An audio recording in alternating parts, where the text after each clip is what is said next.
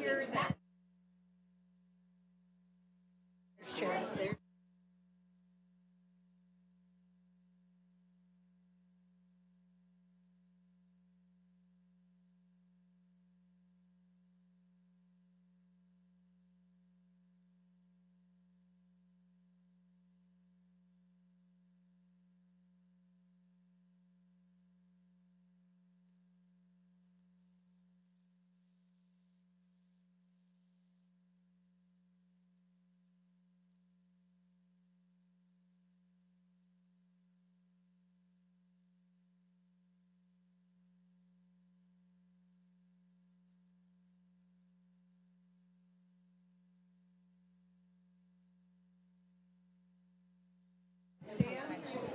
Chair, it's 1 o'clock.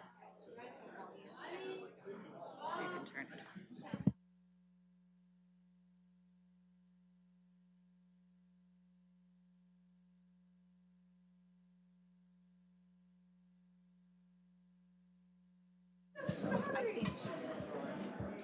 on. Chair, it's 1 o'clock.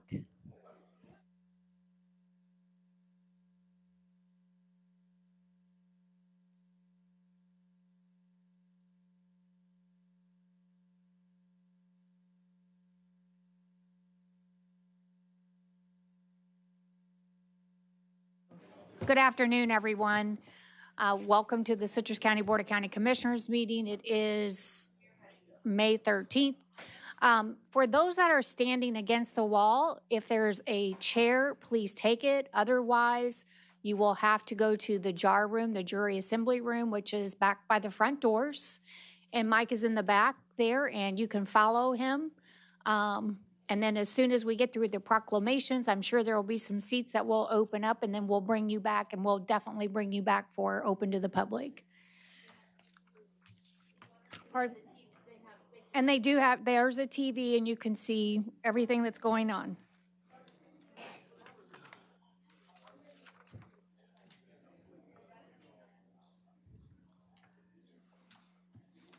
Again, if you're standing on the wall, the fire chief said we cannot have anybody standing. Find a seat. If you don't find the seat, you will have to go to the JAR room.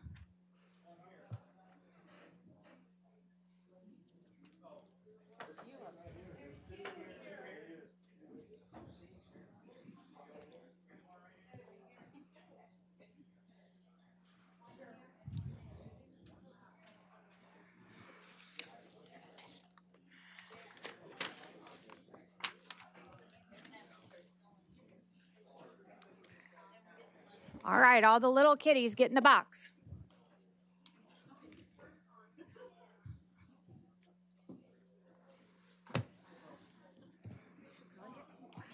Yeah. All right, we're going to go ahead and get started. Today is our invocation is going to be led by Pastor Troy Shepard from the Citrus Missionary Baptist Church in Inverness. And I don't have anybody to lead the pledge. Okay, give me 1 second. And then I don't have somebody listed here to say the pledge, so I'm going to figure that out. But I do want to take this moment to recognize someone that always showed up in our chambers, was very active in our community, and he did pass away, and that's Bud Osborne. So when the pastor comes forward, if you can just say a little prayer for Bud and his family, that would be great. So, Pastor, if you'll come forward now. Can you please rise?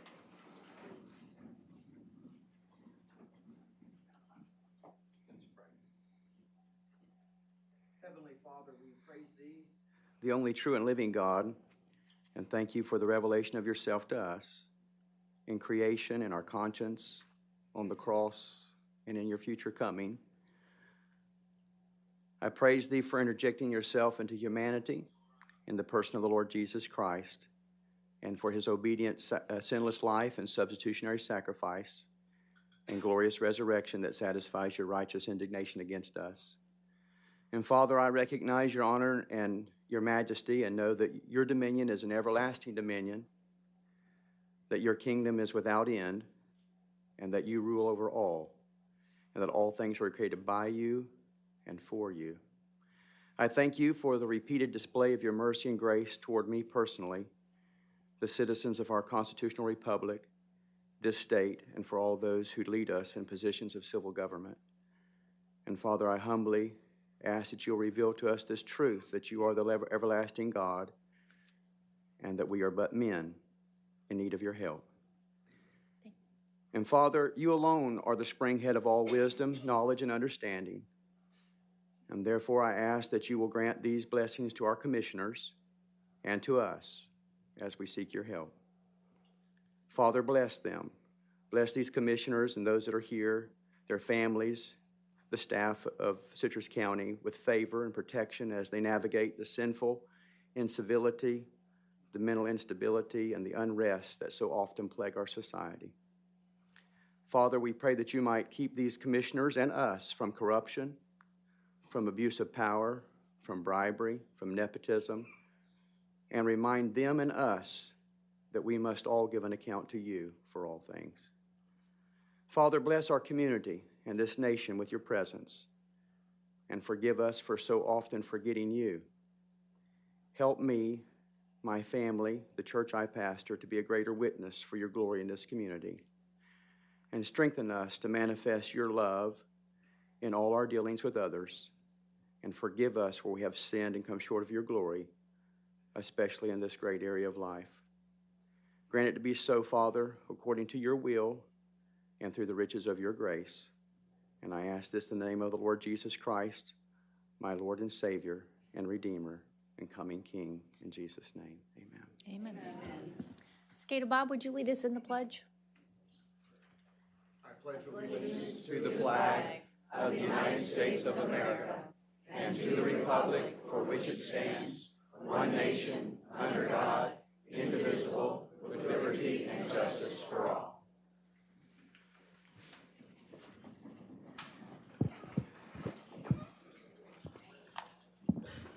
Madam Clerk, would you prepare the roll call, please? Yes, ma'am.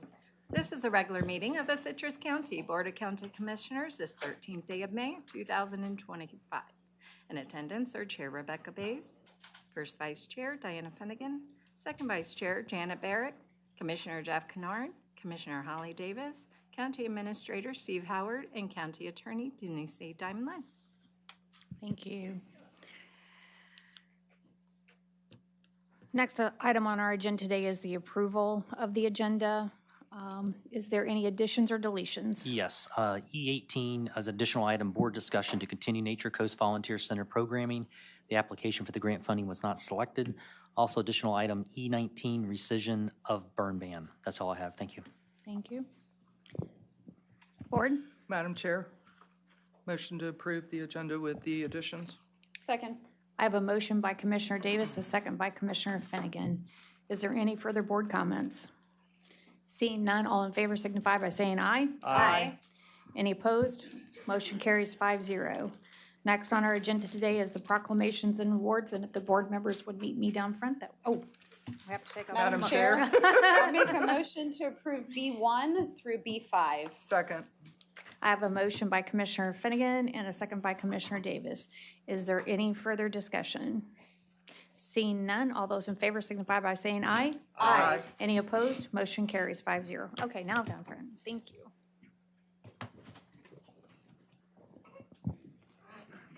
Would those representing International Beef Month please make your way forward?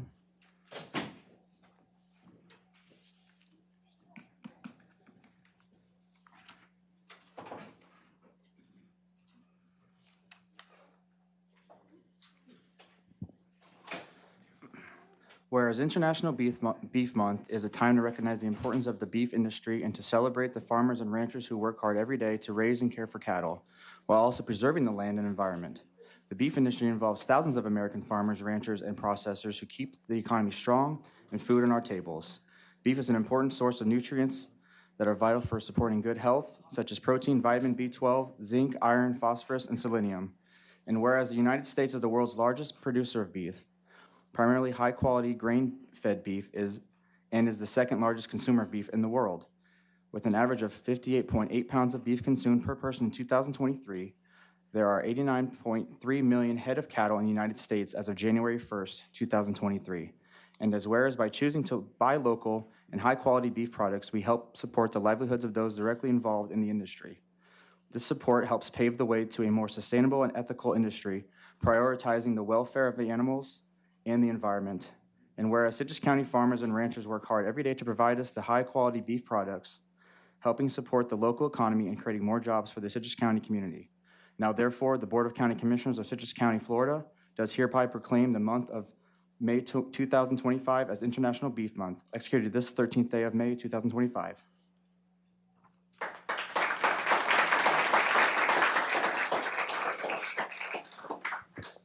I'm Larry Rooks, a longtime resident of Citrus County. I want to thank the Board of County Commissioners for promoting beef. It's what's for dinner. It's a safe, nutritious, sustainable product. In the last 4 years, I'd say, a lot of times on our end, on production side, we don't see the retail prices that you see in the store a lot of times.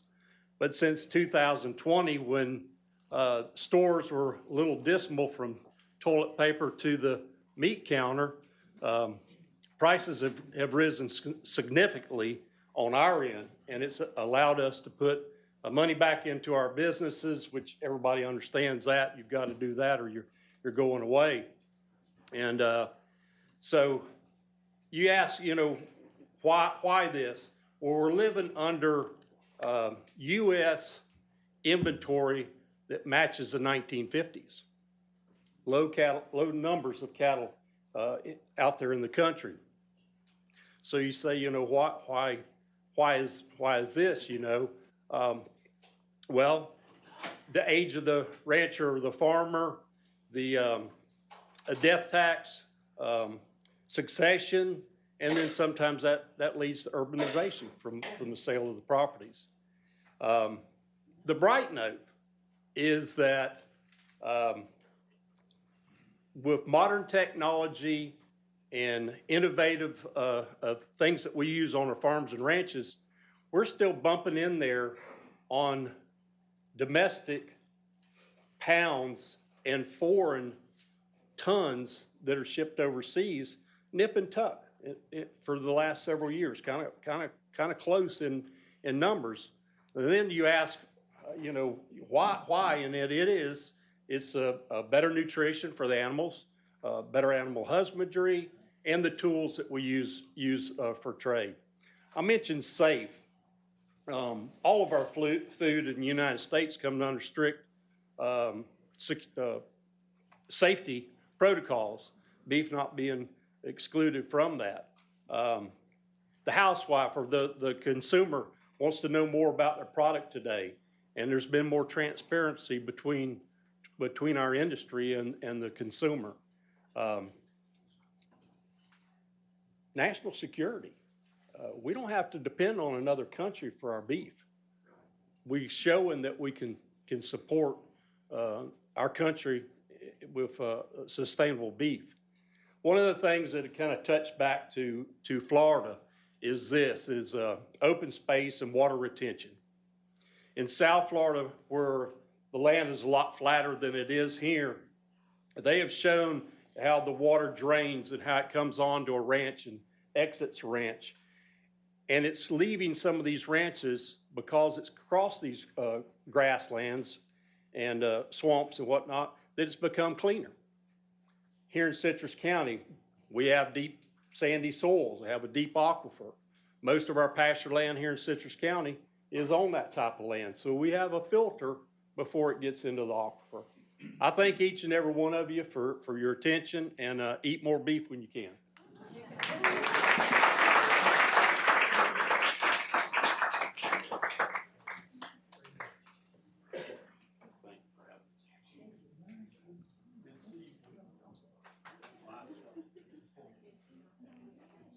Would those representing the National Historic Preservation Month please come forward?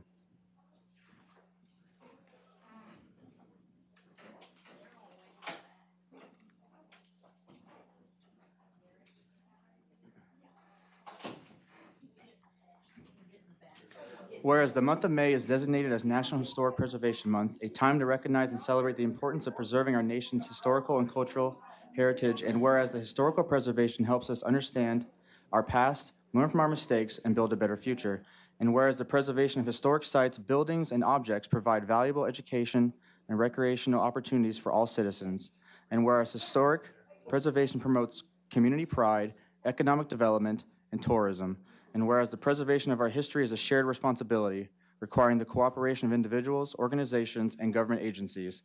Now therefore be it proclaimed that the month of May 2025 is hereby designated as National Historic Preservation Month in Citrus County, Florida, and the Citrus County Historical Resources Advisory Board, HRAB, encourages all citizens to participate in activities that promote the preservation of our nation's rich history and cultural heritage. Executed this 13th day of May 2025.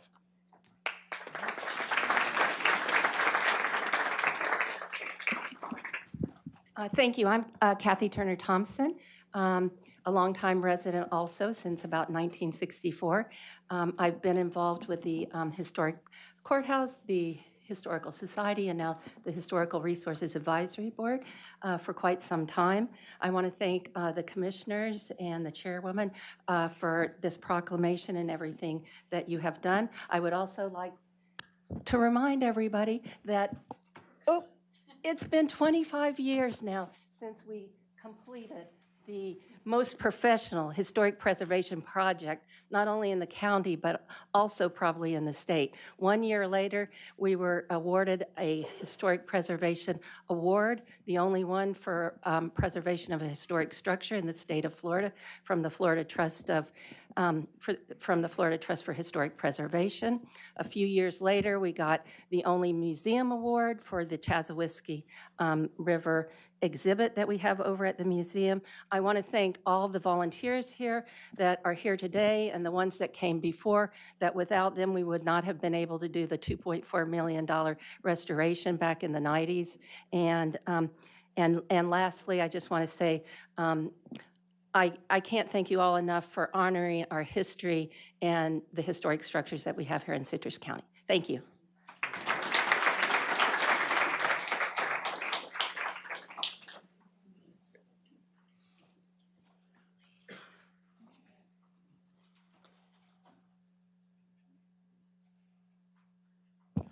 Would those representing National Water Safety Month please come forward?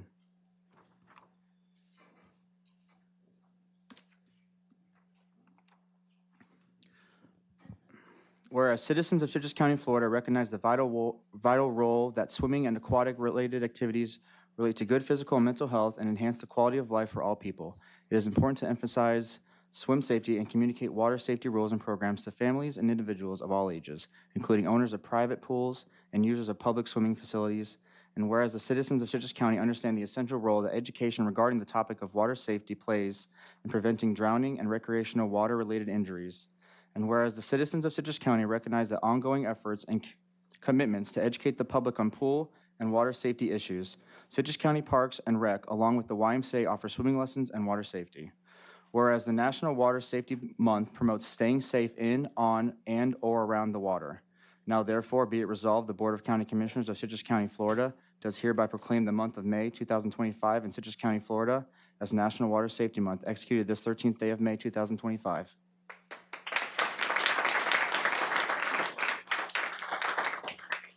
My name is Jessica Barnes, and I'm Kayla's mom, that's first and foremost, but I'm president of Kayla's Coats, and we have the mini life jacket loaner stations that are within the Citrus County, and we're very thankful to our Board of County Commissioners as well as our City of Crystal River for allowing us to have those out so that we're able to help make sure that people are safe in and around the water, boats and swimming. As of right now, I don't know the exact total, but it's really way too many, too high. But Citrus County has 0 youth drownings for this 2025, which is wonderful because I believe our state's somewhere around 30 something, which is way too many. So just thank you. We're very thankful for our partnership with the YMCA where we have scholarships through. So just thank you. Be safe.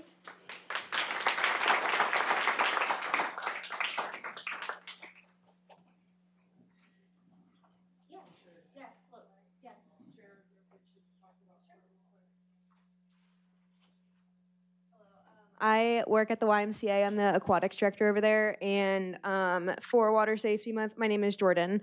For Water Safety Month, especially, we have a program called Float. It's very similar to ISR, Infant Survival.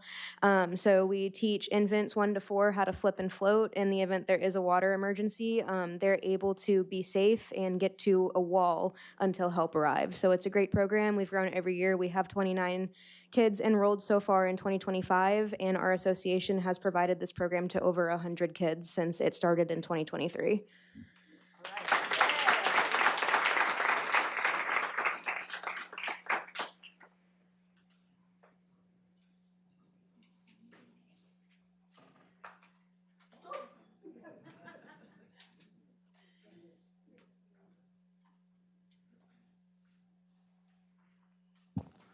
Would the representatives of Emergency Medical Services Week please make your way forward?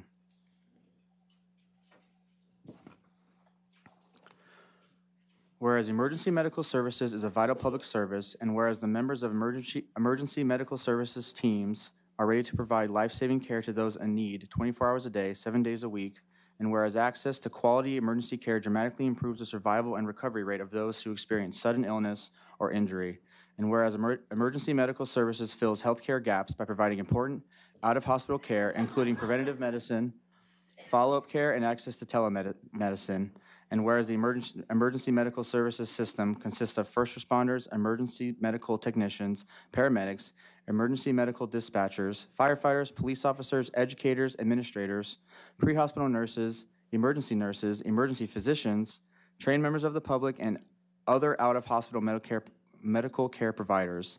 And whereas the members of emergency medical services teams, whether career or volunteer, engage in thousands of hours of specialized training and continuing education to enhance their life-saving skills.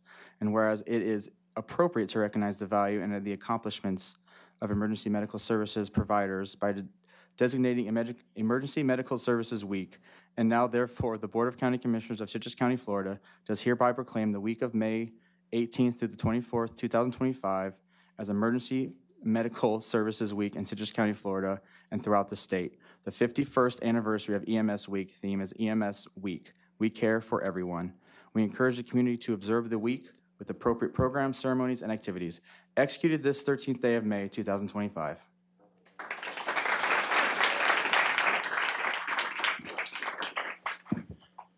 Good afternoon, Commissioners, and we thank you for recognizing EMS Week and these incredible professionals who serve our community.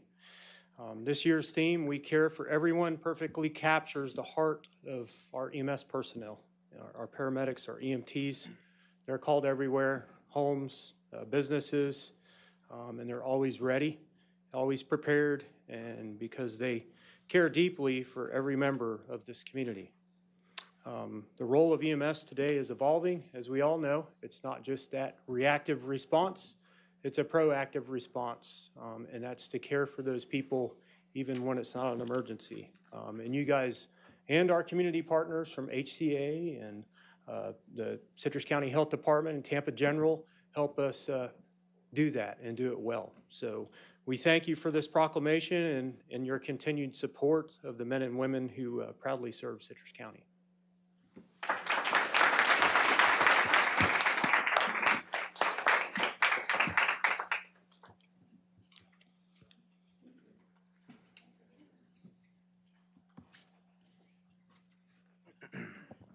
Would those representing Mental Health Awareness Month please make your way forward?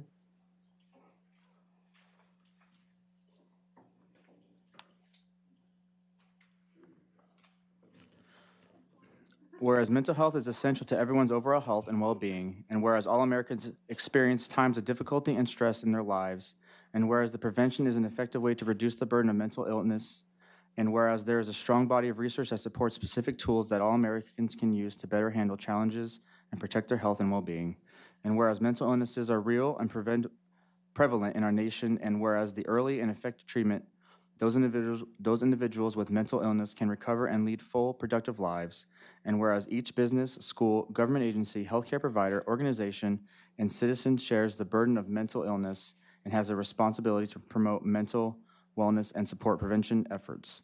Now therefore be it resolved that the Board of County Commissioners of Citrus County, Florida does hereby proclaim the month of May 2025 as Mental Health Awareness Month in Citrus County, Florida, executed this 13th day of May 2025.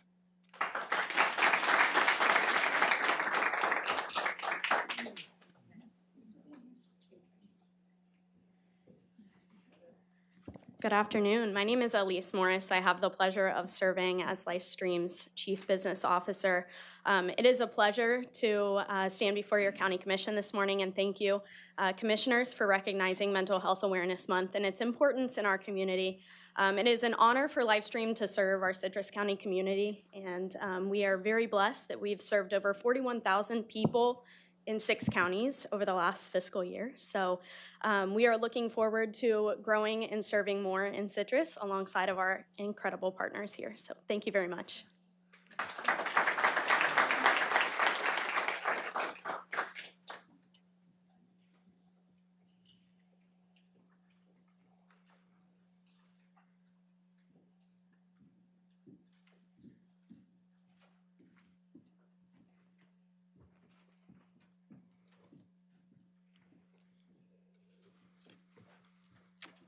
All right, next item on our agenda today is the consent agenda. Madam Chair, motion to approve the consent agenda. Second. I have a motion by Commissioner Kennard, a second by Commissioner Davis. Is there any public comment on the consent agenda?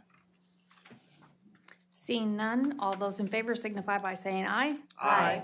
Any opposed? Motion carries 5-0. Next on our agenda is open to the public. Ma'am, Yes. I'm I'm sorry, we have H1. This is a presentation by the Opioid Settlement Funds for Citrus County. The annual presentation that will be given by Todd Hockert from the Florida Department of Health and Shelley Katz from Lutheran Services. Good afternoon and welcome.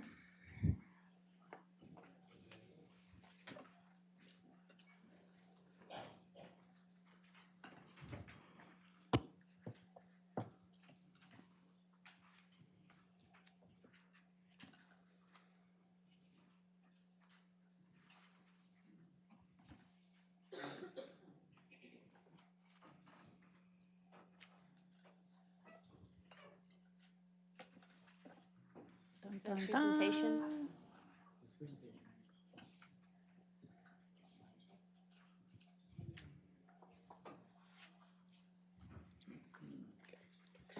Good afternoon, Commissioners. I am Todd Hockert, the chairperson for the Citrus County Opioid Task Force. I'm here this afternoon with Ms. Shelley Katz, the Chief Operating Officer for Lutheran Services of Florida. We're here today to just review the activities of the Opioid Settlement Fund Subcommittee and their activities this past year. Next slide, please. We started administrating the opioid settlement funds after being authorized by this board in December of 2023. The Opioid Task Force established a subcommittee at that time of members, and with the help of LSF, developed the process for awarding funds of opioid-related projects in the county. Next slide. It was important to have a good representation on the membership that works directly with persons with a substance use disorder, and I believe we achieved this, and we continue to use that model. Next slide. Learning from the first year, this second year process went much smoother. Each agency submitted their application, which was sent to each subcommittee member for review. Then each agency was provided a time and a date to provide a presentation to the subcommittee. After that, the subcommittee members met the following day in person to review the application and the presentations. They then voted and prioritized the projects. After that, the information then was sent to LSF for their part with the contracts. Next slide. And this is just sort of a graphic representation of that process.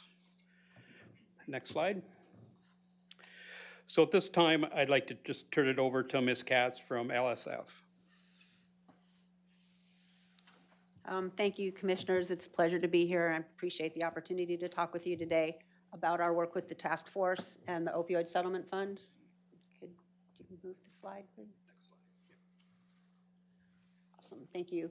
LSF Health Systems is a behavioral health managing entity, and our job is to coordinate and oversee the safety net system for behavioral health, substance misuse, and mental health disorders in 23 counties, one of which is Citrus.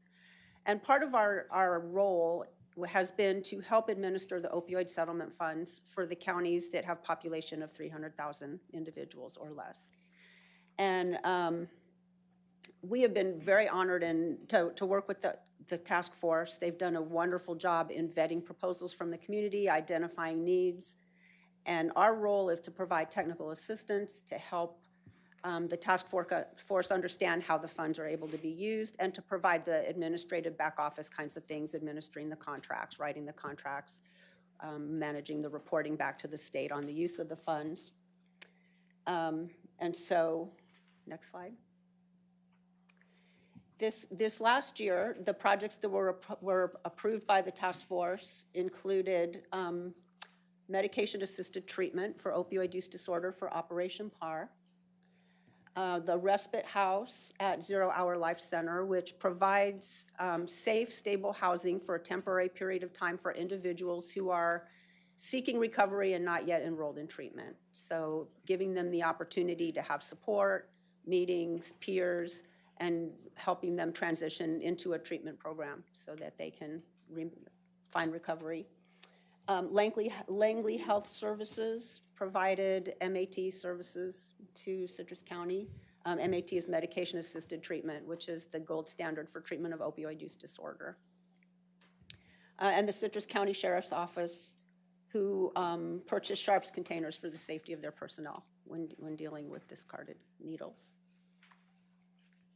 And I'm not going to read all the outcomes to you. I think you can see them. I think the county has done a really good job of understanding where there are needs that align with the goals of the opioid settlement, which is to reduce substance use disorder in the community, opioid use, and all substances, honestly.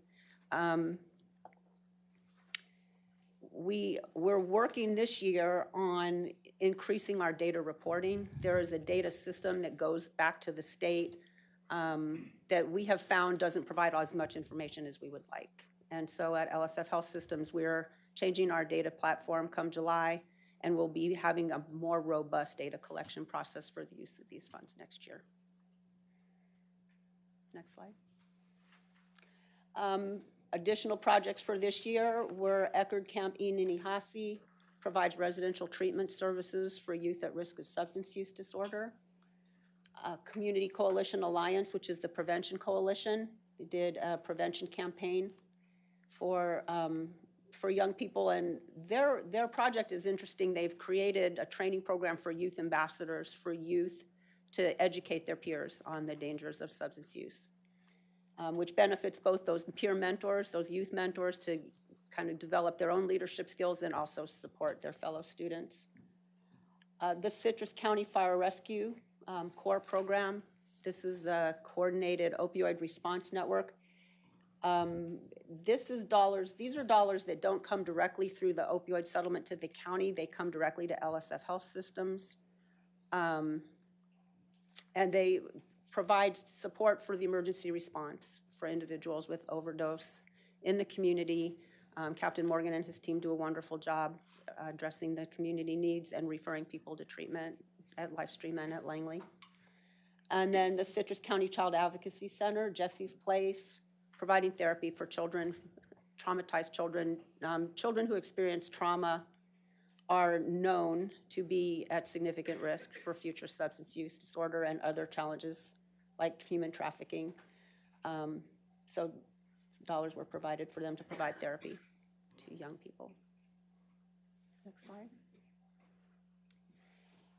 So our goal is to continue to support the county in the administration of these funds, to work with the task force, to support their process. They will be working with your permission to secure the proposals.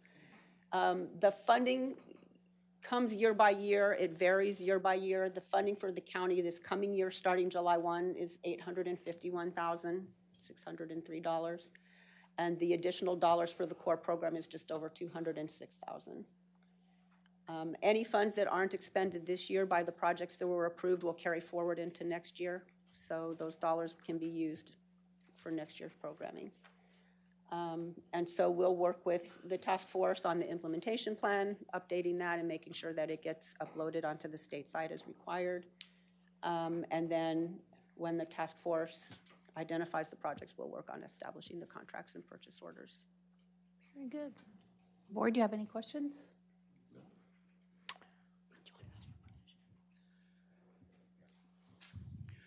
So we'd be happy to answer any questions that you may have. And the question I have then is what we would be asking the board for authority to continue for this fiscal year to work on the opioid settlement funds.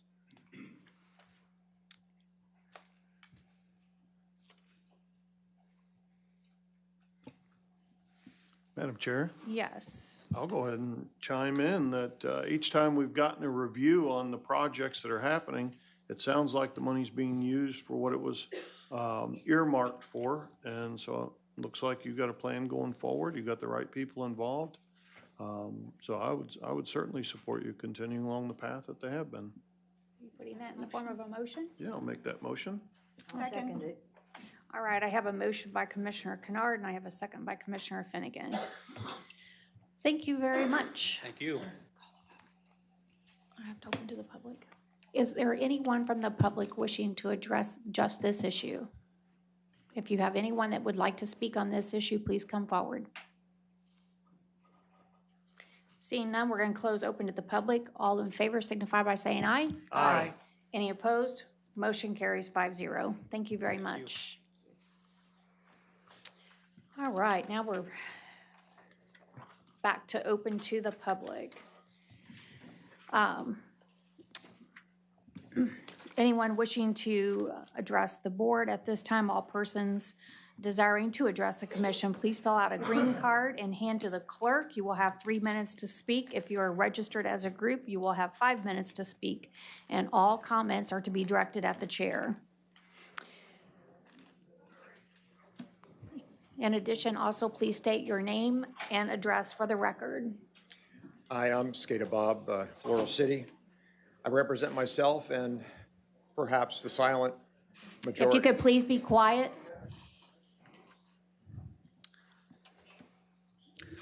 I like to represent myself and perhaps the silent majority. I'm here to make a confession.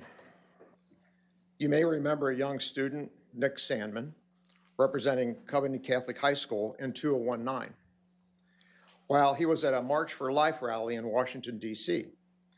While waiting for buses outside the Lincoln Memorial, a group of Native American activists approached the group of boys, including Nick Sandman.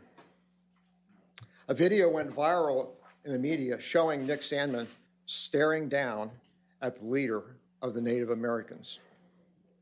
The video was highly edited and did not fully expose the truth of what actually happened. I reacted to the incomplete video and wrote a letter to the principal of my alma mater and condemned Nick Sandman for his actions. It was only later, after full disclosure of the entire event, that I realized I did not perform due diligence. And the full truth of the events of that day, I didn't understand. I felt really bad and subsequently wrote a letter to the principal, Father John Sims. I'm telling you this today because I believe we're involved in a similar situation whereby the actual reason for denying a $3.2 million grant is not in the forefront of Citrus County citizens. Namely, that the federal government grant was rejected based upon federal DEI requirements. The county did not want to be hostage to the federal DEI requirements.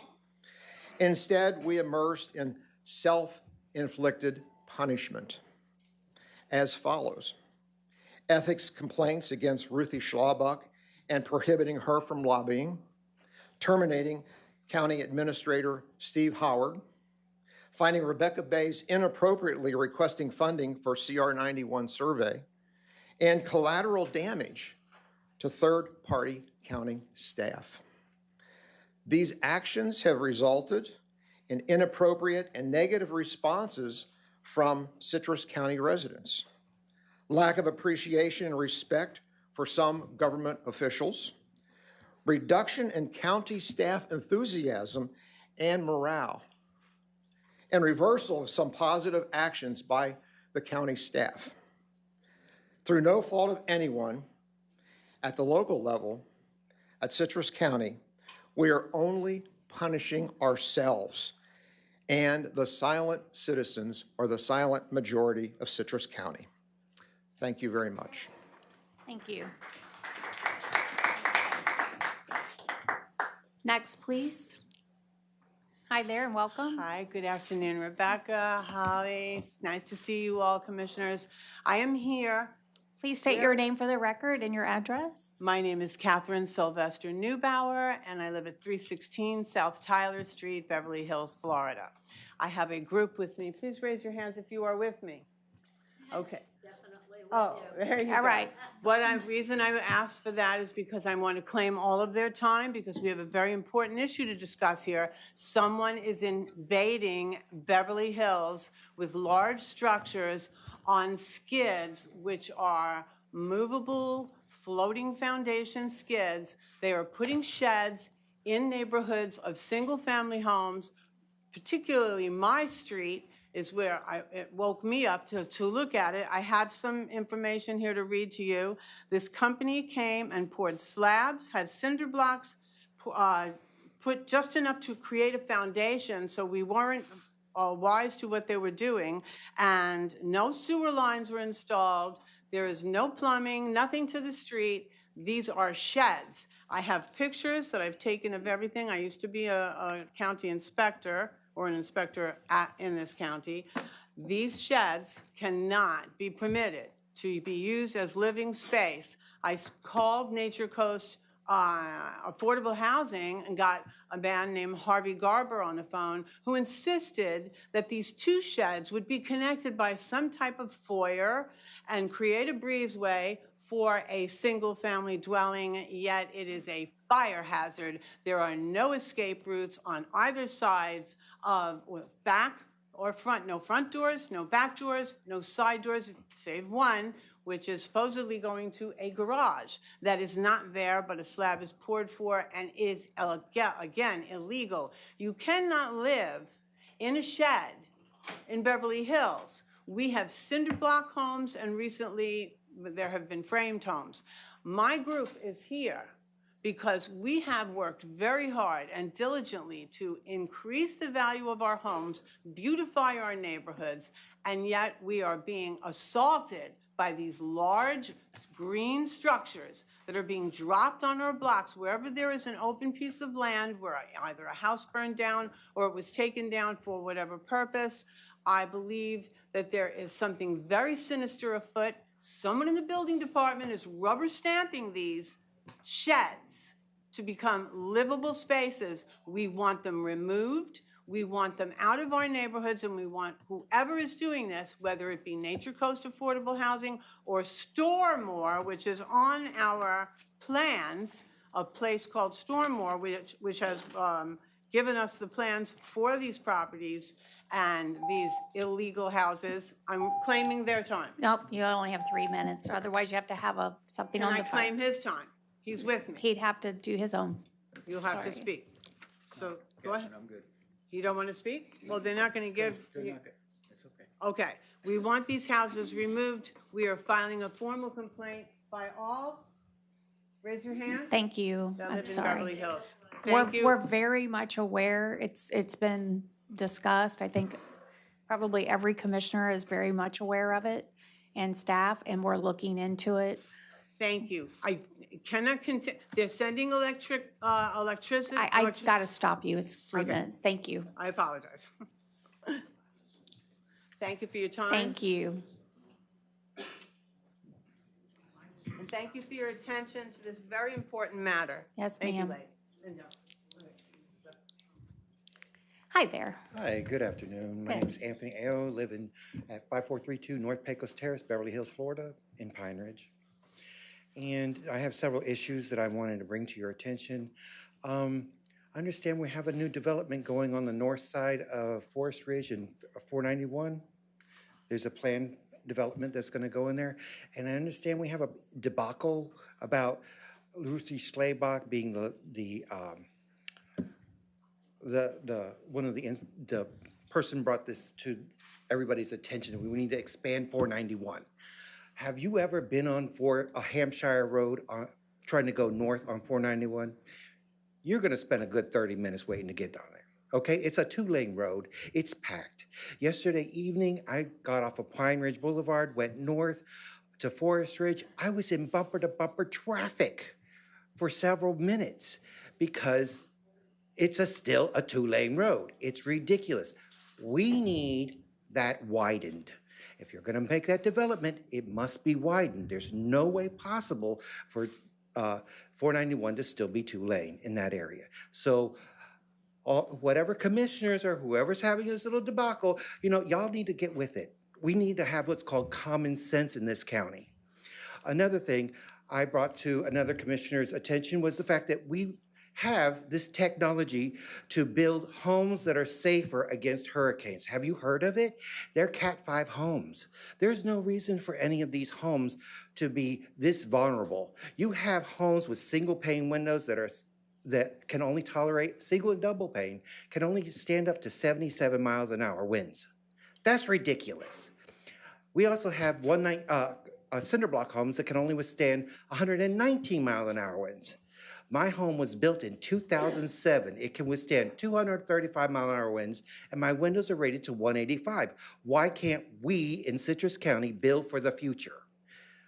Have you not been paying attention to the temperature of the Gulf? Last year was over 90 degrees in the Gulf of Mexico. I lived through Andrew. The Atlantic never got to 90 degrees over by Florida. So I got news for you. That's a lot of power that's going to feed our future storms that are going to hit us. And no, I hate to tell everybody in this county, the magic from the Crystal River Indian burial mounds isn't going to protect you from these storms. It's not a real thing. Down in Miami, we had the Tequesta Indians.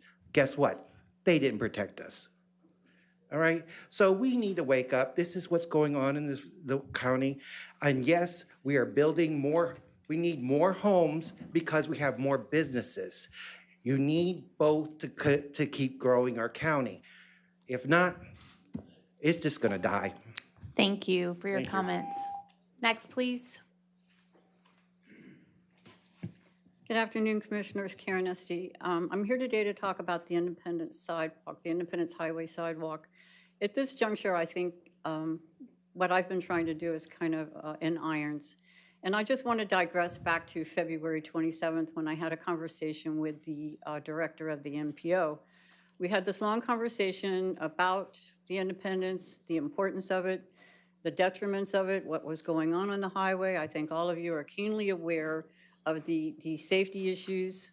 People who have disabilities cannot get around, and the importance of connecting Whispering Pines Park to a Class Act state trail. And also school kids cannot stand out on the right-of-way. We had this long conversation, but what really concerned me at the very end of this conversation was he told me point blank that at the end, he says, the next time you attend the CAC meeting, he says, do not talk about the highway because there's certain people in the meeting that are don't like hearing about it. As a matter of fact, they're getting nauseous. I was very disrespected by that comment, and I did not respond back to him. And at no time should somebody in that position tell me to be silent.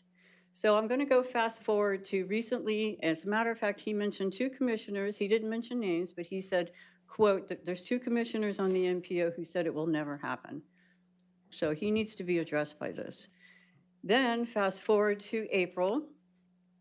I did fortunately have a conversation with Walt Eastman and Mr. Hall, and they told me something that I was keenly unaware of, that in order to get grant money, you had to do this enormous study of sidewalks in the county in order to connect them. That's just cost prohibitive and time prohibitive. So then I went back and I emailed Joy Turner, and I asked her, please have Mr. Esposito contact me because I'm trying to figure out another way to make this happen. He did call me the next day, and it was right after your MPO meeting. And again, he said that the independent sidewalk would stay priority 2 for now, but it will never happen. These are the words from this man. I don't know why he keeps saying this, and he mentioned the 2 commissioners again that said they will not vote for it. So, and again, at the very end, he told me again, do not mention this again. I'm tired of talking about it. So I'm going to ask this board today to, 1, either up or down on the sidewalk. If it's dead in the water, it's dead in the water. I personally will take your vote and what you decide to do. I have, I'm a big girl. I can do other things, get in trouble somewhere else, like you guys know. And also, if you feel that my presence on the CAC is causing trouble, then please remove me from the board. Thank you. Thank you. Karen, don't go anywhere. You've got the chair of the MPO, the current chair sitting here, and myself. I've sat on the MPO since 2016. Yes, sir. I have never, ever once shed any doubt on the sidewalk on Independence. In fact, I've been very supportive, very proactive at trying to push that along as much as possible. So I will ask the director about that comment on who those 2 commissioners are. I don't imagine it's the commissioner to my right, and I can tell you it's not this one. So I don't know which 2 he was referring to. That is a very important project to get done. It is. Don't get off of the CAC. Don't stop pushing it. Don't stop talking about it. We will get it done. Thank you. I appreciate it. You're very welcome. Thank you, Karen. Next, please. I assume it's commissioners from a different county. Hi, this is Michelle Bearden, and I live on Windmill Drive in Inverness. We're here, I'm representing a group that just formed about a week ago called Save Our Neighborhood, Be Proactive, Not Reactive. And the reason is we live in a neighborhood that was founded in 1979. It's very peaceful, bucolic, serene, and it's surrounded by a golf course. And it's considered one of the better golf courses where mainly it's called Canal Lakes Estate there, but we're known as Lakeside because that's the name of the golf course. And we have a lot of historic trees, protected wildlife there, and it's considered one of the better golf courses, challenging. However, through gross mismanagement and deliberate neglect by the owner in recent years, it started to fall by the wayside. There were fewer people going, membership started to dwindle, and suddenly, without any warning to us, he closed it on April 1st. And we have dug around, April 17th. We dug around and found out that it's up for sale for $14 million, and we'll get into that with another member here. We know that this is being proactive, but we're trying to say that we do not believe he has the right to destroy an established neighborhood and plop a development right in the middle of it. That would hurt the wildlife, hurt property values, all the things. And we're in a neighborhood that has narrow streets and no sidewalks, where a lot of people are out there walking all the time. That would all be disturbed. We have the opening to our neighborhood is 41, and you all know what's about to happen down by Lakeside. It's about to be expanded, and you can hardly get in and out at this moment. We'd also like to say buyer beware, because this golf course is home to 3 phosphate pits. It's prone to flooding. And let's talk about the now banned pesticides that have been put into the soil for almost 50 years. And with the closure, more than a half a dozen golf courses in our county over the last 10 years, we've seen unprecedented growth here, as well as people moving here because they want the country feeling and they want more recreational space, right? We are the nature coast. And that will be yet another thing taken away. And I'm going to send it to somebody else here from our You group. still have Thank 30 you very seconds. much. Yes. You still have 30 seconds. Okay. Hi, Commissioners. Good afternoon. Hi I'm there. Larry Bauman. I'm a realtor here in Inverness with ERA, and I received an email from listing agent Sean Mayberry from the Franklin Street Land Development Group regarding Lakeside Golf Course. In the email I received from Sean Mayberry, it stated that county planning and commissioners have expressed support in a redevelopment. This is a direct quote from the listing information. My question to the committee, as the residents of Citrus County, we want to know the names of the members of the planning and commissioners who spoke with Mr. Mayberry and expressed support for this redevelopment. Members of Planning Committee and Commissioners are voted in by residents of Citrus County. We have the right to know the names of such members who are in support as stated by Mr. Mayberry. I also brought the copy of the listing with me. Well, first of all, I've never had any conversations with anybody out there, so and this is the first I've heard of it today, so. Well, if no member spoke to Mr. Mayberry or discussed support for such redevelopment, then a letter needs to be sent to Mr. Mayberry to have false information removed from any listing information, as this is a false statement, and a copy sent to our Canal Lakes Save Our Neighborhood group. That is something that the board will have to take up and address. I'm pretty positive I have not heard that. I can't speak for everyone else, but it's the first I've heard of it. First I've heard of it. Just the lady before you. That's the first time I've heard of it. Okay. If you'd like to send an email to us, then we can Yes, I start will. to address We will it. send it, and here's a copy of that. You can pass it to the clerk. Thank you very much. Since we're going off Thank you. protocol, it's my district, so I have heard of it, but the Yeah. only person I've talked to is residents, so. I've only talked to residents, I haven't talked to the owner or developer. Okay. All right. Thank you. Next, please.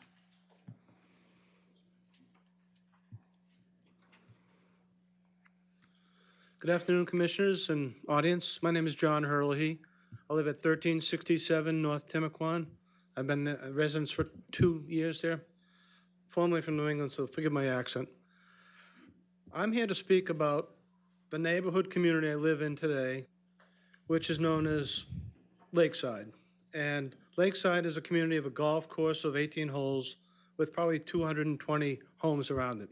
I should have done the count before tonight, but I didn't do that.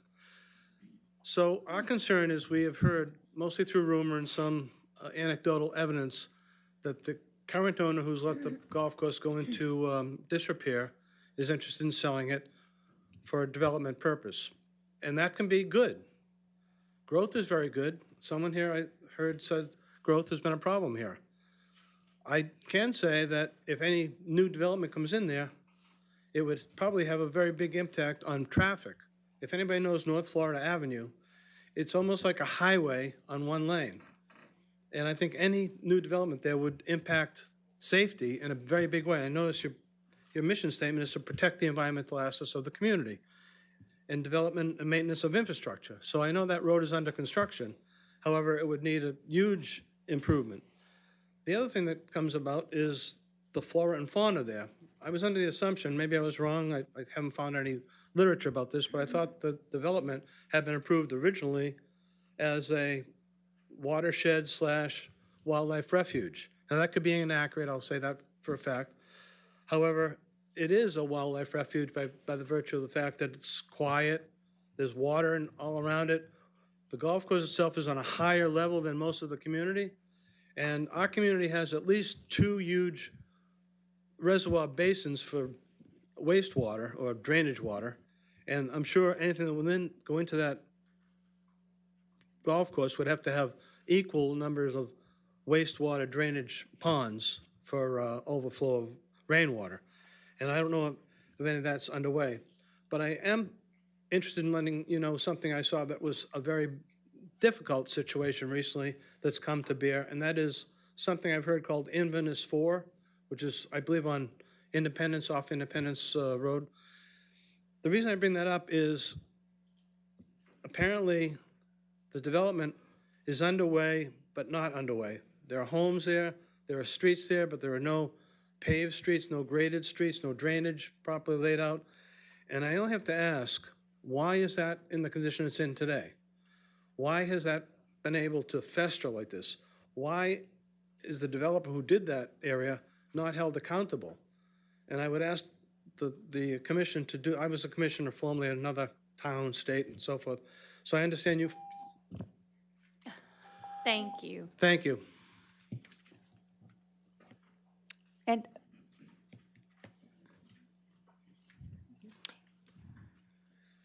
hi, welcome. Must be a little taller. Joshua Richardson, United States Marine Corps, Floral City. I'm here to open up for a group of We the People behind me. They raise their hand. They requested me to read the preambles of both the U.S. Constitution and Florida State. We the people of the United States, in order to form a more perfect union, establish justice, ensure domestic tranquility, provide the common defense, promote the general welfare, and secure the blessings of liberty to ourselves, our prosperity, do ordain, and establish this Constitution for the United States of America.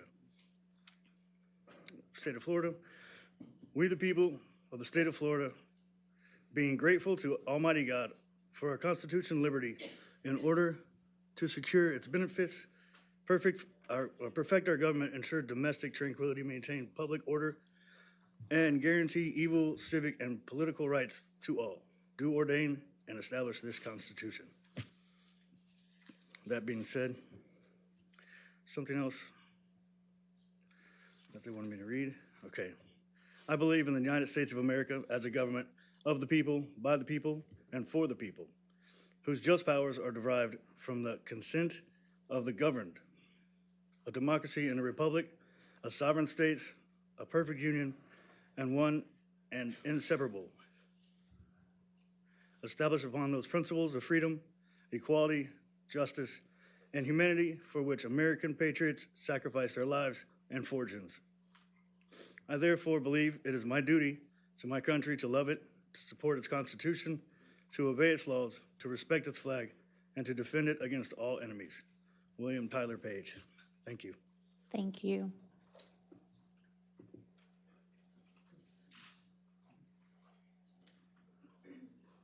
Hello, my name is John Gattone. I live in 372 Lancaster Street, Lecanto. I'm here to just follow the group here.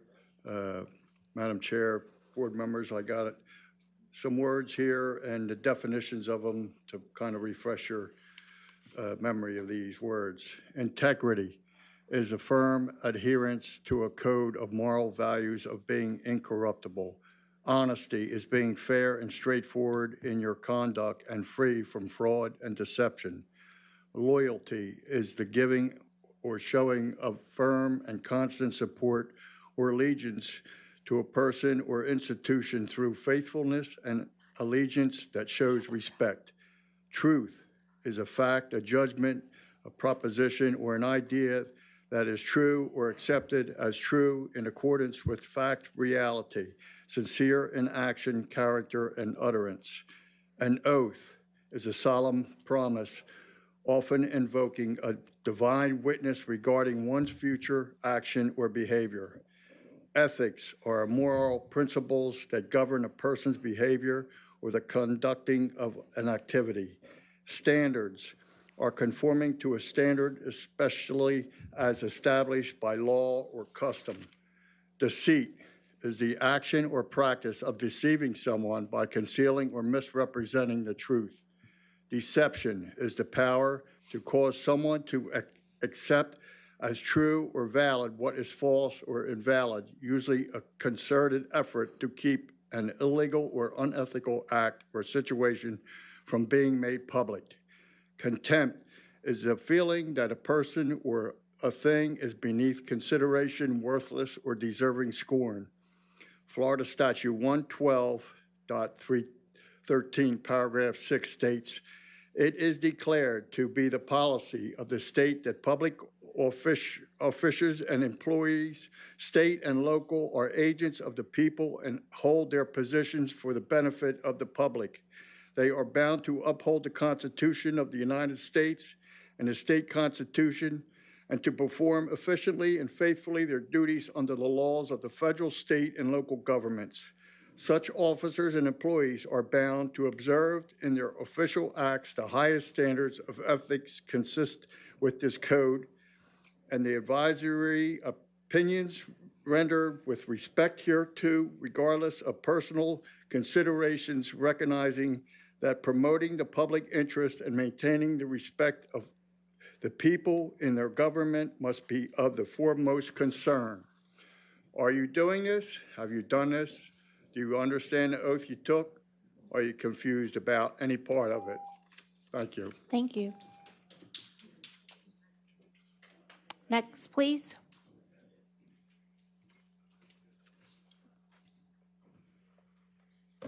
Hello. Hi there. Renee Bedford from the Floral City Heritage Council. And I guess I'm just going to pick up where he left off. Every one of you signed an oath of office, and it reads as follows. I do solemnly swear or affirm that I will support and protect and defend the Constitution and the government of the United States and the state of Florida, that I am duly qualified to hold office under the Constitution of the state, and that I will well and faithfully perform the duties of the county commissioner on which I am now about to enter. So help me God. Do you remember your oath? Now with that, I'm going to read this. This is something I wrote. This is my town. This is where my house is. This is where my children are located and where my life is. My town has a right to civic loyalty. It supports me, and I should support it. My town wants my citizenship, not my partisanship. My friendliness, not my dissensions. My sympathy, not my criticism. My intelligence, not my indifference. My town supplies me with protection, trade, friends, education, churches, and the right to free moral citizenship.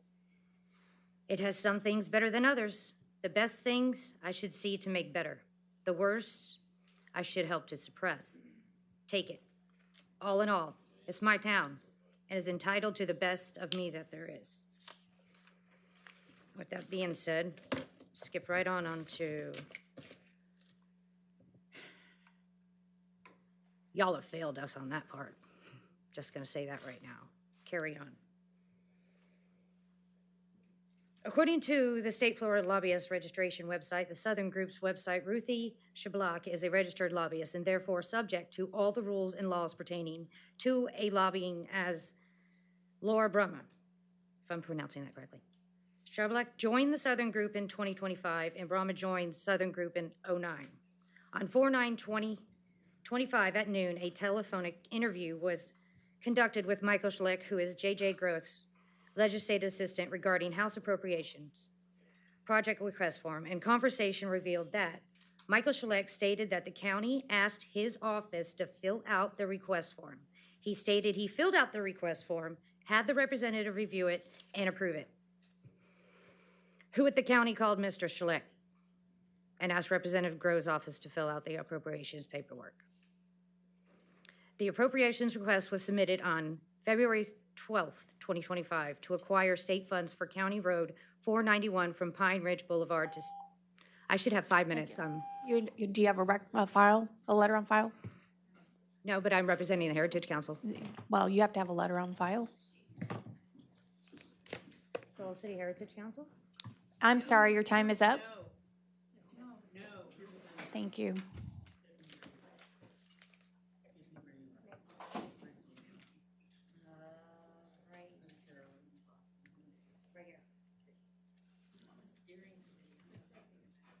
Continuing the Florida State, I'm Carolee McLaughlin, Homosassa, Florida. Continuing that the Florida State Senate Local Funding Initiative request for fiscal year 25-26. The House and the Senate requests read about the same except it was submitted on 3/10/25 by the state senator Danny Burgess of another Senate district. Why did Senator Burgess submit this request and not Blaise Inglaglia? Who orchestrated this? And was it the county administrator, the BOCC, a lobbyist? Numerous emails were discovered by the way of an open records request to the county regarding County Road 491. The emails are dated from 2/5/25 to 4/4/25. The emails are to and from Laura Bomer of the Southern Group, Walt Eastman of Citrus County, Ruthie Slabberg of the Southern Group, and Steve Howard of Citrus County, James Toy of Citrus County, and Rebecca Bays of Citrus County. The emails contain statements, requests, and answers such as this. Attached are the House and Senate forms for the County Road 491. If you can fill in the project description guts, we can fill in the contact information, etc. Thank you. Let's go get some money. Who is we? What money? Whose money? Who is accepting the monies?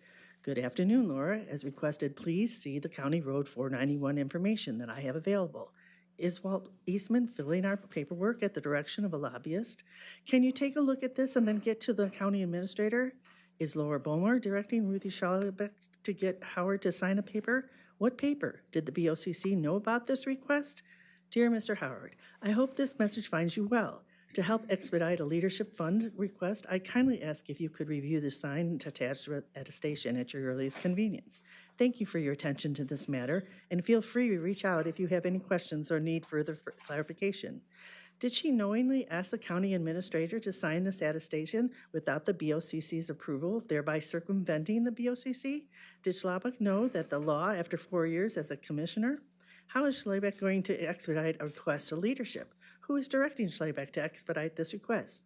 Did Howard seek the approval of the BOCC? Did any member of the BOCC know about this? Does Howard know this action by Schallebeck might be in violation of Florida Statute 112.313, paragraph 14? And why didn't Howard say anything about possible ethical violations? Steve, here's the information you requested. Please sign the attestation form as soon as possible. That way we can show you the money.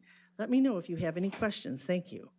That way we can show you the money. Did Howard request an attestation form? Is this the first time Howard has signed an attestation form? What does "we can show you the money" mean? Whose money? Is Howard going to receive some money?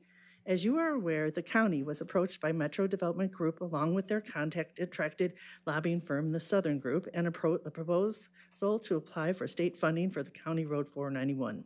Given that this road serves as a critical transportation route. Thank you. Okay, thank you. Transportation route. Thank you. Good afternoon, Sabrina Watson, Lecanto, Florida. Let's see, that way we can show you the money. Did Howard request the attestation form? Is this the first time Howard has signed an attestation form? What does "we can show you the money" mean? Whose money? Is Howard going to receive some money? As you are aware, the county was approached by Metro Development Group along with their contracted lobbying firm, the Southern Group, with a proposal to apply for state funding for County Road 491. Given that this road serves as a critical transportation route and evacuation corridor, as well as being situated within an area stated for substantial residential and commercial development, the county was eager to explore the opportunity to secure state funding for this important project. Throughout our discussions with the Southern Group, we were repeatedly assured that Metro Development Group would be the applicant listed on the appropriations form, with Citrus County being the designated recipient of funds. However, we were surprised to learn that this was not the case upon reviewing the official documentation. In addition, we were further taken aback to find that a member of Citrus County staff had been listed as a contact on both the House and Senate appropriation forms. Caught again. Interesting. Next, please.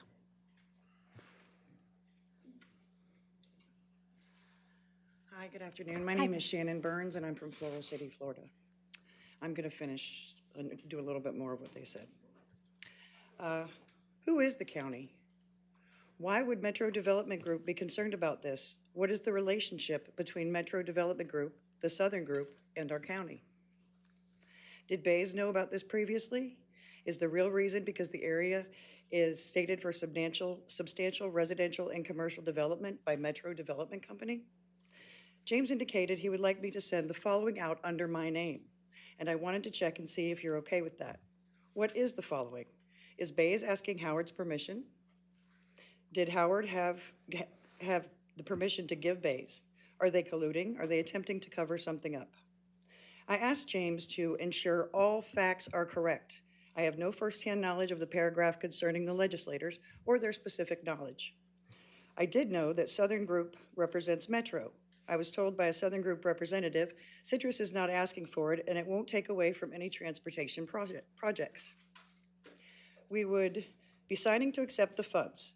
I had no knowledge of the senator they were working with to secure an application. I was surprised to hear they didn't work with our delegation senator. What facts? Why did Howard not confirm any of this information? How did Howard have second and third-hand knowledge? Is that what he had? Who is the Southern Group representative? As an experienced county administrator, did Howard neglect to find out what the various relationships were? On February 28, 2025, a conference call with Bomer, Howard, Eastman, and Schlabach was arranged to discuss County Road 491 on March 3, 2005. Bomer, Schlabach, sorry, I apologize. Howard and Eastman were invited to participate in the conference call. What was discussed on the conference call? Did the BOCC know about this call? Was the BOCC informed about the call? Did Howard inform Schlabach of the Southern Group that she might be in violation of Florida Statute 112.313, paragraph 14, and therefore he could not ethically speak with her? Then an attestation form was signed on 3/5/25 by Steve Howard with return address to Ruthie Schlabach and the Southern Group. Howard signed off on behalf of Citrus County, for which an appropriations project request form was submitted. Howard stated that he had read form number 2857 published in the Florida House of Representatives website and verified that he was fully informed. As to the information therein, Howard declared that all such information is true and accurate as published. Howard attests that the requested funding is in the best interest of the state of Florida, that he is authorized on behalf of the organization or entity listed above to do and consent to investigation of such information and any matter relevant thereto. Thank you all so much. I am an avid lover of Citrus County, and I thank you for your time. Thank you. Next, please.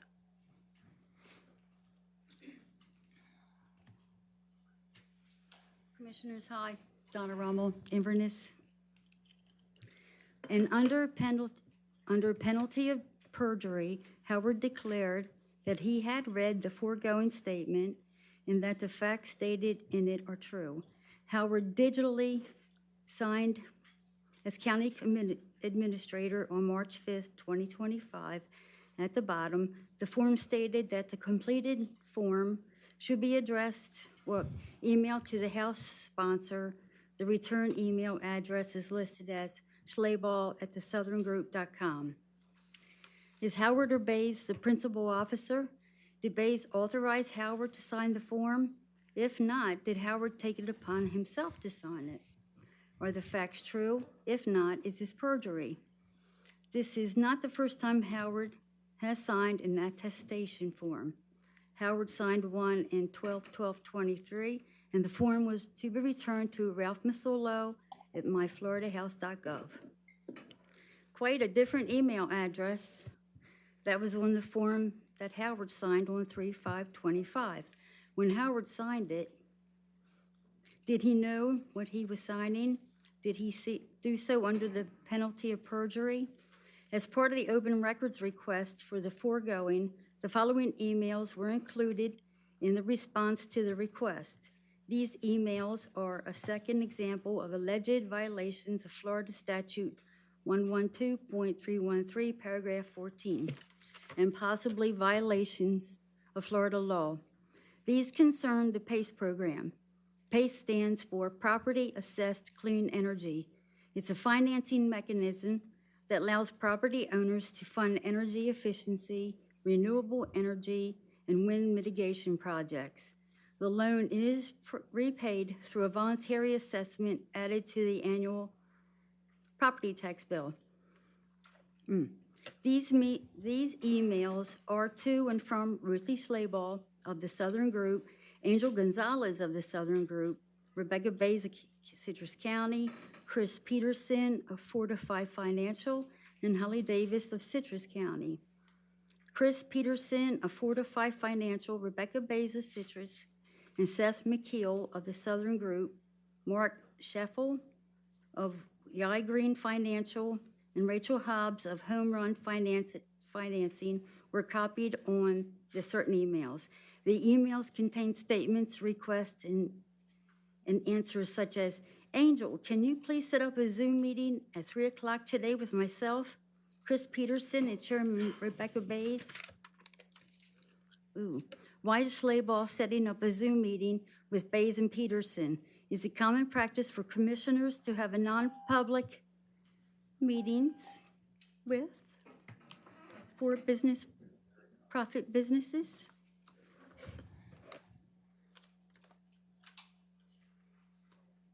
Next, please.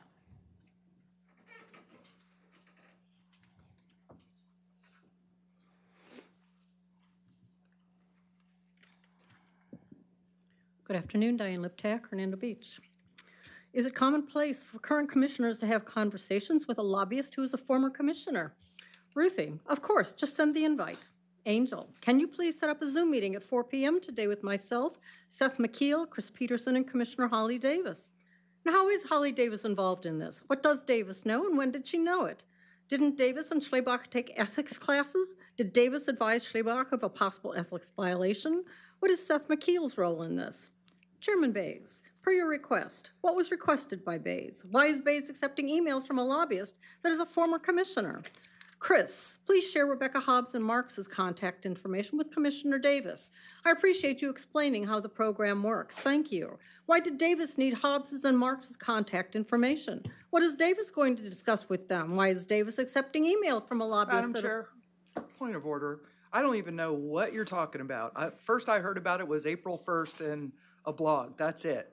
If I was on an email and there's a public record of that, then I just didn't see the email. Well, I didn't see it. Wait a minute. This was, let's clear up some confusion here. We've jumped from 491 over to PACE.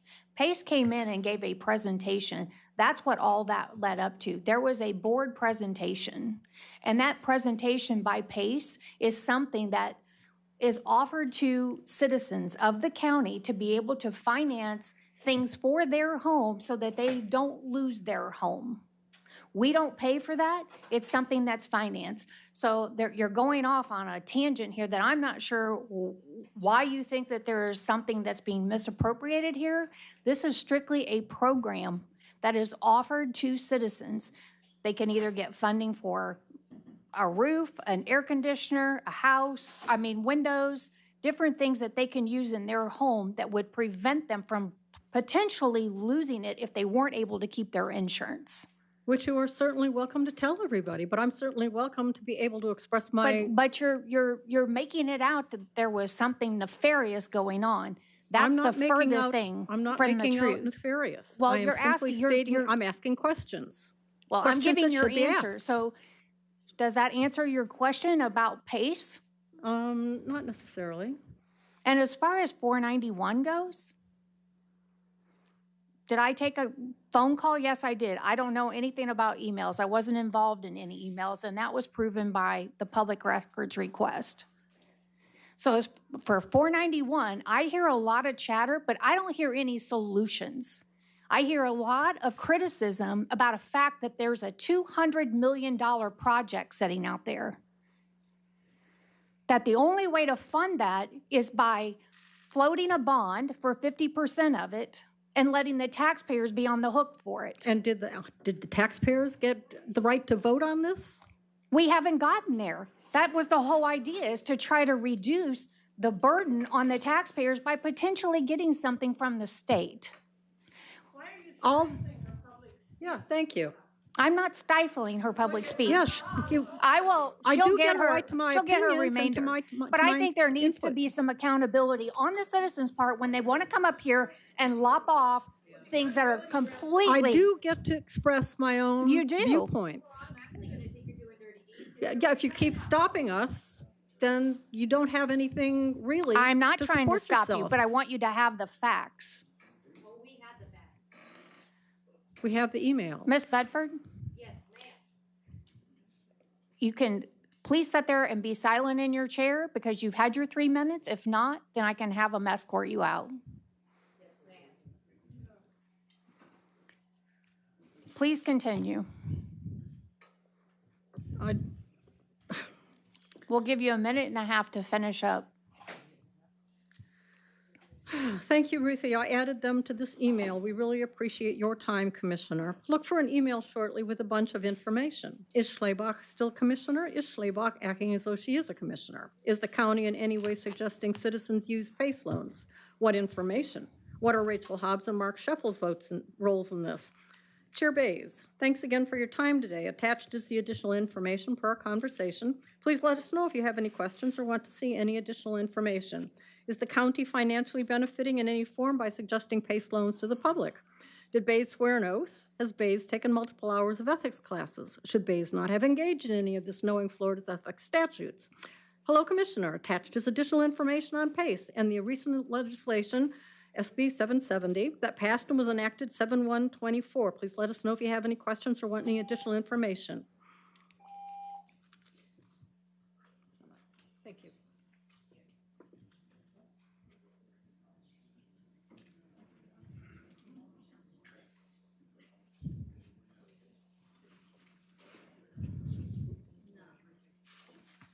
John Carlson, Crystal River, Bay Shore. Is Schablock still a commissioner? Why is Fortify sending information to a lobbyist and CCing Davis? Why is Fortify sending information to Davis and Bays? Why is Fortify CCing a lobbyist? Why are commissioners discussing PACE program with for-profit businesses in a non-public forum? Chairman Bays, will you make sure Chris has time at the podium?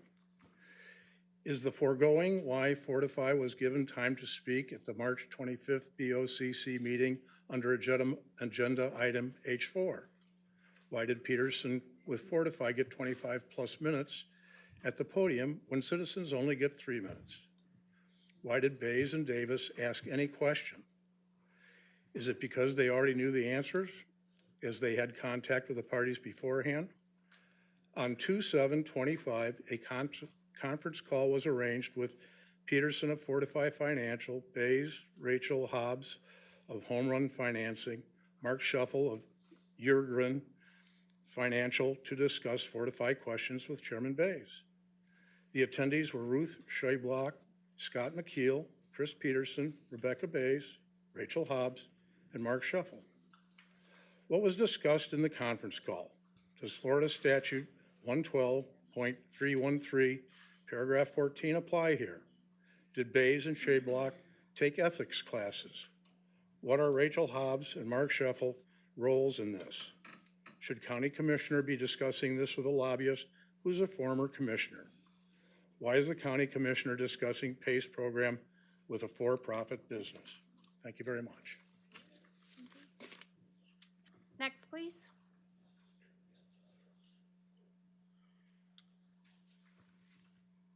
And John Woods, Citrus Springs. In light of the foregoing, there needs to be accountability and consequences for the actions of all those involved for not holding themselves and others to the highest ethical standards of the law. Upholding the highest ethical standards is part of the County Commissioner's oath, an oath which includes supporting the Constitution and implies a commitment to ethical conduct.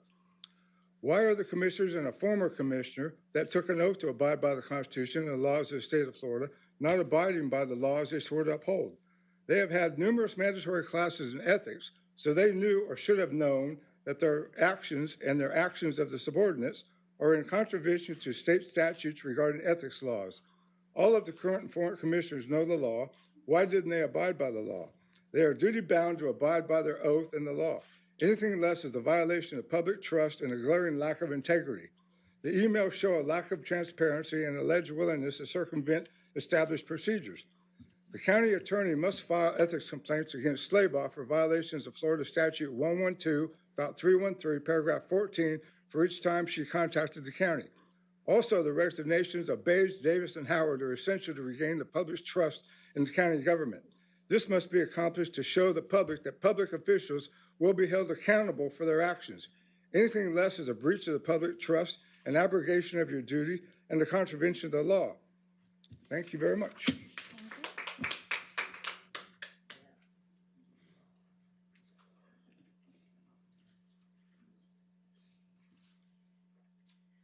Oh, boy. Well, I'm Lala Sanders, and I'm from Inverness, Florida. And I ditto a lot of what has already been said. But And I am very upset with what's happened. And I know that Rebecca had said, I mean, she says over and over, she's sorry, she didn't know, that kind of thing. And you know, that's perfectly fine. But you should have questioned the whole transaction and not just look at the money and say, oh, you know, let's do this. You should know your procedure. Since this is your second time sitting here in the board, you know, people have voted you in. And I know that those that have businesses, as an employer, if anything like this would happen, I know that you would probably get rid of them. When you have a job, you, no matter what it is, you should do excellent work. Not just because you did this, you did that. Everybody needs to do a good job wherever you're employed at. And no one should ever feel that they can't be replaced. Your job should require training those behind you. If you think there is no fault here and you don't think there should be no consequences, you should resign. Ruthie Slawbaum knew what she was asking of Steve Howard and Rebecca Bays for her to demand for that check to be signed. And I wonder what the talk is really in town, in this courthouse, of what has really occurred. I mean, is it really being swept under the rug? Even Blaze Ingolia has turned his back on us because of the actions taken by Howard, Schwalbaum, and Bays. Unfortunately, this has tarnished all of you and this committee and our community. You have underestimated Janet and Diane's loyalty to do things right. They want to serve this community. Their proposals on today's agenda need to be approved today. Thank you.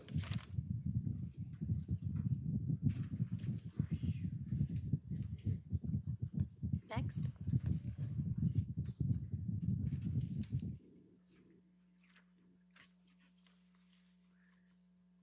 Good afternoon, Commissioners. I am Catherine Spears.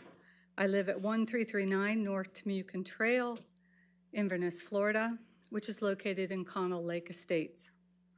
Our community is concerned about the parcel ID number 19E18536-21000, located at 4543 East Windmill Drive, Inverness, Florida, which is estimated to be about 157.56 acres and is zoned CL and CLR, low-intensity coastal and lakes, and coastal lakes residential. And the reason I say that is because those that don't understand what CL and CLR are. When Ray and I moved here, we were hunting for the perfect spot in Central Florida. Our quest led us to the charming corners of Citrus County, where the allure of the small town done right captured our hearts. Our primary concern relates to the proposed increased housing units, which warrants thorough consideration by county commissioners in conjunction with the comprehensive impact studies. It is imperative to ensure transparent communication regarding decisions related to residential density zoning to align with the comprehensive land use plan, CLR. Impact studies should evaluate the changes in traffic patterns along North Florida Avenue, such as the alterations may impede traffic flow from and to Inverness. Furthermore, the projected increase in water demands raises significant concerns, and challenges posed to a local flora and fauna are becoming increasingly troubling, thereby endangering the delicate ecological balance. To be proactive, not reactive. Citrus County has a great opportunity to utilize land zoned for CL. This area can support activities like golf, which it already does, walking paths, equestrian trails, and disc golf. With some modifications, it could also feature a dog park, soccer fields, pickleball courts, and a playground. This development would benefit residents in Inverness, Arlington, Hernando, and nearby unserved communities, as well as Citrus County residents and their visitors. While costs are a concern, the benefits to our residents and visitors will outweigh them. We should look to past successes like grants and business partnerships to help turn this parcel into a valuable community asset. The power to shape our future is currently in your hands. Will you act proactively or let circumstances dictate your response? Our community is weighing your leadership during the crucial moment, and it is time for you to stand with your supporters. Seize the opportunity to demonstrate the remarkable impact you can have on our community. Thank you very much. Thank you for your time. Next, please. Hi, Hi there. my name's Robert Hare. I live in Beverly Hills, 313 South Monroe Street. Pretty fresh on this situation over on Tyler at 308 Tyler. Less than 24 hours involved. By the end of this week, I'm gonna find out what's going on and where it all started and where it's heading. I know where I want it to head. I'm less than, by as far as the crow flies, 6 houses away from this disgusting display of what they wanna call as affordable housing. I'm gonna send all this stuff to you guys and plus more in your emails. I sunk a lot of money into this house in the last 7 years.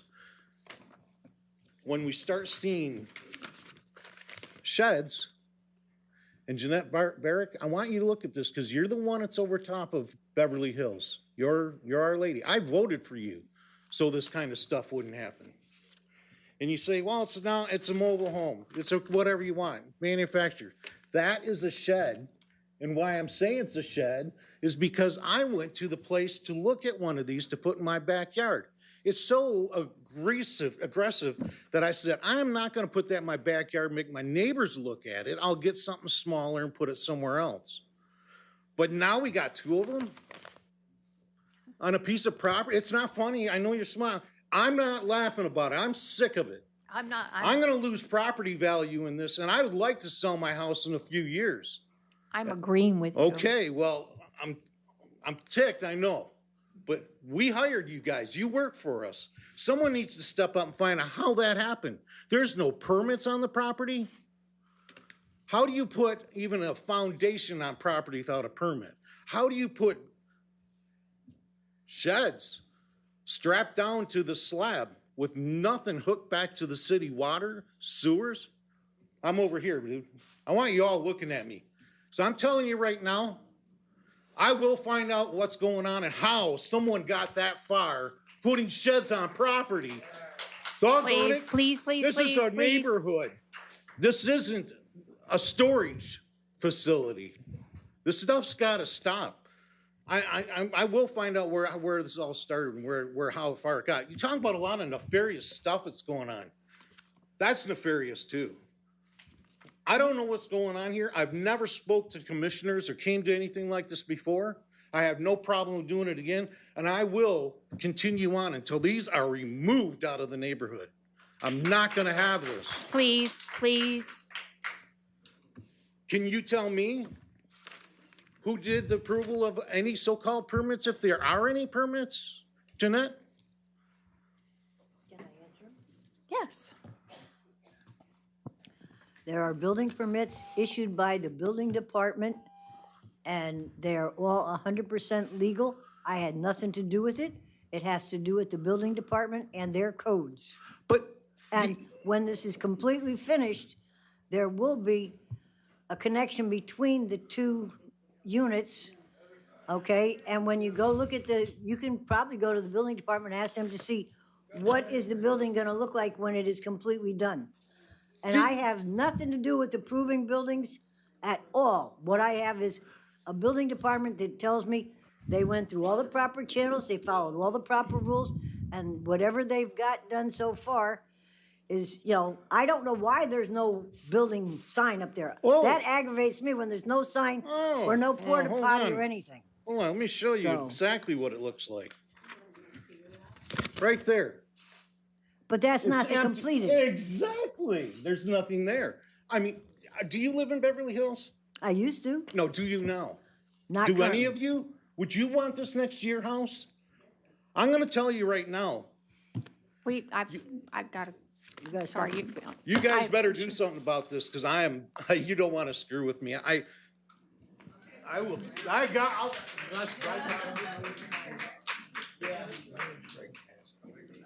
Next, please. Hi there. I was wondering, my name's Greg Casto. I live at 326. I'm sorry, you're gonna have to quiet down. I'm I sorry. live at 326 South Tyler. If you want to see the plans, I got them right here. You want them? I'm not the building department. Okay.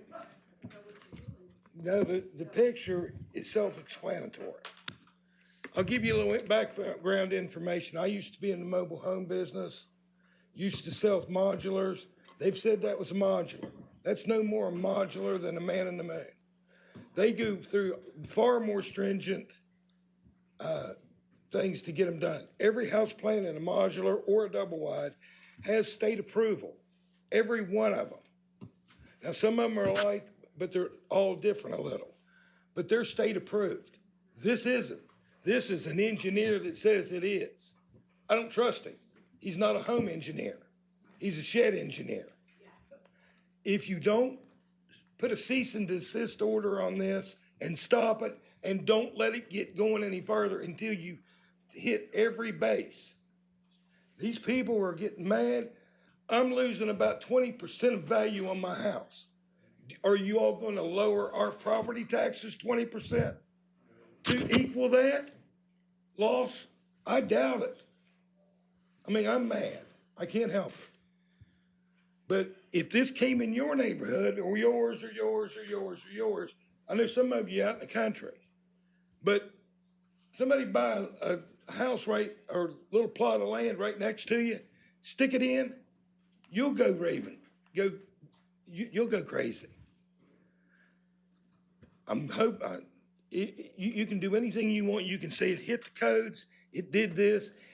You said it was replacing the same for same. No, it's not. We have block houses there, concrete foundations. They got a concrete foundation with no plumbing in it. You can't, with the way that thing's done, it's that high. You can't get a 4-inch drop per foot to get it out of there. And then you got to lay it on top of the foundation. That's illegal. Yes. There's so many illegal things done that nobody has, this contractor's going to make it right. I don't trust them. You know, I trust them. I mean, I wouldn't have minded a mobile home. Now, I can go get 2 mobile homes now, put it together, put a breezeway between it and say it's good. And it'd be better than that. Now, do you want that in neighborhoods and watch our values go down? I think y'all, if not, y'all need to get the money together through here, buy it, and get rid of it. I mean, you all can do it as a council. I mean, it's a fire hazard. It is a fire hazard. It's T111 siding. That stuff rots. Madam Chair. Thank you. And no sheetrock. No Yeah. sheetrock. They'll have it eventually. Commissioner Davis. Doesn't matter. But you can, I want everyone, please, you cannot answer from here. We're already way off of protocol, so if you wouldn't mind having a seat, I want to address everyone that has this problem in Beverly Hills. First of all, this is the first I have heard of it. It's not my district, okay, is today. According to our chair, she stated earlier that she's well aware of it and that she is looking into it with staff. I have no idea where this is going to land, but I do understand the anger and we will look at it. And no, we don't set we do not set the appraisals. That's the property appraiser does. But I do, and I believe all 5 of us up here have a lot of empathy and worry about what you are angry about. So we will get to the bottom of it. Next, please. Hot in here today. My name is Alan Dignan. I'm 23 South Osceola Street, Beverly Hills. I have a couple of things I'd like to say.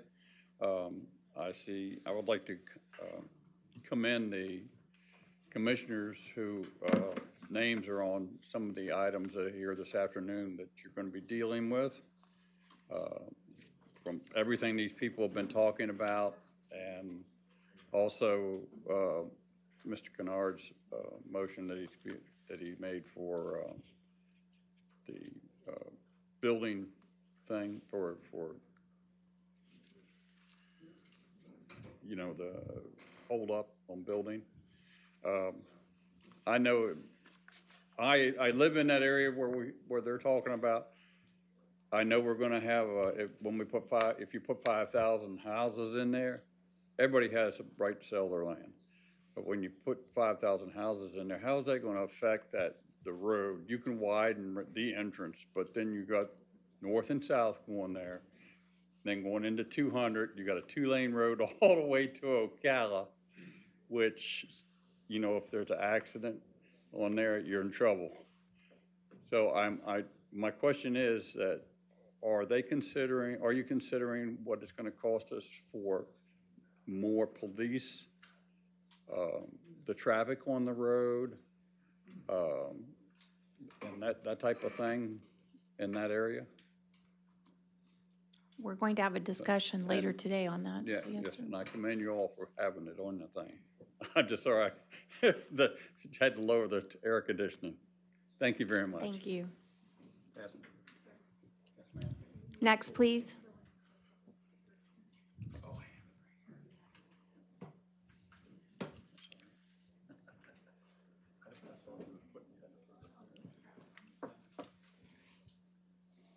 Good Hi there. afternoon. Elizabeth McGovern, Citrus Springs, Florida.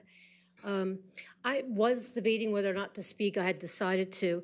I think a lot of people were not as upset until the emails were released about what happened with the funds for the 491, and wasn't as upsetting until people saw those in black and white and they got released to the public of how it was handled.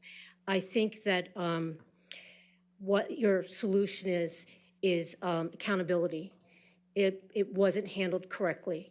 And I think admitting that is the first step for us being able to move forward as a community. Otherwise, people will just keep batting down the same door and problem, and we're going to be stuck here. Nobody wants that either. Commissioner Bays, I agree with you. I think the money was there, and it was a great opportunity. I think it was handled incorrectly. There's no doubt about that. I think Commissioner Barrick is correct. There needs to be accountability for those who went around the rules, because they're there for a reason, and they were skirted around. There's no doubt. It's clear. And I think until the board holds those people accountable for just those mistakes, we won't get any forward progress and be able to continue what you're trying to do with those funds. We know that that builder is already approved without your permission for a few thousand homes. Doesn't even have to come before the board. So either they're going to work with us or against us. So if they're willing to match a grant that's coming in, we have to reset that. And the solution is to bring it full circle. We would be accountable if we put an additional on our personal residence and didn't come here for a permit before building it. If we built an addition on our home and then went for the permit, we'd be fined and our hand would be slapped and we'd have to rectify a mistake that we made. Not knowing the information is not the correct answer. I watched over the summer when Attorney Denise was reprimanded by this board for being rude or inconsiderate for some of the commissioners. And one of your votes, Commissioner Bays, was to have her removal. I watched this live at home. I watched as she was grilled in that hot seat. Her professionalism was impeccable. I was cheering for her at home. I commended the fact that even though you had voted for her to be removed for not cooperating or working well with the board, she still took a moment to step aside from what her personal attack was or professionalism to remind this board to please recheck her contract before calling a motion for her dismissal without checking the contract that had been signed for her employment. Even in that moment, she reminded and took the best interest of the members of Citrus Springs community so we weren't sued by anyone for her illegal firing that the board motioned to have her cut loose. I see she's still here. I'm glad for that fact. I think it is correct. What that reprimand should be for Howard's mistake should be decided by you guys. I don't think it's a firing, but something so we can move forward. Thank you.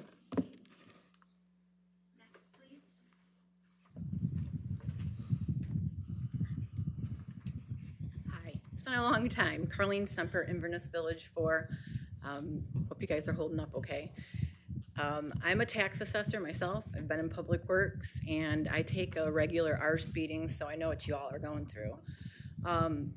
I just want to say that I think one of the biggest problems with Citrus County is they don't focus on their current development. I didn't know anything about this subdivision with these homes that are going in, the modulars or whatever they are, the sheds. They do decrease value. Anything like that will decrease value. Anybody that drives down Independence, or maybe someday walk down Independence on a sidewalk, will see Inverness Village 4. It's a disaster. It's terrible. I paid $360,000 for my house in that subdivision, and all it's doing is depreciating in value. Every time it rains, I want to cry because I'm rustling around outside trying to prevent from floodwaters hitting our backyard and our pool.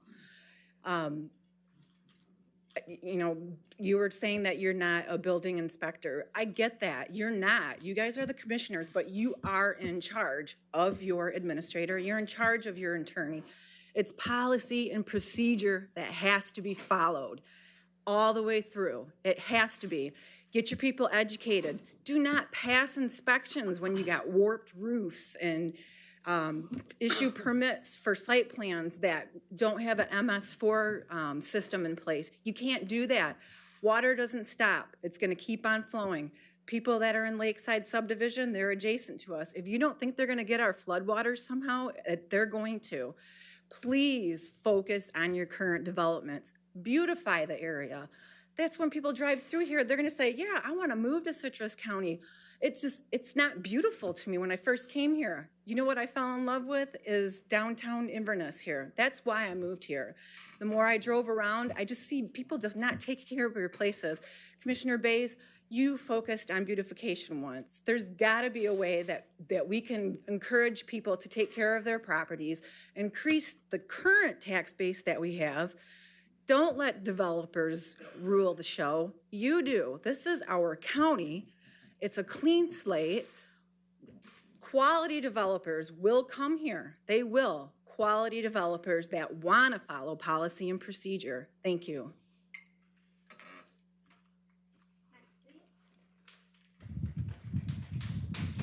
Please stop with the, Hi, my name is Natasha Savage. I am in Pine Ridge. can you speak into the mic?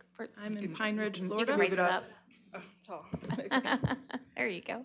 I've been in Pine Ridge, Florida, along 491 for 30 years, called it home here. And I'm very proud of us usually. And I just think everything got out of control and mistaken once I read the blog post that started this discussion. It didn't make sense to me, and I looked into it, and the funding request was not needing to go before the board at all, according to your rules too. And the attestation form didn't say that the funding request was supposed to go before the board. It was just saying in general 491 expansion was supported. I think that's the heart of the issue and all the confusion here. And this highlights how much we need discussion and collaboration in our community. And I definitely ask for Mr. Howard not to be fired over this. I'm sure you guys thought that he should, based on some mistaken facts. And all these other proposals probably need to be revisited or just completely narrowed. And I'd like any employees to have their files fixed if anyone had any fallout for this too. Let me see, I'm nervous up here, so hold on one second. I don't usually do this, but you know, I've made mistakes, and I've stuck in with them too, and thought things were wrong. I do feel you guys supported this widening project before, overall, because I've heard about it since I was in high school. So Howard did not lie on the application or the attestation form. The Southern Group didn't lie. The Senator's office didn't lie, and whoever else helped us. That's why the Senate approved it too, I believe, and we have to trust them. Ruthie was applying to the state for our county, not from our county, so it's a mutual interest, and you guys are allowed to talk to her based on what I read. She wasn't asking for money from us or soliciting bids.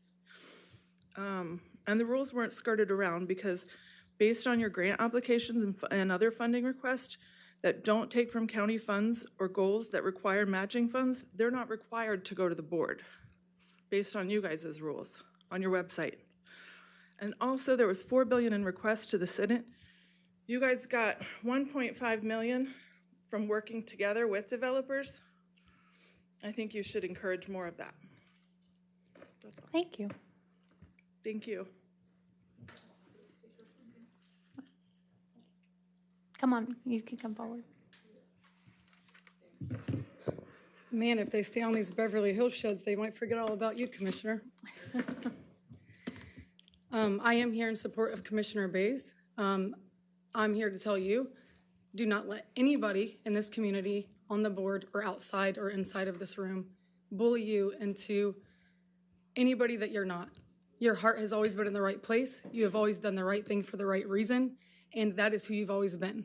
I've watched you on and off of this board over the last 15 years, and I know who you are, and I admire you, and I idolize you, and I think that people are so outraged about the process of getting money that we so desperately need, and the amount that you requested could barely fill a pothole.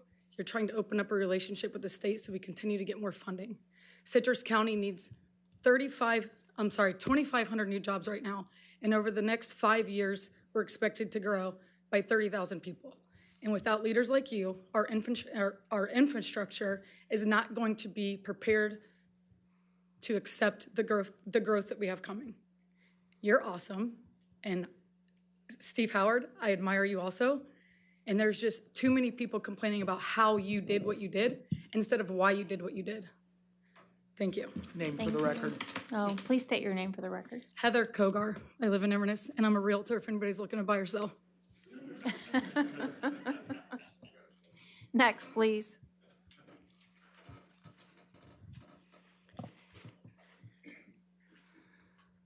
Ken Marat, Inverness.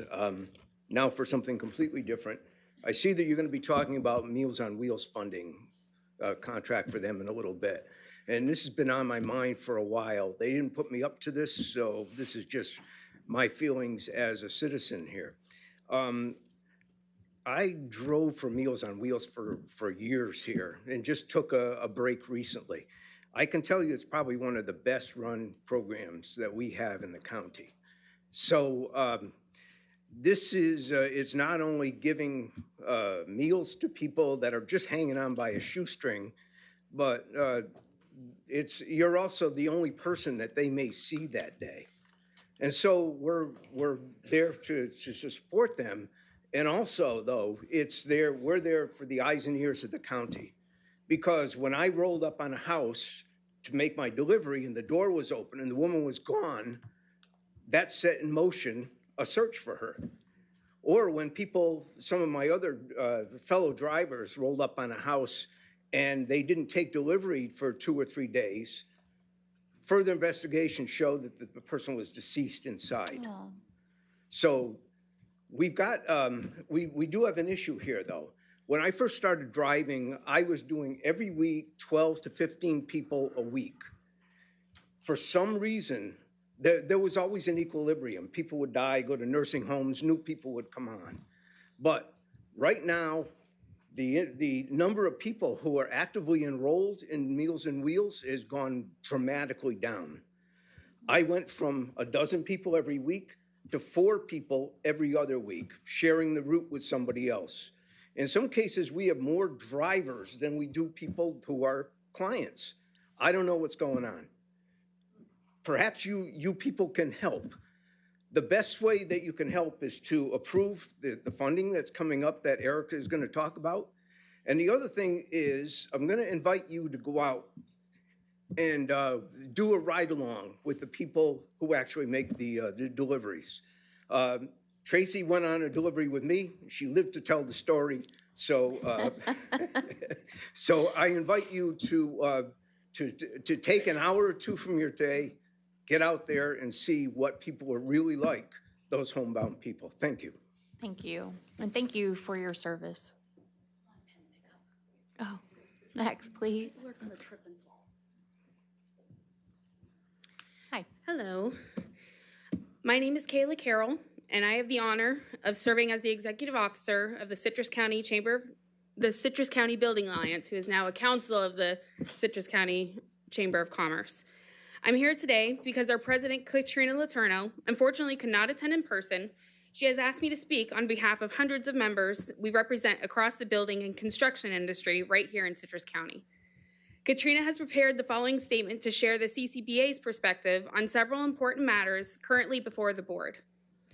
Chairman and Commissioners, thank you for the opportunity to speak on behalf of Citrus County Building Alliance and the many members we represent across the building and construction industry. The mission of the CCBA is to engage with local government, work collaboratively with its leaders, and advocate for builders in the building industry. We are dedicated to promoting responsible growth that benefits our entire community while ensuring local policy supports economic vitality and the long-term health of our workforce and businesses. With that mission in mind, I would like to address a few pressing matters.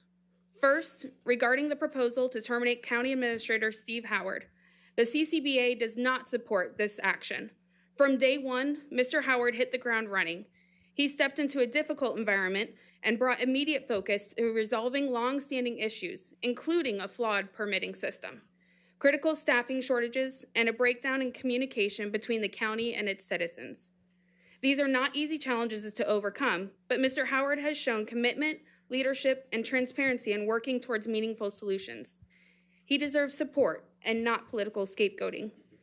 Mr. Howard is an asset to Citrus County, and we urge the board to continue working with him in good faith to move our community forward.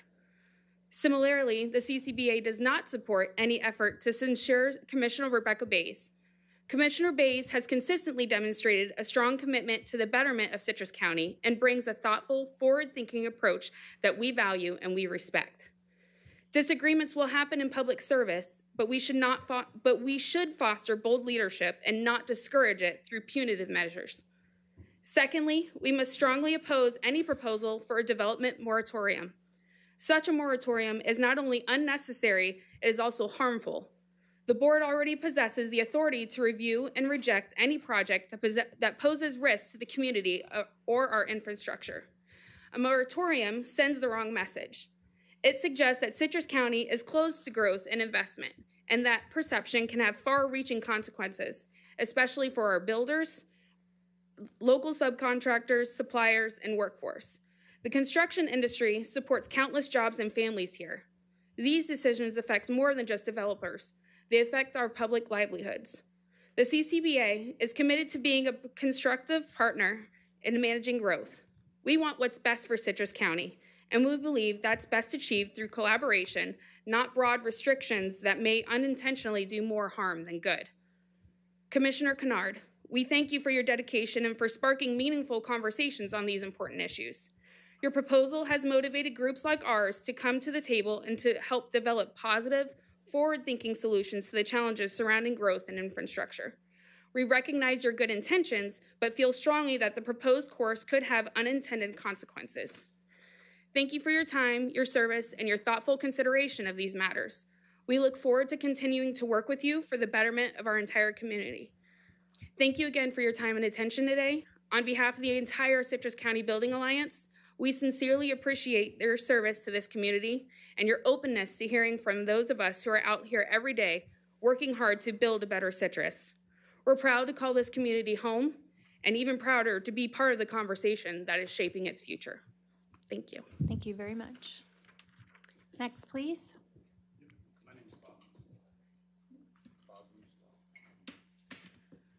Yes, my name is Bob Winslow, and I too am here to discuss 308 South Tyler Street. And one of the things I want to say right out of the gate is we're not opposed to having a home in there, but we want a home. We don't want a damn shed that's ruining our neighborhood. Let's talk about the building codes for just 1 second.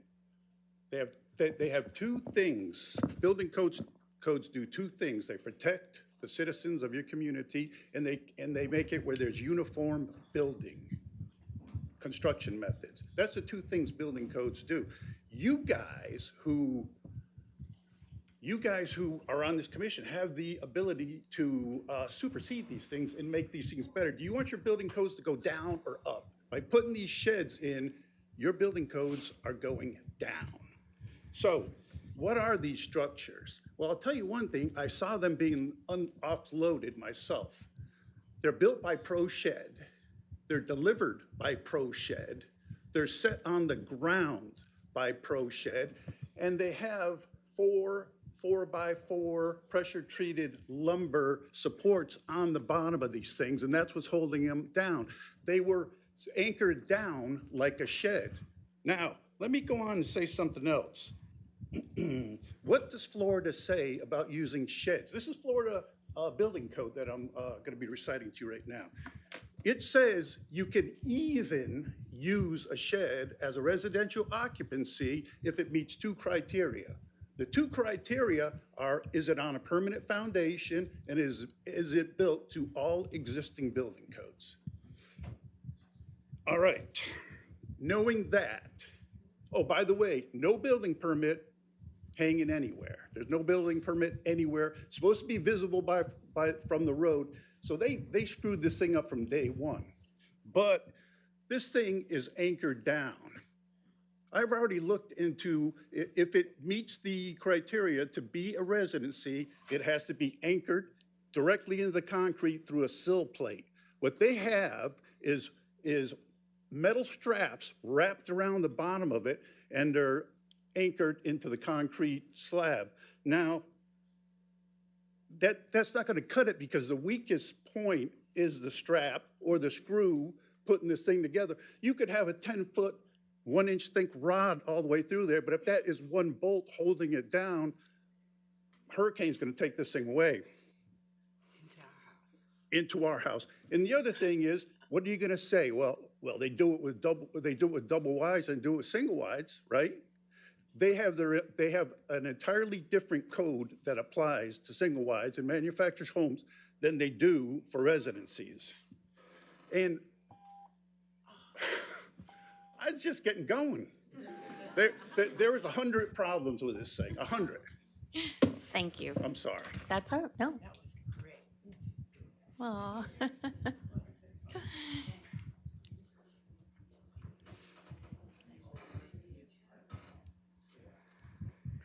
Hello, my name is Janie Stewart, and I'm the treasurer of the Duval Preservation Trust in Floral City, as well as a member of the steering committee of the Heritage Council, the Floral City Heritage Council, which is a part of the Citrus County Heritage Foundation. And I sat here earlier and I heard someone malign the Heritage Council in Floral City by saying they were representing the Heritage Council. The only people that can speak for the Floral City Heritage Council are members of the steering committee. Terry Hartman's the president. I am a member of the steering committee. The person that spoke said that the Floral City Heritage Council was representing themselves as against the issue about 491. Now, I don't care about 491. I don't understand it. You guys will figure it out on your own. But I don't want the Heritage Council to be thought badly of because someone used our name without permission from the steering committee. So we try to follow the law. We try to do everything correctly. And when we have an issue like with the roads and the big trucks, we try to go according to the issue, the way it should be done, coming before the DOT and the different county commissions. So anyway, I just want to apologize to you. I don't want you to think that the Heritage Council in Floral City is up in arms about anything, because we are not. Thank you for your time.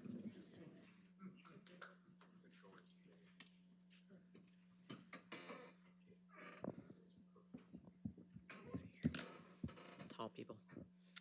Alana McCarty, Homosassa, Florida. I just want to make a quick comment about Steve Howard, because many sitting on this board and in the audience here weren't here during the previous administration's tenure, or they've gotten amnesia other than Commissioner Kennard. And I won't go digging up bones, but the amount of funding and projects that were stagnant, slow-rolled, were innumerable at that time when Steve Howard came into office. The accountability of why and how we move projects weren't visible to the public at that time. You basically had to come in and meet with county staff directly or knock on a commissioner's door and beg to find out an update on where that funding was going. Steve has moved that not only into a very public viewing, but you can now get online any day of the week and look and see where that money is going, how much percentage of that project has been updated, and to my knowledge, it's updated weekly, if not, quicker than that. So that's almost the largest amount of visibility we've ever had in this county to look and see where the funding's coming from and where it's being spent. He's moved the needle on getting stagnant projects moved forward to the betterment of the people in this county, and these are projects that actually matter to people. There are septic tanks that are being funded for elderly individuals that cannot afford to go on to new septic tanks. It's actually sewer projects, sorry. Projects that are bringing high-paying jobs into graduating students that he works tirelessly to try to see if our youth can actually have a career once they graduate out of high school here. And other projects that I could go on and on about and read several other emails from past administrators that I won't do, like previous people have been on the mic here today. But I also want to say that Steve is also seen at community events, addressing questions and getting answers locally to all the districts in the county and showing a true boots on the ground approach that we've not had from a county administrator since I've lived in this county. I used to email the other county administrator almost once a month asking for him to attend a community event, and he never responded. So I want to say on behalf of the blue collar working class and business owners that can't always attend a 1 p.m. meeting, that we are lucky to have Steve Howard. And I hope that this board will take these voices into account and not just what you heard today, because not all of us can come in here and spend 5 hours on a Tuesday to be able to say what we always mean. We do send emails. We try to be as supportive as what we can from the business group in Citrus, but I do want to say that I feel we're very lucky to have Steve. We need cohesive movement in this county, not division, for the everyday needs of the people. And you don't hang your hat on your worst day of work. So I just want to put that as a reminder. I also would like to specifically ask Commissioner Kennard, as the senior commissioner, to please bring some decorum and respect back to supporting our Citrus County staff on this board across the agenda. So thank you. Next, please. Hi, I thank y'all for your time, and I do have a prayer for each of you because I know it's been a trying day. I do understand the concerns of the thing about board members, and I'm sorry to hear it, but it does sound like it needs to be honestly more investigated where the community as a whole feels secure and satisfied in what actually is going on, and if there needs to be anything done for it to be done correctly. My main reason being here is because I'm honestly concerned about the growth. I know a lot of people want growth, and I'm okay with growth in, a healthy state, but I have nothing against private individuals coming and purchasing a home because this is a beautiful community. I came here from South Florida because we got overcrowded down there, and I came up here because it had the beauty we once had that I was growing up in down home. So I have nothing against private individuals buying a home. I think it's a dream everybody should be able to have. But these sales to land developers, I feel, is honestly destroying our community. It's taking away our beauty, it's taking away our ranches, our farms, our woodlands, and it's too much growth all at once. And it's bombarding, it's overwhelming. It's causing a lot of problems as far as, of course, streets and so forth. I know some businesses like it because it increases their, their businesses. But I feel, if you want the realm of a bigger town, then please go to a bigger town. Don't take what we have here and destroy it and make it something different. Many people moved here because of its tranquil beauty and its smallness and so forth. I know you can't stop the sales of landowners, selling to developers, but maybe there is something you can do as far as how many houses are allowed there. Maybe we can increase the property size of each house where we can really greatly reduce the number of houses. I don't know what the magic answer is, but I really do have a concern of the growth of Citrus County to these land developers because they're going to come and make their big money building all these houses. They're going to leave. We, the community members, are the ones here having to live in it day in and day out. We're the ones here having to see all this other stuff growing, our roads compacted and crowded, and we're going to need more schools. We're going to need more fire department. We're going to need, and all this stuff we're going to need is going to take more and more of our ranches, our woodlands, our land. We're going to lose more and more of our beautiful greenery that we have around here with growth. I understand you can't stop the growth, but I do think there's something we can do to slow it down significantly and make it where it's not so aggressive. I have a concern about our landfill. At the last meeting I was at, I didn't have a chance to speak because I couldn't stay long, that I'd like to bring up at another time. I have more than once requested that y'all please make a amendment to have an evening meeting, because people do work during the day, and we need to have the right to say something and not have to take time off from work. Thank you. Thank you. Chair, for the record, can we? Oh, ma'am, could we get your name, please? I apologize. Tracy Duncan of Lecanto. Thank you. Next, please. All right, Curtis Bryant from Lecanto. I'm here to talk about 491 and all of that. I've heard a lot of things today. Most of us are not questioning the motives of people that were involved in this. We all know that 491 is a big need, and we all know that people are well intentioned with what they were trying to do. We weren't questioning the good things that staff has done in the past. Staff has done a lot of great things. This board has done a lot of great things. We weren't questioning those. The problems we had was the process in which all this was done. So I wanted to do a couple different things today. I decided to sit back and listen to what everyone said. By my count, for the record, 13 people got up and spoke with questions and concern about 491. 6 people got up and spoke in support of what had happened. So with that being said, let this be a turning point. Let today be a moment when Citrus County decided that lack of proper procedure and doing things outside the public eye are no longer acceptable. Let today be the moment we chose to protect this county from those things, not just with words, but with actions. It is clear the community's trust has been broken. You may present us with a big ask in 2026, voting for a local 1-cent sales tax to help us tackle many of the problems that we have in this county that we desperately need to address. Without the public's trust in this board, the sales tax approval may be an impossible mountain to overcome. You have the power to restore that trust, but only if you're willing to acknowledge the truth, listen to the community, and chart a new path forward. The path starts with accountability. How will you show the public that you're holding those responsible for this lapse of judgment accountable? How will you show the county employees that rules and proper procedure apply not only to them, but also to their boss? The path forward continues with reform. How will you ensure this doesn't happen again? What process will you put in place for sending formal appropriations requests to the state to ensure that this doesn't happen again? The path forward ends with a stronger, more transparent local government. What will you do to make sure that these discussions take place in the sunshine so citizens don't feel they are being misled? The issue brought many of us here today, but it doesn't have to continue to divide us. It can unite us in purpose and principle and in the belief that Citrus County can do better. We can always do better. Thank you for your time today, and thank you for everyone who stood up here today and let this board know their thoughts, regardless of what side the issue you lie on or if you spoke on an unrelated topic. It's important to continue to let our voices be heard. Thank you. Next, please.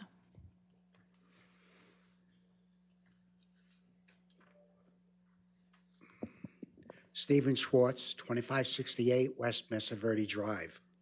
I would like to commend you on the tough job that you do and for putting up with the abuse that comes with it through emails, letters, and when out trying to have fun during social evening or dining out. I have not been here for several months.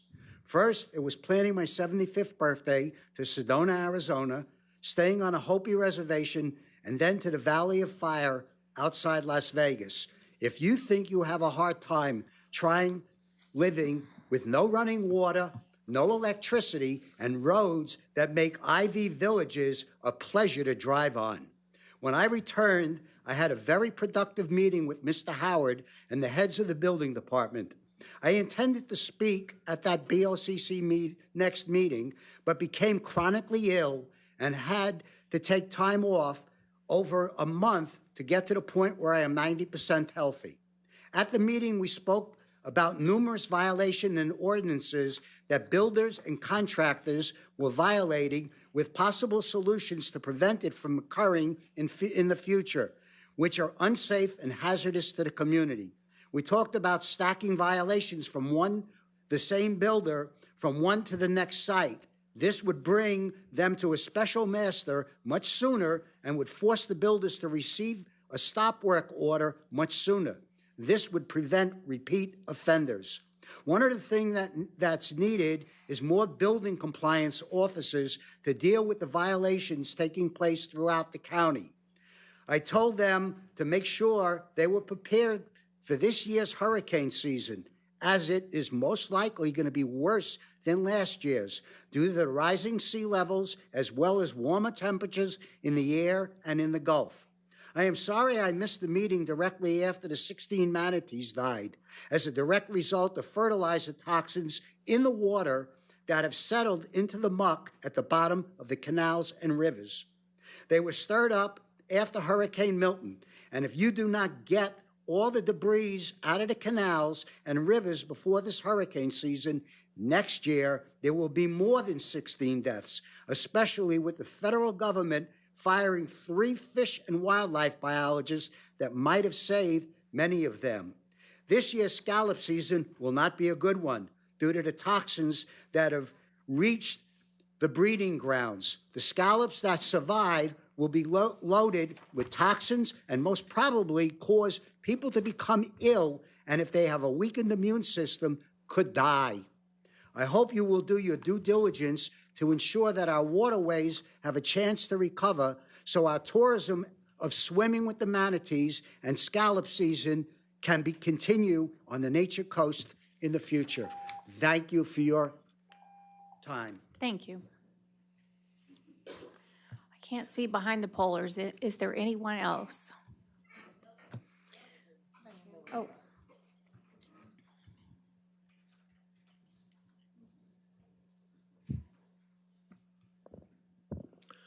Paul Doherty, 3481 West King B Street, Lecanto, Florida. You've all seen me before.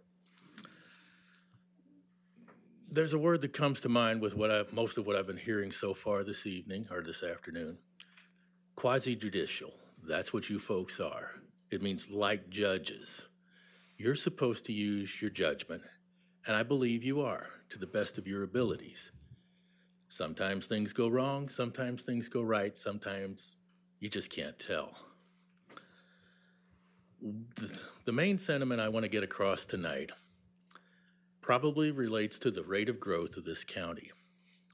Historically, it's been 2-3% a year, slow but steady growth. We have communities in this county that were funded long ago, for instance, Citrus Springs. Deltona Corporation came in, spent $88 million, put in about 20,000 lots out there, and perhaps half of them are built, maybe. Water is available there, sewer in parts of it. Most of the infrastructure is there, although some of the roads are breaking up and so on. This is what happens when you get way, way ahead of the curve. For 40 years, since the early 80s or less, that community has been there looking to get filled up. We have a lot of pressure now coming both from within and without the county to accelerate that growth rate, 12-15% a year, something in that ballpark. I used to live in Brandon, Florida. I watched it in a period of 10 years go from 20,000 to just put a zero behind that, 200,000 people. It was ridiculous what I saw happen there. The growth rate was stupendous. You do not want that in this county. You have to use your best judgment. You have to wade through these situations one at a time because that's the way they come at you. Don't let this county get swamped by interests within or without. Because if you do, this county will change radically. And people don't want that. I don't hear anybody saying, I want radical change in Citrus County. Don't do that. Keep your cool, keep looking for the right solutions, move in the right direction as a group. I have faith in you, I have trust in you. When I'm done with this speech, I'm leaving because I know you're going to do the right thing. Thank you.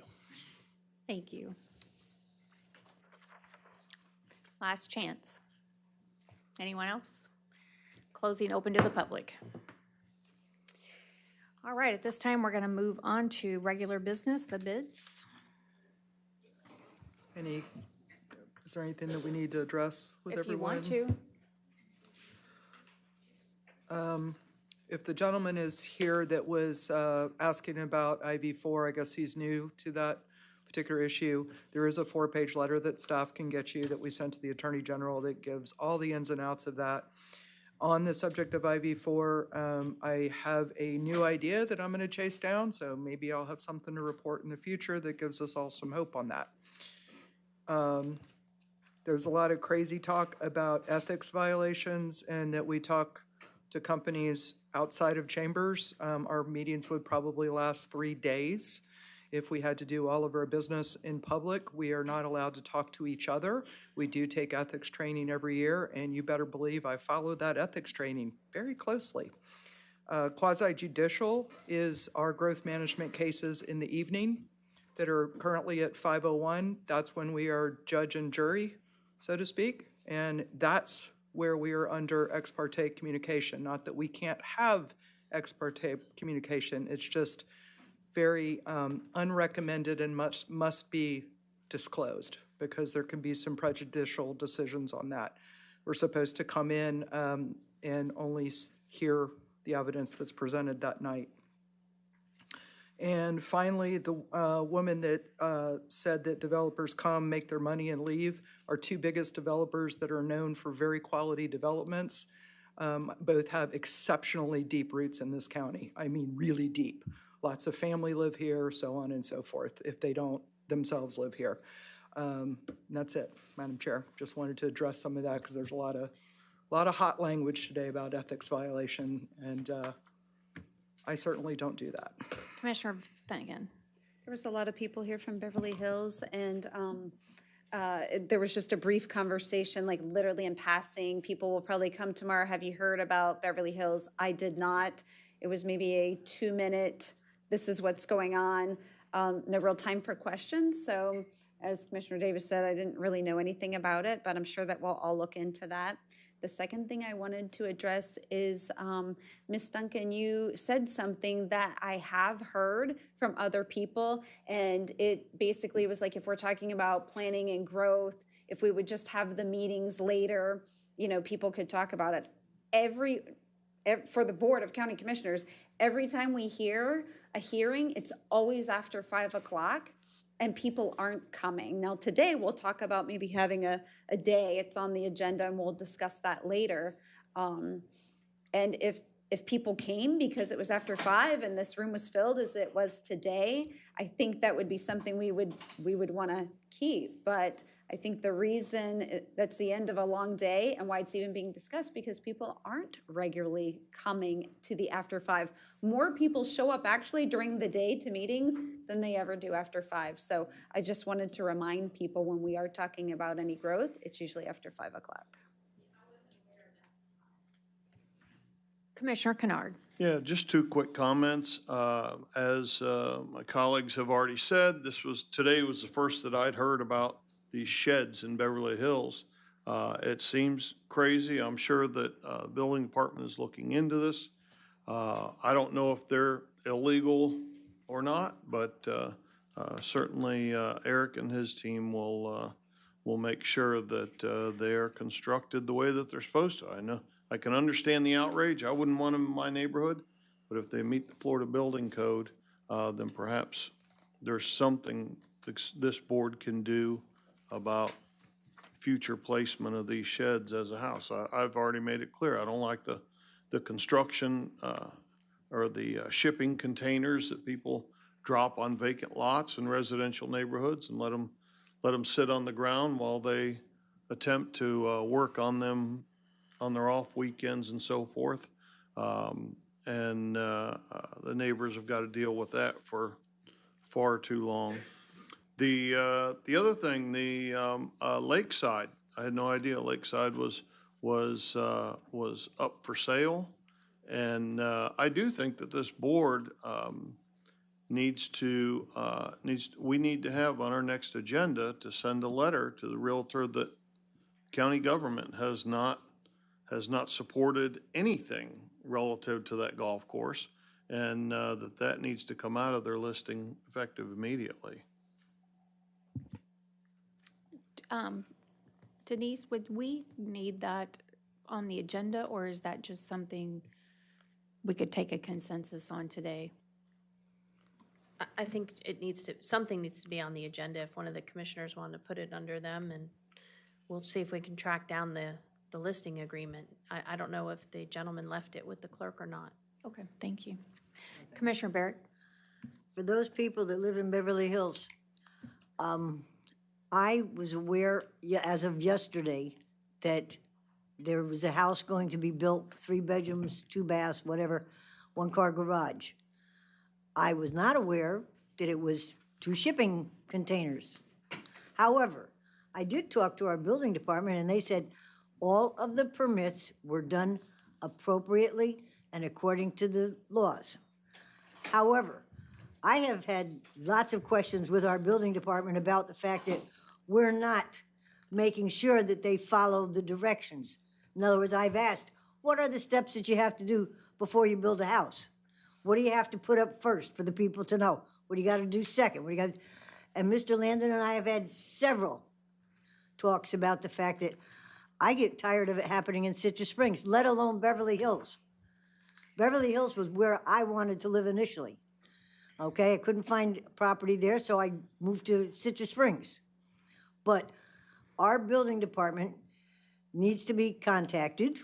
Mr. Landon's in charge. Find out for sure what are the specifics. If they are following the rules, there's nothing we can do about it. The board can't just make a decision and say, take it down. At least as far as I know, we can't. But I do know that we have a building department that can do something. So if you have any questions, please go to the building on 491 in Lecanto and ask for Mr. Landon, and he'll be happy to help you. Thank you.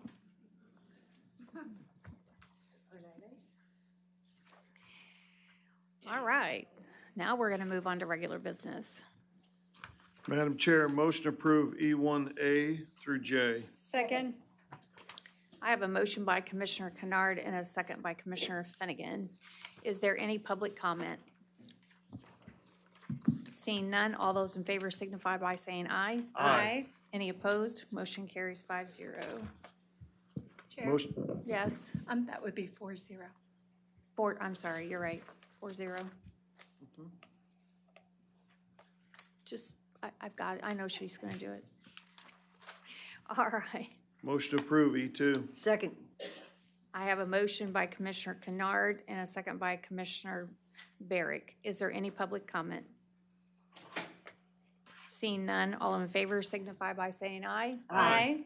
Any opposed? Motion carries. Did you say aye? 5-0? It wasn't on, it wasn't on the microphone, so I was waiting. And we'll go back to bids E1A through J. Aye. There you go. All right, moving on, E3. Motion to approve E3. Second. I have a motion by Commissioner Finnegan and a second by Commissioner Barrick. Is there any public input?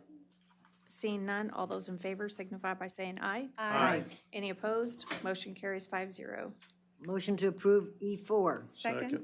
I have a motion by Commissioner Barrick and a second by Commissioner Kennard. Is there any public comment? Seeing none, all in favor signify by saying aye. Aye. Motion carries 5-0. Motion to approve E5, A through C. Second. I have a motion by Commissioner Finnegan and a second by Commissioner Kennard. Is there any public input? Seeing none, all in favor signify by saying aye. Aye. Aye, sorry. Motion carries 5-0. Motion to approve E6. Second. I have a motion by Commissioner Davis and a second by Commissioner Finnegan. Is there any public input? Seeing none, all in favor signify by saying aye. Aye. Motion carries 5-0. Motion to approve E7, A and B. Second. I have a motion by Commissioner Davis and a second by Commissioner Kennard. Is there any public input?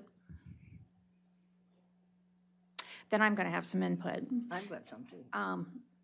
This is a release of lien, and someone bought a lot that had a prior lien on it, and they bought it with the lien, and I guess that's partially how we get these, is sometimes liens are put on a piece of property, and I don't think that the county should be waiving the lien. That's me personally. I agree with you. Just my input. So I'll call for the vote. All in favor signify by saying aye. Aye.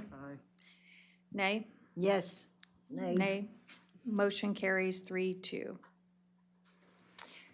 Chair, who was the second nay? I got you. Myself and Thank Janet you. Barrick. E8. Motion to approve E8? Second. I have a motion by Commissioner Finnegan and a second by Commissioner Davis. Is there any public input? Seeing none, all in favor signify by saying aye. Aye. Motion carries 5-0. Motion to approve E9? Second. I have a motion by Commissioner Finnegan and a second by Commissioner Kennard. Is there any public input? Seeing none, all in favor signify by saying aye. Aye. Any opposed? Motion carries 5-0. Motion to approve E10. Second? I have a motion by Commissioner Davis, a second by Commissioner Finnegan. Is there any public input? Seeing none, signify by saying aye. Aye. Any opposed? Motion carries 5-0. Motion to approve E11? A and B. A and B. Second. I have a motion by Commissioner Finnegan and a second by Commissioner Davis. Is there any public input? Seeing none, all in favor signify by saying aye. Aye. Any opposed? Motion carries 5-0. Motion to approve E12. Second. I A, have B, a and motion. C. A, B, and C. Yes, ma'am. A, B, and C. I have a motion by Commissioner Barrick and a second by Commissioner Kennard. Is there any public input? Seeing none, all in favor signify by saying aye. Aye. Aye. Any opposed? Motion carries 5-0. Motion to approve E13. Second. I have a motion by Commissioner Davis and a second by Commissioner Kennard. Is there any public input? Seeing none, all in favor signify by. I'm sorry? I'm sorry. Oh, go, Commissioner Thank you. Finnegan. I'm okay to approve this for the appraisals, but we're already saying it's for guardian ad litem relocation. I'm hoping that the space needs study will come in. I'm assuming that Public Works is thinking that this is the best place to put them for now, but I think this does need to be part of a bigger conversation. I just think that needs to be said. I'm still okay with the appraisals because it seems like we're going to need to put people somewhere, but just a thought, we are spending money on the appraisals and I don't know what we need. I know we have a building here and maybe that's the reason because certain entities have to stay close to the courthouse so we can't, move everyone to Lecanto, but it's just, I would hope that that comes soon and we're not, I know that we're under the gun to get the judges, moving, but we really need to get that space needs study in front of us. Commissioner Barrick. I question this because we do need to be moving forward with the space needs. We're not going to get information about space needs for another 2 weeks. That's when it's supposed to be brought to the board.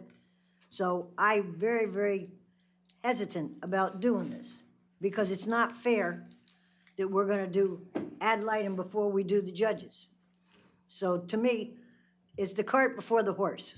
So I am going to vote no. Sorry, Madam Chair. Commissioner Finnegan. Commissioner Barrick, I think it's not before the judges. I think it's to make space to start on the judges. So they do have to move guardian ad litem, us, public defender, probably state attorney's office. I'm not sure what all they have identified, but I do want to say, I don't think that they're doing this before the judges. It's to do the judges project. But previous boards had approved money so that the board could move, so the judges would have space.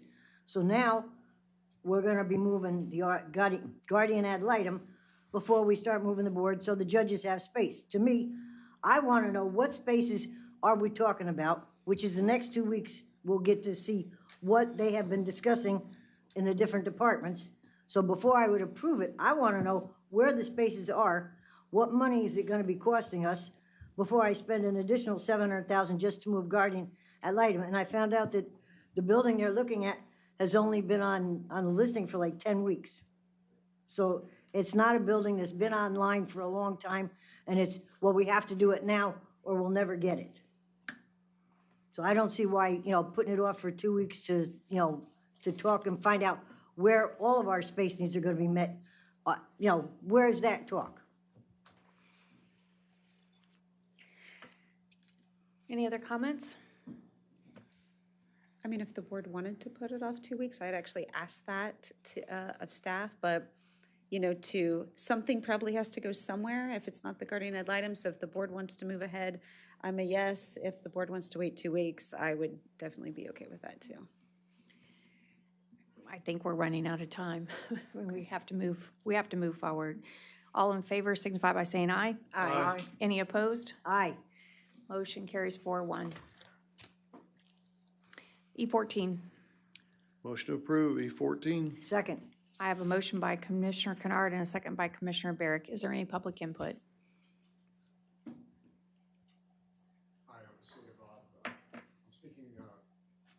Individually, but I would like to just call to everyone's attention the benefit and how valuable an organization is a resource.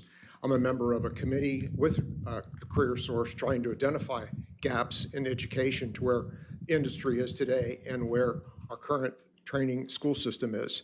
And we're doing that. But I have to tell you that Career Source is a wonderful organization and values the resources and support from Citrus County. Thank you. Is there any other comments from the public? Seeing none, all those in favor signify by saying aye. Aye. Any opposed? Motion carries 5-0. Motion to approve, E15. Second. I have a motion by Commissioner Kennard and a second by Commissioner Barrick. Is there any public input? Seeing none, all in favor signify. Aye. Aye. Aye. Any opposed? 5-0. That was delayed. Motion to approve E16. I'm glad Second. to see this moving forward. I have a motion by Commissioner Card and a second by Commissioner Davis. Is there any public input? Seeing none, all in favor signify by saying aye. Aye. Any opposed? Motion carries 5-0. E17, so this is a discussion on looking at dates for land use hearings. Hi, Commissioners. Eric with Growth Management. Tonight would have been a perfect example of why you might want to reconsider when you have public hearings, because you were here starting at 9 o'clock and there was an item scheduled at 5 o'clock, and you probably would have had to have made a decision, a critical decision for our community, 14, 16 hours deep into your day. And it's not fair to ask that of you. So I'm here to have a discussion. We don't have to pick a particular date and time right now, but I want to try and get a consensus from you on your thoughts of having, instead of having 501s, replacing that with another alternative. Either having a growth management day where we have 1 day a month dedicated to public hearings, or we'll have to kind of rearrange our days that we do meet currently, or maybe we start the day with land use hearings first thing in the morning, so that you're not running into the wee hours of the night. Those are just two options. If you have something else that you prefer, or if you want to keep 501s as they are. I just wanted to have a discussion with you and see if I could get a consensus. If I get a consensus, then I'll get with your admin staff and we'll try and work out the details on what day of the week or what day of the month would work best, or how to rearrange your schedules on days that you do meet. So you could say, Eric, we're good, sit down. That's fine. Or we can try and see if we can get a consensus for something different, if you wish. Madam Chair. Commissioner Davis. That's the second time you've said it's not fair to ask of us, and I really appreciate that. But what my concern is, of course, with the quality of those decisions, because it impacts our community dramatically one way or another. I do think that we need to, you and I discussed in the briefing room yesterday, I think given that we have a variety of schedules with the 5 commissioners, we also have to think about downstream commissions, that those are not elected yet, that it seems to me that just having a full day every other, or 2 Tuesdays a month is probably the best way to go, and have either workshops or growth management in the morning. Okay. That's where I came down on it, but there are no perfect solutions in government, so we just have to figure out the best way forward. That was clear as mud. What are you suggesting? Are you suggesting that we have a... You should see how clear I'd be if we were here at 10 o'clock tonight. 2 Tuesdays a month. same as we have now. But in the morning, we sometimes have workshops, like we did this morning. Right. So we either have growth management or workshops, probably most Tuesdays. So you're suggesting using the current days that we already have, but starting first thing in the morning with growth Yes. management instead of ending with growth management? Correct. I have one thing to add to that. Commissioner Barrick? I don't mind having the workshops in the morning, the same day we have our meeting. However, I would like to limit it to 3 maximum. In other words, 1 builder, a second builder, a third builder, so that there is time for the board members to actually take a break and get something to eat before we come back for a 1 o'clock meeting. Do you agree, Commissioner Davis? We should at least get a little break in between?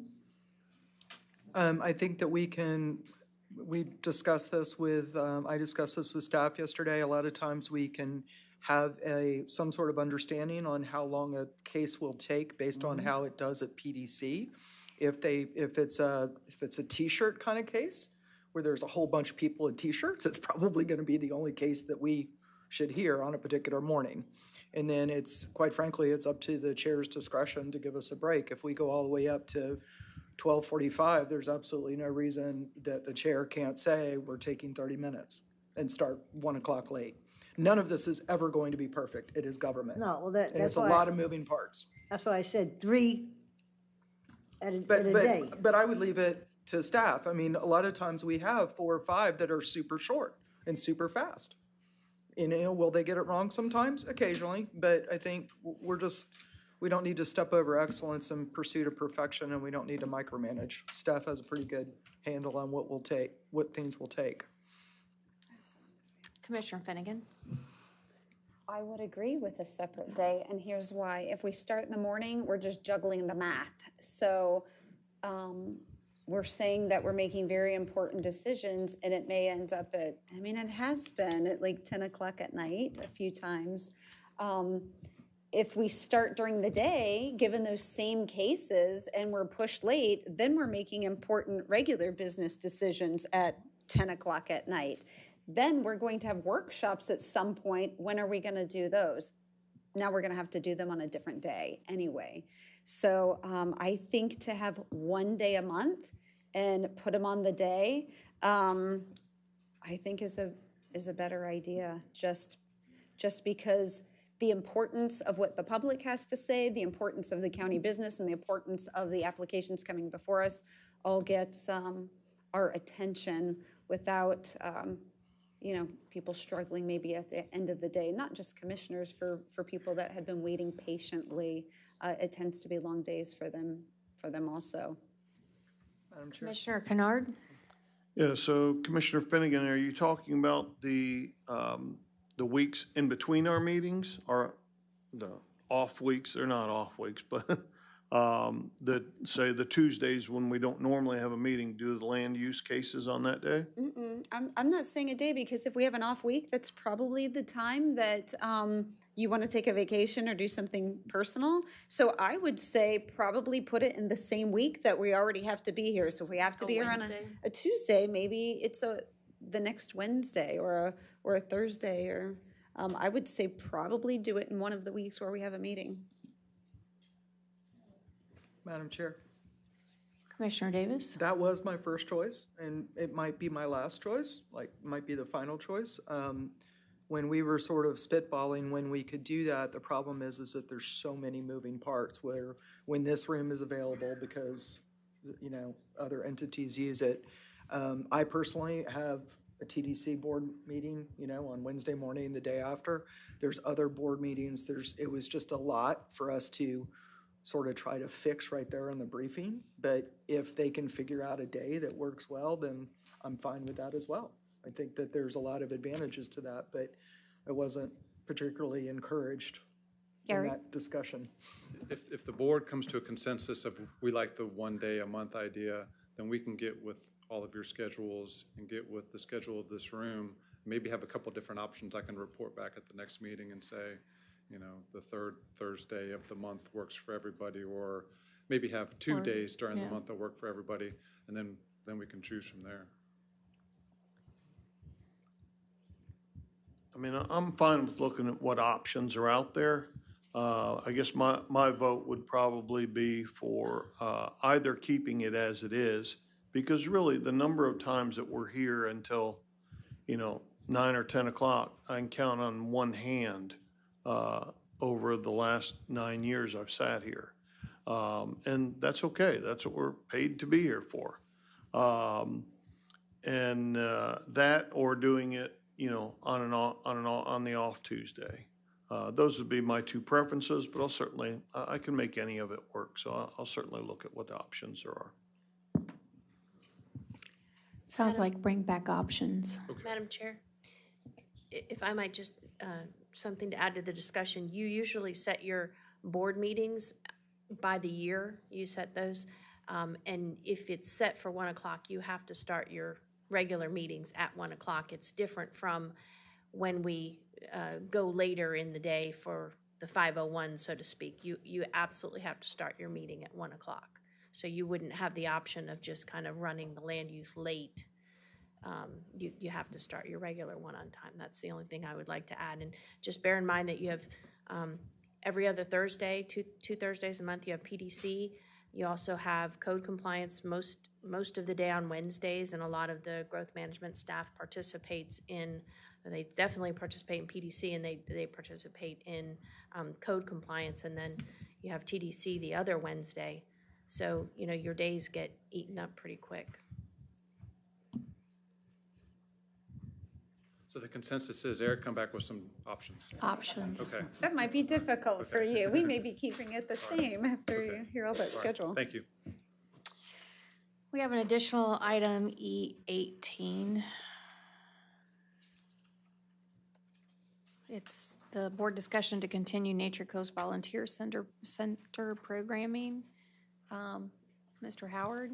Eric should be, Eric Head, might be in the back.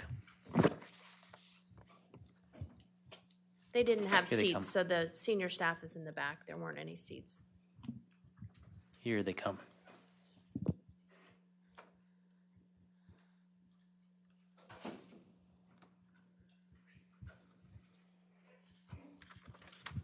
Good afternoon, Commissioners. Eric Head, Community Services Director. As I've had the opportunity to speak with most of you individually on the situation that occurred with the grant, this is an AmeriCorps program that is also AmeriCorps Seniors is part of AmeriCorps that is being basically dismantled at the federal level or changed or put under different agencies. That remains to be seen. Our application was in process while some of that is occurring. We did update our application. We made all the necessary changes that came out in January and February. We submitted that. We were put on a wait list. We were given the impression verbally over telephone calls and working with our case account person that it would, sorry, her name was Lane, portfolio manager, I apologize. The portfolio manager that we had every indication that we would get that grant, which we've received for 25 years?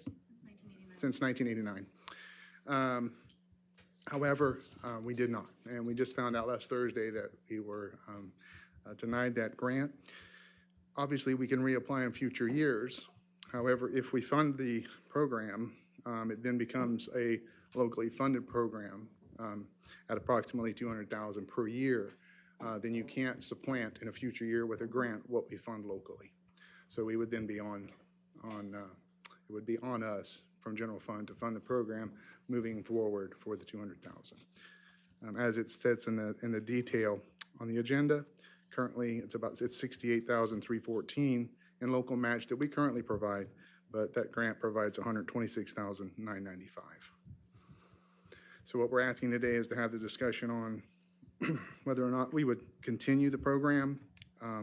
We would need $195,309 for fiscal year 26, starting October 1. And we would also need the $38,789 that we currently have in matching funds to continue through the end of this fiscal year and be able to utilize that. The other option would be to discontinue the Nature Coast Volunteer Center, which would be effective on June 9th. Madam Chair? Commissioner Kennard. Eric, I don't recall what you told me. We have been funding this What's our local funding match for this? Is it 60-some thousand? 68,314. And so we've been getting roughly 120 some odd thousand from. 127. Okay. Are there any, I hate to let the program go, because I think when we talked about it, they're managing roughly 300 volunteers, is that right? They have about 450 active on duty, about 325 active every year. So it varies, volunteers come and go. Are there any other granting sources out there, grant sources, even possibly local, that could fund that portion of it so that we're not taking it, in-house, if you will, paying it out of the general fund, and which would prohibit us from applying for the grant next year? We have looked into other sources. We've reached out. 126 we didn't see anything local. There are other granting agencies out there. I don't have anything specific. We're doing that research now. As mentioned earlier, we fully had every indication that this was going to be approved, since it was so long-standing. And just one thing is, it doesn't prohibit us from applying for additional money in the future. Right. We just can't supplant whatever we have budgeted for up to that point. So we could grow the program, expand the program, put that funding into additional programs and services for the volunteer center. We just couldn't fund the staffing and those core pieces that this currently funds. Who is our rep on 4CF? Is that you? I was just about to, so I was trying to get the chair's attention. Yeah, all right, well, I'll turn my mic off. Is that all it took? You've been so loud and verbose today. Yes, I'm on 4CF, and it has to have a direct health component. I do think that the list of impact, especially Meals on Wheels, checking in on senior citizens and so forth, there's an argument to be made. Our bylaws are a little tough. There's some stuff that I consider health of the community that doesn't pass muster on the bylaws, but I think a case could be made for some funding, yes.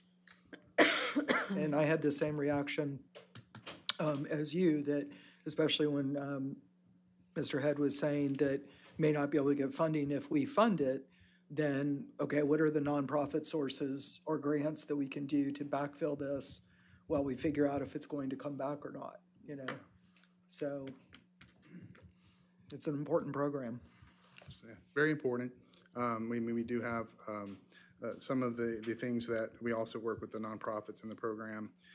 It provides them insurance and for their volunteers.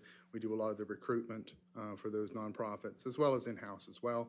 And of course, the tracking and the reporting of all of those volunteer hours back into the system. And there are some events and programs that were listed that they actually host and manage. So I think the difficulty here is we have enough operating funds. We could get through the end of the year, so we could get through September if we want to continue the program.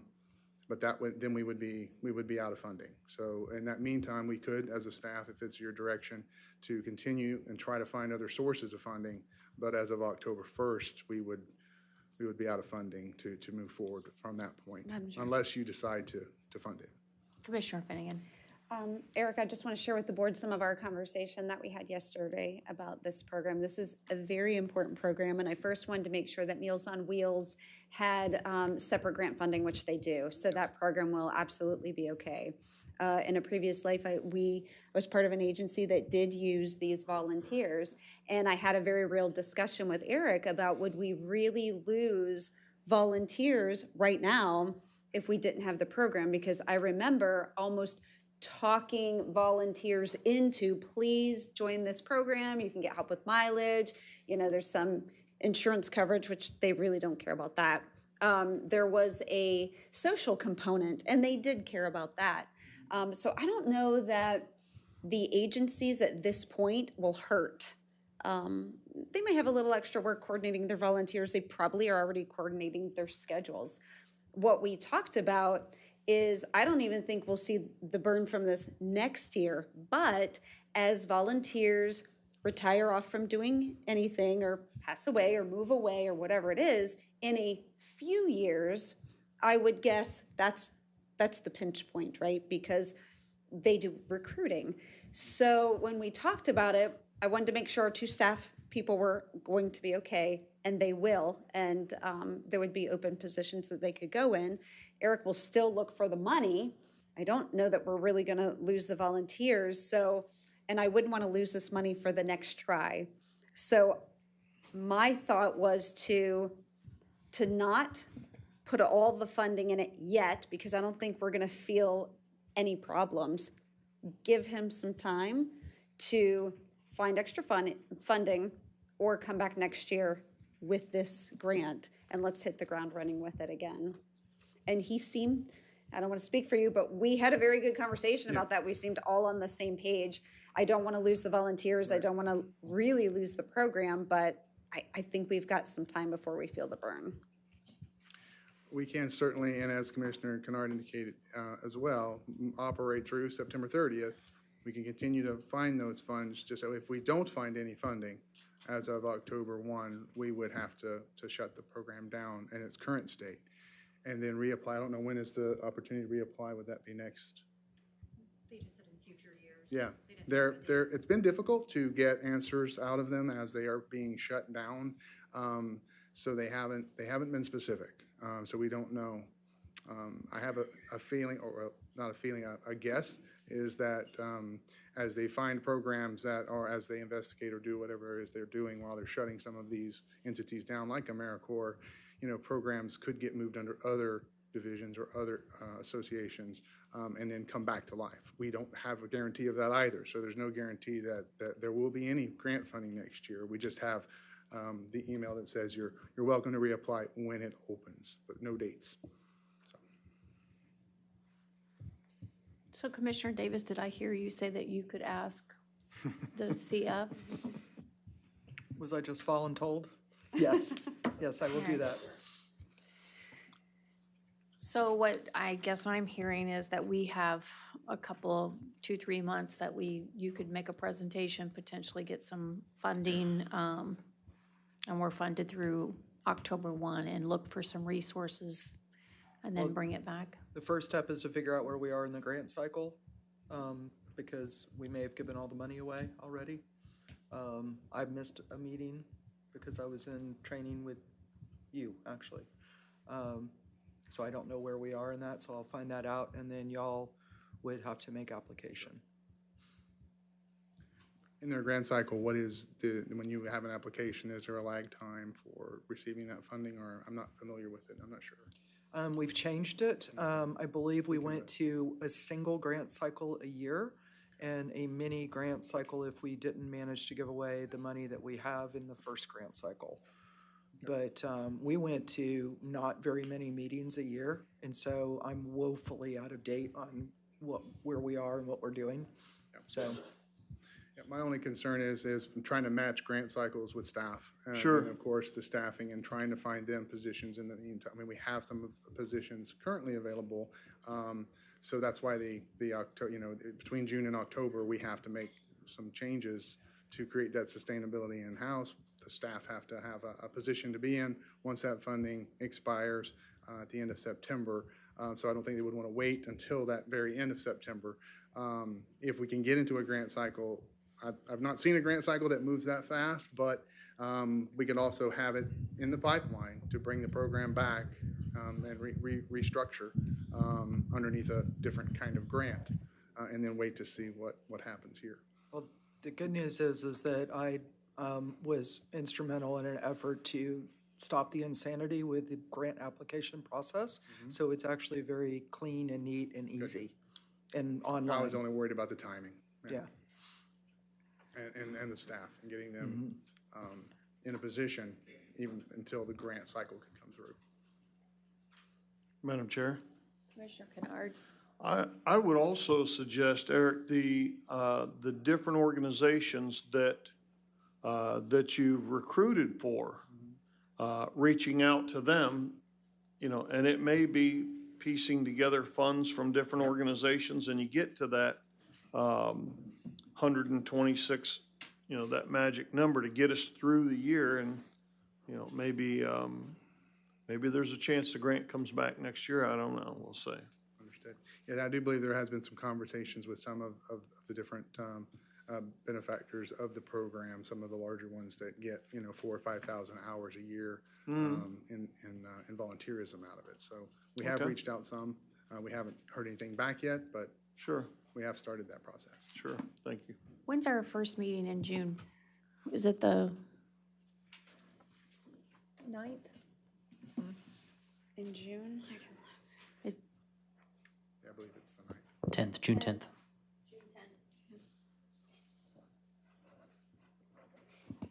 June 10th. And we could have to Could be we that just, fast. could we just bring this back June 10th? And that way it gives you an opportunity, gives Holly an opportunity, you can talk with the other nonprofits and talk with, and Holly can vet that process and find out. I would recommend maybe the second meeting in July, give us a little bit more time, because then we'll still have August and September to work with. All right. June's coming right. fast. Just All right. gives us a little extra time to see who we can reach out to. I don't know when the next meeting of 4CF? 4CF is, but then that'll give us some opportunity to get on their meeting schedule if we need to. So board consensus just to move this to July? Okay, Okay? thank you. I would need then possibly, we need to fund it, we need to approve the funds. If you look to since we're not approving, it's a modification of one, I suppose. Hold on just a moment, pull that up. We would need to approve and allow the use of the remaining budgeted 2025 cash match for use for this program. Motion to approve E18 for Second. the match amount of, 38,000. And that is strictly to cover the salaries yes, and the cell phone. 38,789. And I second that. I have a motion by Commissioner Kennard and a second by Commissioner Barrick. Is there any public input? Chair, just clarification of that motion, please. That is one portion of what A said. Do you want everything to be in there or just the match? No, I think it's just to allow the remaining use of the budgeted year of 25 cash match of $38,789 to continue operations from June 9th, 2025 through September 30th, 2025. Okay, but not the 195,309? No, ma'am. Okay, thank you. Madam Chair, Yes, ma'am. next 4CF board meeting is June 26th, and I'm at Florida Association of Counties. Well, you can talk to them in between, right? Well, no Just to find sunshine, I can talk to the executive director. Right, to find out the schedule, Yeah. yes. Ms. Turner? Turner Thompson, I'm sorry. Whatever. KTT, T squared. Anyway, thank you very much for allowing me to speak on this important subject. I really believe that this program is so important. It's critical. It provides a quality of life through the volunteers that work in these stations that we wouldn't get otherwise.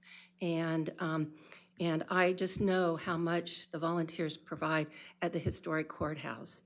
And it's, if it wasn't for the volunteers that volunteer there, it would be one staff person for the last 7 months. So it's incredible what they do. And I thank you for your consideration with this. Thank you. Thank you. Is there anyone else? Seeing none, all those in favor signify by saying aye. Aye. Any opposed? Motion carries 5-0. Motion to approve E19. Do you have any 19?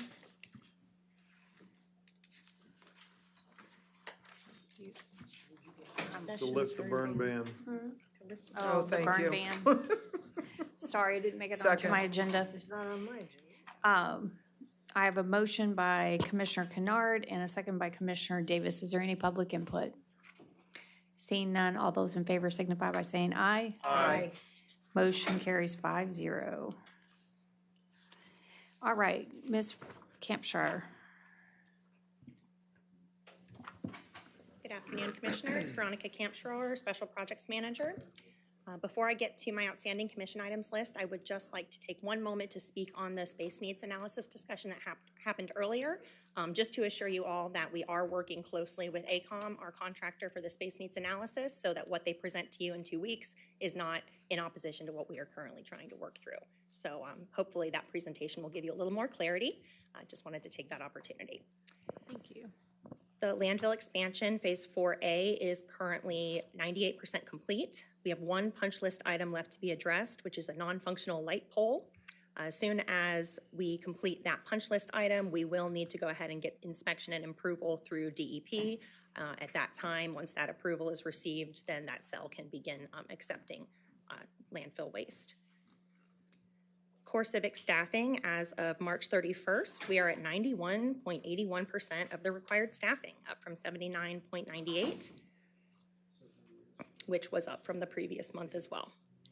For fiscal year 23-24, road resurfacing and preservation, 85 of our 102 roads in that program have been completed, so 83% complete with last year's road resurfacing. And for the current year, we have 87 out of 132 roads, so 66% complete. And we are still looking at a target completion over the summer. For the pavement management system, we had the public workshop earlier today with Mott McDonald, and we look forward to seeing the full reporting capability of that in the fall. Between then and now, they are going to complete the condition, data quality management, and oversight, get everything cleaned up and into the system.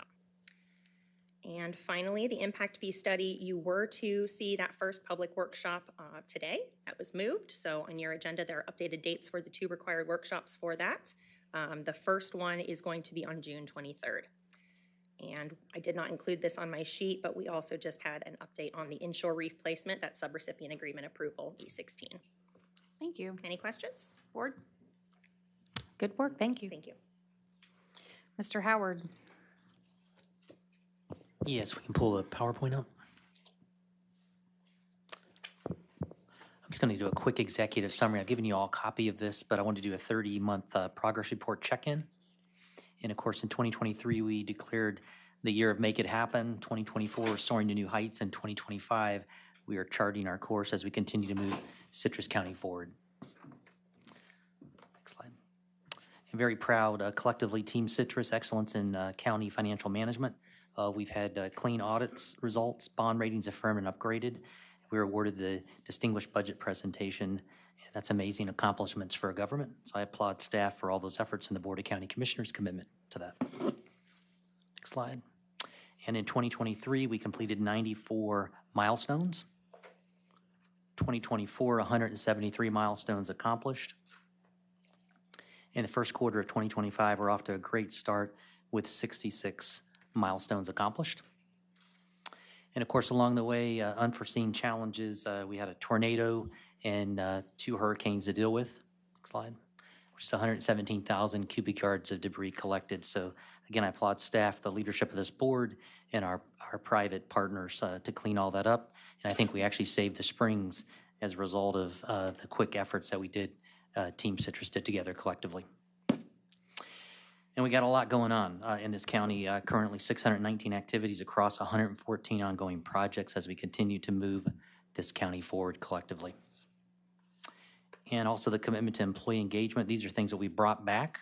The quarterly anniversary breakfast, employee of the month year, the employee appreciation barbecue, and your efforts with the pay and class study, professional development, Shining Stars program, new employee orientation, which I attend every one of those. It's important that they hear directly from me as a county administrator, the importance of the vision and mission statement, and of course, community engagement. Citizens Academy, record attendance for that. Citrus County in Focus, award-winning program every monthly. Speaking engagements, I'll be at almost 4 this month alone. We do a Sunday commentary. We're up to, I think, about 3,000 citizens. Citrus County Stories, very positive, and of course, Positive Fridays we're putting out there for the community as well. And also my listening tours, which I'm starting shortly. And we've got a lot of awards. We've got a lot of trophies. We're going to have to reinforce the walls with all the great work that our folks are doing. 18 NACO awards. We hadn't been recognized since the 1990s for using a fax machine, which was cutting edge back in the 90s. But all of these things as a result of Team Citrus, all the good stuff they're doing across this county on behalf of the citizens. And the dashboard, which is important to me for transparency. We don't hide it on page 300 on the website. It's right there on the front. You can see what we're doing when we get it right, when we get it wrong. But what you don't measure, you don't get done, you don't get accomplished. And also, which we just talked about, our YouTube videos, Citrus County in Focus, award-winning program that we have launched, and a continuing transparency for the community across the county. And just this, a leader's job is to look at the future and see the organization not as it is, but as it should be. And this is available here for the citizens to reach out and connect with this. It's on our website, but lots and lots of details on all the accomplishments. And I want to applaud the board as well as Team Citrus for all the great work that they're doing on behalf of the citizens across this county. But lots and lots of milestones accomplished, forward thinking, getting results, getting things done. We're no longer what I call the county of delay. We're getting stuff done collectively as a team. So thank you. Thank you. Great report. We'll see you in 36 months. 6 more months, we'll give you another update. Moving on, Ms. Holly Davis. Yes, I would like to take us up to the best practices level for quasi-judicial hearings. I touched on this earlier. After open to the public, we are supposed to walk into chambers more or less cold. We have not codified those rules. We are given instructions by staff that are sometimes contradictory. I'm pretty sure every single one of us up here has run afoul of what should be codified at some point or another. My sin was getting input from staff my first year in office, for which the attorney yelled at me, rightfully so, but I didn't know any better. They throw you in the deep end in this job, that I'm not supposed to speak with anyone except the county attorney prior to walking into a quasi-judicial hearing. You can better believe I have kept my nose completely clean since then. It was an inadvertent error. I didn't know any better.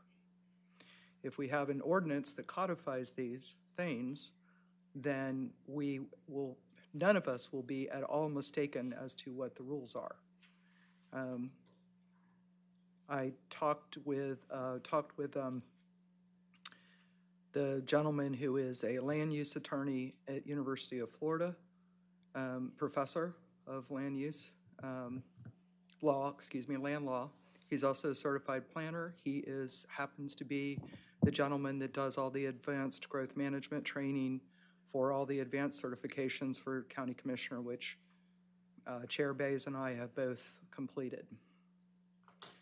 He did not have any real best practice. I am still trying to find other best practices. Madam Attorney suggested that we look at Pasco because Pasco got into a lot of trouble. I think that a lot of folks are misinformed about how incredibly complex the job is that we do, how many different things we have to balance. And one of the primary things we have to do is avoid blowing a ton of tax dollars on lawsuits. So we have to be very careful about taxpayer money on both sides. So she suggested that we look at Pasco County, but in any regard, I think it's a very simple ask. I would like this commission to codify what quasi-judicial ex parte communication is. Ex parte means that we have talked to either citizens or staff or developers or whomever. Anyone but the county attorney is essentially it, but it'll be codified. So I make a motion that we approve item J1. I have a motion by Commissioner Davis for J1. Is there anybody else? I'll go ahead and second the motion. I am a little bit concerned with the idea that right now I'm sure that we're all getting emails about another golf course in the county that's going to be coming. Likely, it sounds like at some point it's going to be coming back to us. So this would be just if there's an application pending, or if the neighborhood suspects that an application's coming forward, I don't want to just not respond to them, or you just respond and say, received your email, but I can't talk about this, or how would that end up working?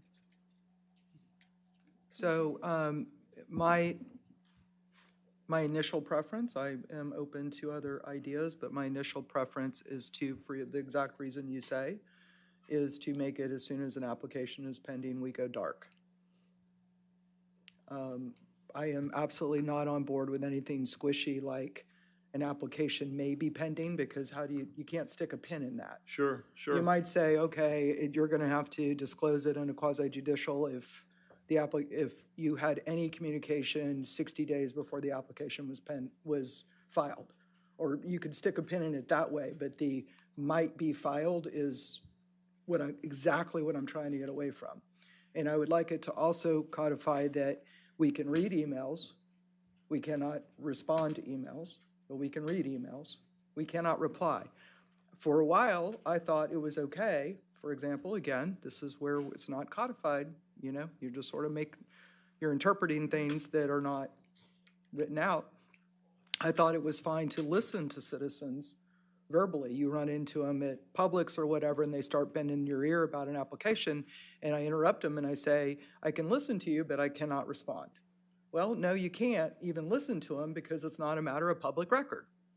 Because that was not recorded on video, nor was it put in writing. I can say, I hear you, but I can't, I'm not allowed. Please put your thoughts in writing and send it to my email address, and you can copy all the commissioners, and we will not be able to respond. So it's that kind of thing. There's very clear examples of what's okay and not okay, and what must be disclosed if we do inadvertently step over the line, what must be disclosed in a case. Maybe we could attach to that the administrative regulation about interfering with staff as well. If we're going to follow one, let's go ahead and follow both of them. I've heard a lot about that there's a lot of bullying about staff, and I really thought that we had that already codified, did we not? It's in an AR, but they don't seem to follow it. I'm glad you brought it up. Sorry, I went off course there a little bit. I'm with you on that one, though. How about this? If Pasco, if you've heard that Pasco has the model or the template for this, why not, rather than us just vote to approve something that's not necessarily in front of us, why not bring that to us, and let's have a conversation about what that looks like, and then direct the attorney to do. Well, that's what this vote is for, is because I'm not going to go off on a tangent by myself. I want the board to vote on whether we should have the attorney bring back what a best practice look would be at that. Yeah, we're not voting on Pasco County's model today. Right. So. No, I'd be fine with that. Madam Chair, Madam Attorney wants your attention. Madam Attorney, Can I be in the queue too? you can be in the queue. Now? Yes, please. Okay. So the Pasco County, so you have two choices under the law. You can either not have any ex parte communications at all, or you can do what Pasco County has done. Pasco County is following a statute that was passed by the legislature following some court cases, the Jennings case in particular, which the Jennings case is part of your backup material, as well as the Pasco County method, if you will. So you can have two choices. Follow Jennings, which is ex parte communication is presumed to be prejudicial to the process and you shouldn't have those, or you can follow the Pasco County ordinance, which they adopted pursuant to statute, which says that if you follow very specific statutory guidelines, then you may have ex parte communications, but you have to disclose them very specifically. And you have to allow anyone to approach you, both the developer and non-developer. So if you have any interested parties, you have to, under the Pasco County case ordinance, you have to set those meetings, appointments, telephone calls, whatever they are, and you actually have to make a summary of what was discussed, the subject matter, and those then have to be made part of the record. So I'm hearing both things from you. On one hand, I'm hearing no ex parte once an application's been filed, and then I hear follow Pasco County. Those two things are opposite. So you kind of have to pick one or the other. And the only caution I would give you as to setting a hard thing such as once an application has been filed, what I suspect you will be seeing is that your calendars will be very full the week before an applicant intends to file an application, because they're going to hurry up and see you and say, I can talk to you about this because I don't have an application filed. It's going to be drafted, the engineering's going to be done, the plans are going to be done. They perhaps have already met with staff at a pre-application meeting, and they then meet with you, and the next day they file the application. So I think that if you set a hard and fast rule, you're going to run into some situations like you've run into in the past, where an applicant has filed an application, has met with staff, has gotten a staff report, withdraws the application, sets appointments with you, and then says, well, there's no application pending. And then as soon as they meet with all of you, or however many of you are going to meet with them, then they file the application. So I think we need to flesh that out a little bit more if we could, because I think that there's some downfall to that, potentially. Madam Chair? I had her in Okay, next. go ahead. Commissioner Finnegan? When I'm finished, maybe we can clarify your motion, because I understand what you were saying that we need to quantify or qualify what quasi judicial is, but I mean, that's not what's here. It's clearly prohibiting, so we'll want to clear that up. I'm not going to vote for anything where the public can't speak to their commissioners. Same, we can't speak back. I've been in meetings and they'll start all on something, and I just say, I can't comment on that, because it's usually people that know that sorts of things. Or you get stopped in the grocery store and you don't know what their name is, or, and then if we prohibit everything, so how do we report those emails with the Pine Ridge development? That was 1,000 emails? I mean, it's public record, but who sees that besides me? Who's tracking that? I understand what you said, coming in cold, because obviously I've talked to Madam Attorney, especially when I was new, and they just put appointments on your schedule, and then you're meeting people you don't know who you're meeting with, right? I don't like that. I don't want to come in cold. I do want to watch, well, I guess the PDC meeting's fine because it's public, but if a developer doesn't have an application pending, I know people will be shocked that I'm even saying this, but if it's, because I know it's quasi, if it's likely, you shouldn't, they have questions for us. Well, they may ask you, what lot size do you like? Or what, we may differ. Why would they put millions of dollars and all of their time if they hear from most of us, we don't like that at all? For example, we seem to be saying we like a mixed-use development, right? We like the commercial, we like the residential. If somebody came in and just said, I want all residential, don't worry, I'm not going to do anything commercial, this is what I'm thinking. If he heard from a majority, or he or she said, okay, they don't like that. I'm not going to waste my time, energy, money, county time. So I think some of that can be very important. If things are coming up, I like hearing from the community. That's important to me, because they have the right to talk about the community that they live in. And if I don't know how my constituents feel, I don't think that I'm going to vote in the best way possible. And why I say coming in ignorant, because I was practicing that, right? Cold, I'm going to know nothing until I sit there. You know what got me on that was the glamp ground, because I had questions and I wanted to bring somebody back up and ask a specific question about septic tanks. And Madam Attorney said, you can't, that part's over. And I felt like I was flying a little blind, and I don't like that. I like to ask questions. So if I had the ability to ask staff or ask a professional or get statistics on something, maybe from not either party, just for my own knowledge, I want the appropriate way to disclose that to the public. If I get stats or police reports for a certain area or whatever it is, maybe we just need a better way of disclosing, I want to bring this in, I've researched this myself, and just make that public record. So I actually want to be more informed, not less informed. If we could do that legally and make sure the public knows everything I know, everything, everybody that we talk to.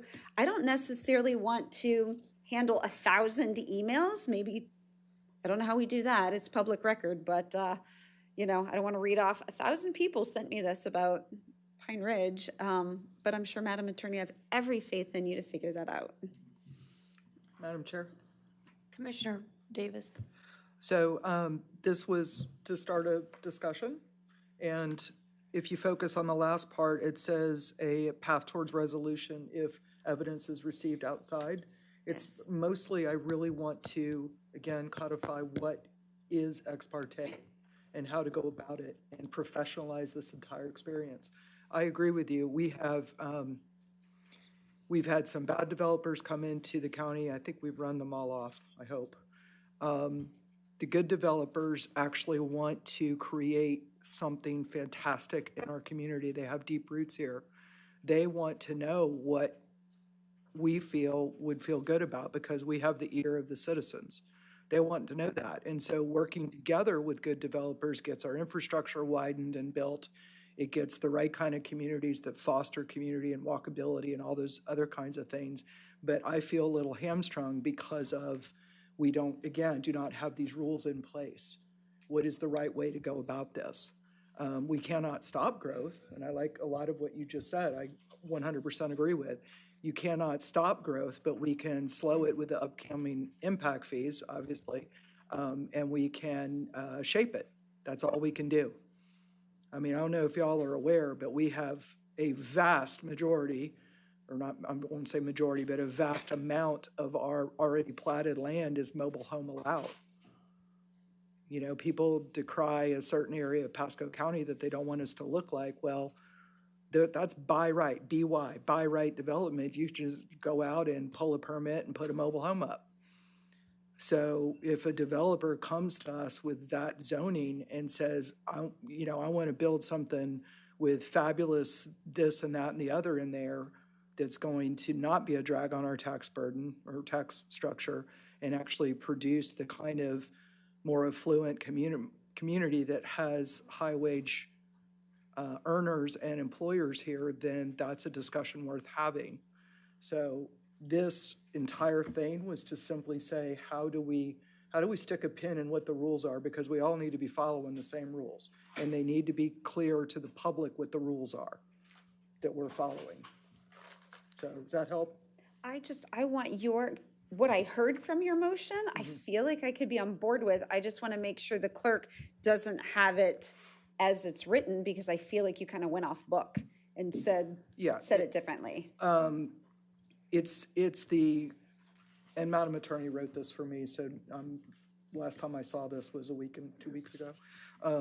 So maybe my thinking has changed a little bit since then, but the entire intent of me putting this on here was simply to stick a pin in what the rules are. So everyone, the public, staff, commissioners, all know what the rules are.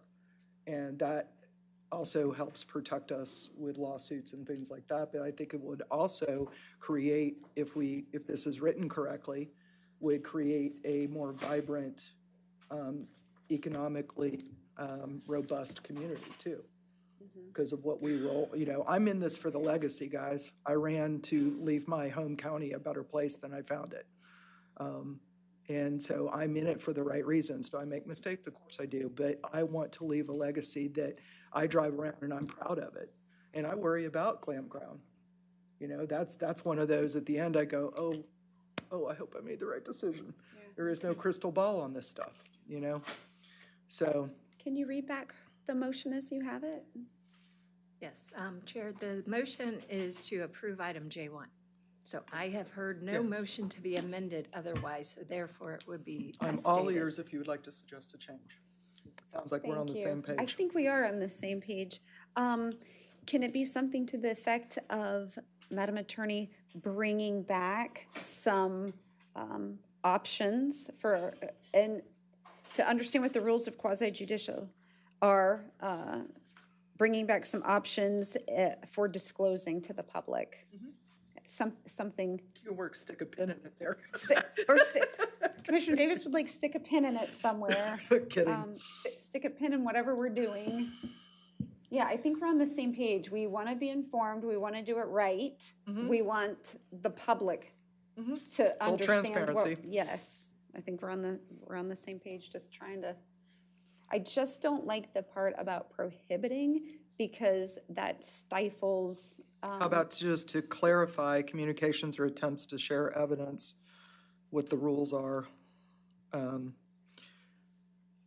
And to be honest, this could almost just be a consensus if we're all on that same page and bring it back. And Madam Attorney understands what we're after, then we could just do a consensus as well, I would assume. We're clear. How clear are we to everybody else? May I? Yes, please. I'm sorry. So there's only two choices. I think you all are trying to, at least the two of you, want a hybrid. Hybrid vigor, haven't you heard of that? Well, I appreciate that. But either you do Jennings, which Jennings says it is presumed prejudicial if you receive any evidence outside of the public hearing. So that means no ex parte. The statute, which is what Pasco County has done, allows you to meet, to talk to everybody and anybody. You just have to explicitly disclose what the basis of the conversations were or the communications were. So for example, we'll use the Pine Ridge example because that's, actually, I don't know, that might be back. Let's use the Glamp Ground as an example. I don't think that one's gonna come back anytime soon. Any communication that was in writing that was sent to either the commissioners or staff was made part of the record. So anybody who was in opposition to the Glamp Ground or the developer of the Glamp Ground could have looked at the public record to see what the other side was saying. So what Pasco County's ordinance says, which is what I think you two are going toward, is I want to be able to receive whatever information I can receive. I just need a way to disclose it. So the way we would disclose it is to do the Pasco County type of ordinance, which says you can meet with anybody and everybody, you can talk to anybody and everybody, but you just have to disclose explicitly what you talked about, what you saw, et cetera, et cetera. So for example, the developer who comes to see you and says, I'm planning this, all residential. And one of the commissioners says, well, we really don't like all residential. We want some mixed use. You would just have to write down a summary of the communication that I met with the developer. They wanted all residential. I told them I wasn't really interested in all residential, that I was more interested in a mixed use. So that's how you would accomplish that. So that would be more towards the Pasco County. The thing that I would caution you about is anybody, a non-developer or a developer, a neighbor, a NIMBY, call anybody involved in a process should be able to look to your land development code and your comprehensive plan, and they should know what you want. Because individually what you want doesn't matter. Only what's in your code. So if a developer comes in and says, and you tell them, well, I don't really like 40-foot lots. I don't really like an all residential subdivision. That doesn't say that in your code. That's the problem. That is the problem. So we have work to do is what you're saying. Absolutely, we have work to do. Collectively, you all need to create the blueprint so that when developer A comes or when neighbor B comes, they can look to the code and say, oh, I don't have to worry about a 40-foot lot because our code doesn't allow those. Or, the buffers, the setbacks, whatever it is, ISR, FAR, those things are all in your code. There's no reason a developer should have to meet with you and ask you, hey, what's the FAR? It's in the code. So I can do it either way, but you only get two choices. There's not really a room for a hybrid. So if you want if you want Pasco County, we can do Pasco County, but that means you're gonna have to meet with anybody who wants to meet. So if 100 Pine Ridge people want to meet with you, you got to meet with them. And then you got to write down what those 100 people told you. And now that we're all talking about it, they're all going to know it. So, well, I mean, whatever is humanly possible. Obviously, we only have so much time in a day and we have things scheduled in our. Yes, but imagine Stephen Schwartz wanted to meet with you and you didn't have time. But he knows that you met with the developer. Yes, first come, first serve. I think you've made a point bigger than that, though, Madam Attorney. And then this board should maybe figure out how we want to talk about those things. We should be talking about growth and development, and people want us talking about that. So somehow we're going to need to come together and have a meeting that's all we talk about. We're going to have to dig through and decide what we want that to look like with lot size. And I'm saying for Commissioner Bay's types of fencing that she likes and doesn't like. You know, we all have these little things. Please don't bring up fencing. I did that for you. Well, I think there's a lot of education here for board members and the public, because, you know, I think the public has a certain sentiment that they can show up with T-shirts on, or they can email us and say, I don't like that and I don't want that. That's not part of the competent substantial evidence to be able to deny or approve an application. And I feel like there needs to be something on our website that also, for the citizens to understand what a quasi-judicial meaning is. And I think it would be prudent of this board. I think we're going to talk about a lot of stuff today, not just this, but other things that I think we need to hash out a lot. And I think I know I've had people reach out to me and they're like, between the PDC and the board, you don't seem like you're on the same page. You don't, even between the commissioners, of what you want or what you don't want. And then there seems to be some disjointedness between that and then the citizens. So you know, there was probably 3 or 4 months ago that I thought we should set a workshop and invite developers and have the PDC and the BOCC and staff and everybody sit in a room and kind of talk through this stuff. I thought that would be really helpful, but we haven't gotten there. So now we're on down to another path, and I mean, it's pretty clear. You know, you only have 2 choices, and I think it would help the citizens if we put something out to educate them as well. May I? Yes, ma'am. So one of the issues, and I don't know if you'll hear from anyone in the public about this, is our current quasi-judicial ordinance leaves some things to be desired. So it's on the website along with the instructions on how to become a party in opposition. But because our ordinance has some of those shortcomings, I think that it breeds confusion. Well, I think not only that, I think it's very legalistic as opposed to, you know, I pulled up one that's down in Miami, and it's, you know, it's titled Residents' Guide to Quasi-Judicial Processes. What does the quasi-judicial mean?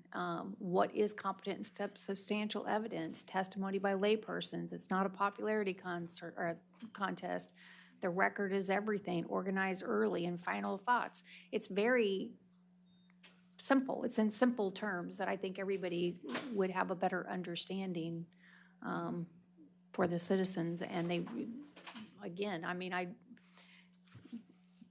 basically states, you know, the record is everything. So and again, I mean, you can, if we're doing our job and doing it right, it's because they come out in force and say, I don't want this.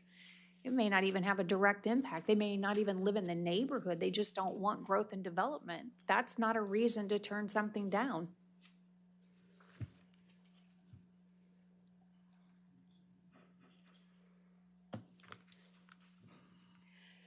Commissioner Davis. As I recall, we ran into trouble with you going to CCSO to pull, you were doing your research, okay? So that, and then you also brought up the Glamp ground with, you know, I too have a hard time not doing my full homework before a quasi-judicial hearing, but I hear you. If it then means that we have to meet with 1,000 angry residents, there is not enough time in the day. There just simply isn't. So I'm going to call this mission accomplished because I started the conversation. I didn't come in here to die on this hill and say that we have to do this, but I did want to start the conversation on this county has not been doing best practices in many, many areas for many, many decades. Some places we knocked it out of the park. Prior boards knocked it out of the park in some areas. But there's other areas where we really need to grow up. And this is an area that I think bears a lot of discussion among the five of us with council and figure out a way forward. What are we going to do with the motion on the floor? I can withdraw it, or what would you like? Do you want to hear from anybody, or? I want to address a couple of things that Commissioner Davis said before we move forward. Three things. One, thank you for starting the conversation because I think it's been a good conversation. I also want to mention because I brought it up, the CCSO, because I know that something was sent to Madam Attorney, and that's why I said you want to get like law enforcement stats. But I was thinking about that the other day, like from yours, and like thinking where that would come from. And I know the applicant didn't like that, but I disclosed it during the meeting. So that should have been fine, right? So I did my research, but I disclosed it all in a public forum. I think that goes back to Jennings. It's And I considered thought- prejudicial. Well, and the law, because I went and looked at the law, and the law states as long as it's disclosed in public before the vote of the meeting. So I felt like that, like looking at it months or a year later, however long it's been, I felt like that was fine. Well, she looks like she wants to say something. Do you want me to answer? Sure. So under Jennings, which is what we're operating under, because we haven't done Pasco County and we haven't done the statute. So under Jennings, it is presumed prejudicial for you to have ex parte communications. There's no disclosure opportunity. Well, you say we're doing Jennings, but you ask, have you had any ex parte communication, and we disclose it. So obviously we're not. I mean, if someone has said something, we're disclosing it at the public meeting. That's the part of where our ordinance falls short. We're a little sticky. We're a little sticky. And what you were saying, Commissioner Davis, about, how are we going to meet with everybody? Just like how anyone wants to meet with anything else, if we have the time and we can meet with someone, that's fine. If we can't, whether it's any side of it, I would say I have X and X time available. And if I don't have any time, I would just say, I don't have any time available. Put it in an email. Just send it to me. It's not like I'm going to respond. I can't give my thoughts back to them anyway. So tell me all your thoughts, put it in an email. I'd be happy to read it. That's what we're doing. I mean, that's what the public's doing for us. They send us emails, and we're not responding with an opinion back. I think, yes, ma'am. You're going to say that would be prejudicial, right? But we're doing it. I mean, we're getting the emails. Sorry. Opening to the public? Can anybody like to speak on open to the public on this issue? And I apologize for using Mr. Schwartz's name. Hopefully he won't hold it against me. I was thinking that. He's walking up here. He's happy. He just had a 75th birthday and he thought I wasn't paying attention. I guess I'm trying to get used to this. I'm Natasha Savage. Move it up, tall girl. I feel your pain. My name's Natasha Savage again, and I'm from Beverly Hills. And I think what you guys were trying to do was in response to foster a dialogue too, and to kind of give guidance so that there's no more muddy waters on things. So I really respect that. But I think that possibly if you are going to say prohibit, maybe you could say prohibit communication or disclose communication when it's not a shared interest, such as 491 was. Otherwise, I think you're going to run into problems because what if someone's approaching you about a sports complex or the Boys and Girls Club? They have every right, just as a land use applicant would. So if it's not in a shared mutual interest, like I'm not sure, I'm not a lawyer, but maybe you could add some something to narrow that. And perhaps that will also trigger us to have like more where we're defining what is in our public interest and what the public does want to see with the developments. Like if they want to see more trees along the road, or if we want our farms protected, something like that. Maybe there's something the developers can do that the public can't do, or that the government doesn't have money for, an entertainment center, a museum one day. So I think that you guys really do need to work together, and I applaud that you do want to do that. Maybe it's an online forum where the public can give their ideas and what they do want to see, so that it reaches people that aren't able to come here too for those land use meetings. Okay, Thank you. Thank you. Next. Stephen Schwartz, 2568 West Mesa Verde Drive. Thank you, all of you, for opening up this dialogue. Thank you, Madam Attorney, not for using my name, but for opening up eyes to all of us as what needs to be done. I had something written, as I usually do, and I'm going to read it only because it is somewhat redundant to what you've all been talking about. I'm glad that I had the opportunity to read my opposition to the golf course at the meeting prior to the vote on January 9th, 2024. Due to me being out of town, and I had made it clear that I wanted no response from the commissioners. Will this include letters and emails of opposition or approval to commissioners prior to the quasi-hearing, or only that no one may speak at a regular board meeting on the subject? I do understand the reasoning for it not being presented at a regular board meeting, but without reviewing pertinent documents that would be crucial to the outcome through letters and emails, your decision could be the wrong one if all information was not presented at a quasi-hearing. The reason I say this is because there could be 100 or more for the resolution or 100 or more against the resolution at the hearing, which would cause you to lose your attention span and miss critical information that would help you to make a fair and proper decision. Maybe a quasi-judicial hearing should take place on an evening when you do not have to be at a regular board meeting, so you do not have to sit through a day that starts at 1 or earlier and could last past midnight. I know my concentration would wander and I could doze off if the subject took a long time to discuss and critical information could be missed. Is the time to do this at a planning board? My feelings on it are that you don't need to respond, but by getting the information, as I will do at the coming up golf course thing, there is documents that I have that aren't part of it, and it would be missed. And that itself would be a wrongdoing, because what I spoke about at that time, I found out that there are partialnesses to when I was opposed to Mr. Dix, his proposal. What I have found out since, which was very interesting, James Dix sent a letter out to every, to every. You can't be talking about this right now.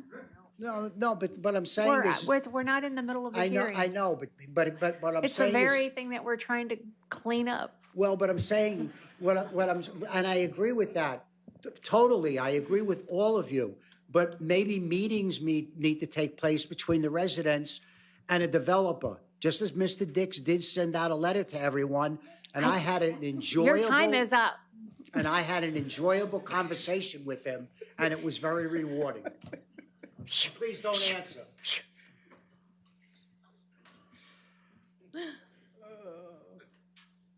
Well, hello there and welcome. How are you? Good. My name is Tom Chansey, and I am a developer in Citrus County. I don't know anything about sheds, never built one, never will.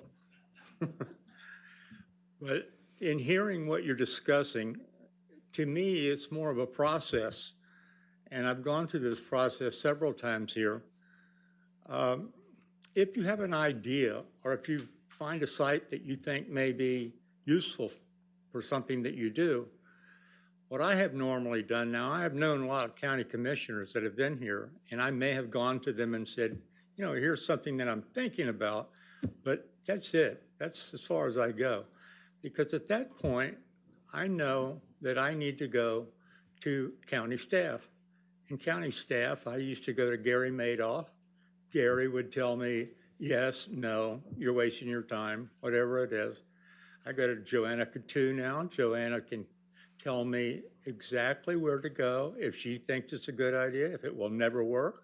But before I did that, I went through the development plan, comprehensive land use plan, to find out if the site itself was suitable for what I wanted to do.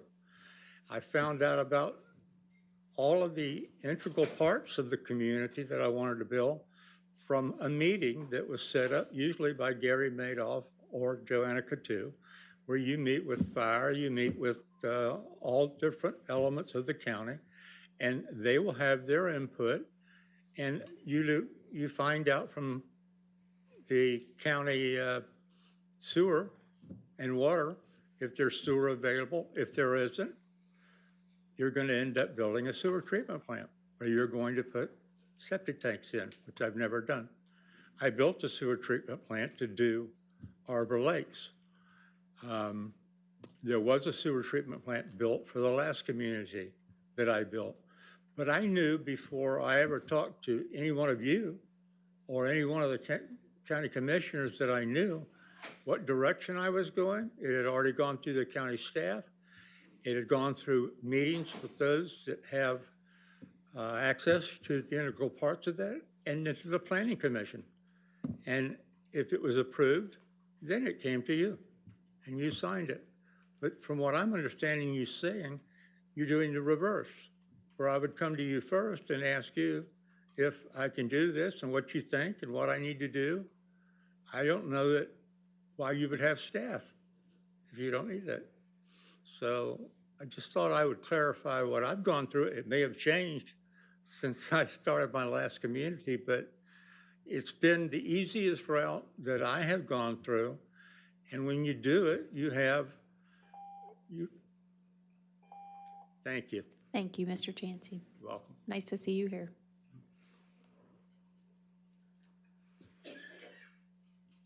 All right, Curtis Bryant from the Canto. First of all, great job in bringing this to the board. So I'm here positively as we're creating a discussion that we need desperately here. A couple things of caution. Number one, once you crack this door open for developers to have conversations with you, that door gets kicked wide open. Where does it stop from there? And then you get a lot of issues behind the scenes of people questioning motives of commissioners because they've had, heard they heard so-and-so talk to so-and-so. So it just kind of creates issues, I think, if you don't slam that door shut. In my very limited lawyer experience, meaning none, I do realize that a lot of stuff comes down to case law. So if we were to go with the Pasco County, to my knowledge, it's never been challenged in courts. What happens when something is challenged? We can make whatever laws we want to. It's all great and dandy until it's challenged. What the courts do is they go back to case law being Jennings' case, I believe, is the one that was referenced. So what happens if we pass this ordinance, a developer is upset because something happened because of whatever communication or no communication, and then they sue the county, and then it goes back to Jennings and says, well, you guys shouldn't have done that in the first place. Number two, if we do open up the opportunity for people to have discussions with you guys, what happens, we talked about, time constraints, things like that. What happens if all of your time is taken up with public? You get 1,000 people come up here and talk about XYZ project, and then the developers get no time with you guys. Does that open up the legal side of things for developers to say, well, we got no equal time with representation with you guys directly? So is there potential issues there if you were to go the Pasco routes to allow everyone and everyone? So something to think about. Again, thank you guys for bringing this to the board and having that discussion because I think it's well needed. Thank you. Thank you.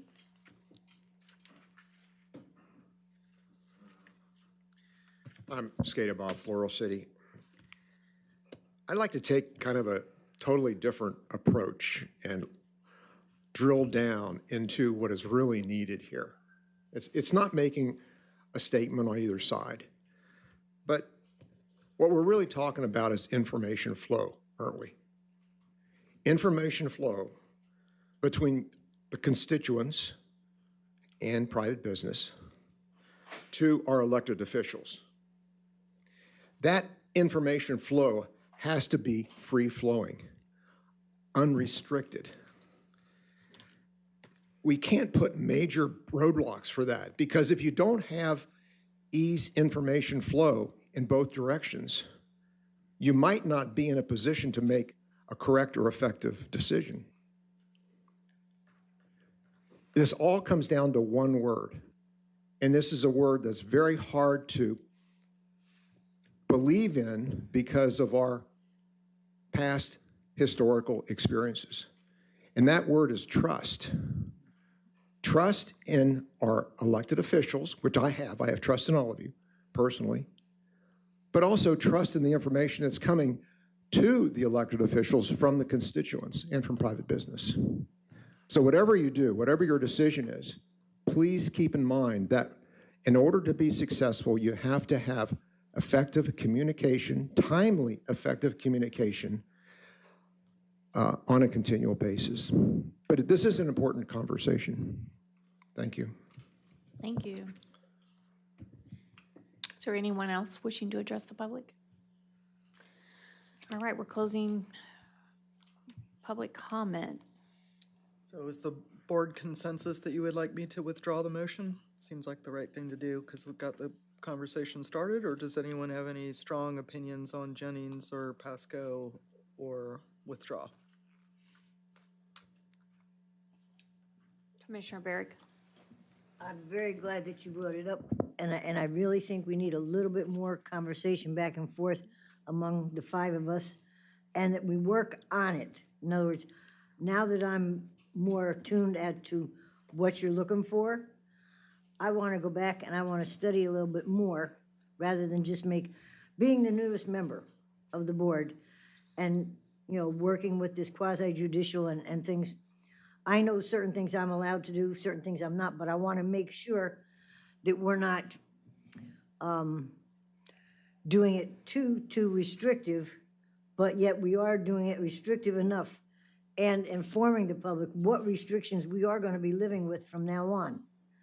And I do like the fact that you did bring this, but I'd say bring it back to the next meeting. In other words, give everybody a chance to really delve into what I want, what Commissioner Kennard wants, what Commissioner Finnegan wants, and we bring that back to the next meeting.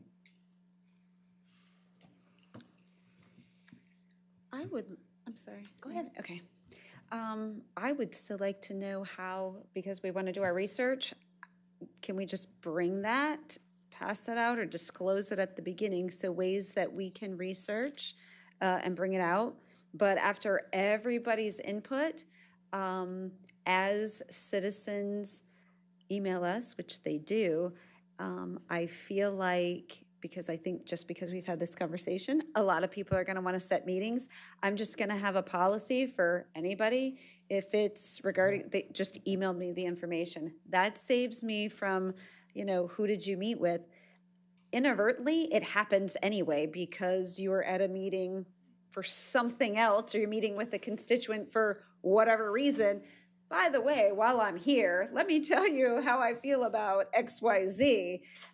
Are you going to kick them out at that point? No, they're our constituents. So, if we just need to write it on a paper and make it public record or say it at the beginning, I want to know, like you said, we're doing things. It's a little sticky when we have that. How do we make sure the public knows what I know? We also just had that issue with Mr. Schwartz at the podium. Well, Mr. Schwartz is not going to be silenced. All right, team, we still got a whole bunch more to go through. What is your desire? Commissioner Kennard, do you have any thoughts before I decide? I seconded the motion. I'll certainly withdraw it if the board wants to continue the evaluation process, but we've been told there's not a hybrid model. It's this or this. Mm-hmm. I can live with either one. I will tell you that Commissioner Kitchen used to be very, very hard line about not meeting with anybody on an application case. And he would make that very, very clear. That's it was very easy to abide by and just say, we're not going to talk about it. There's an application pending. So I just made up my mind. I'm going to withdraw it and bring it back after, because I was at the last certification class a couple weeks ago when I asked them to put out a call for best practices. So I didn't get anything back. So let me see if I can get anything else from ICG and FAC besides Pasco County and move forward from there. And that'll give everybody time to really digest it. And Lord knows we're going to hear about it from the public too, I'm sure. So I'll withdraw my motion. May I have a parting comment? Yes, ma'am. I would just like you to think of it this way. When you're sitting as judges, which that's what you are in a quasi-judicial case, think about if you were going through a divorce, would you want the judge talking to your soon-to-be ex-spouse in private without you there? Just think of that. Would you want to let that happen?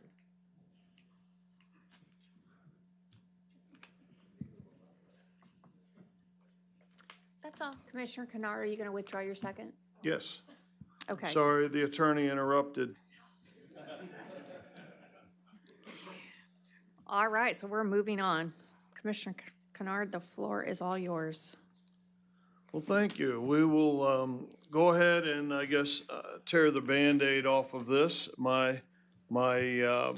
Putting this idea of a moratorium on the agenda has certainly opened up a fire hose of information over the last couple weeks here.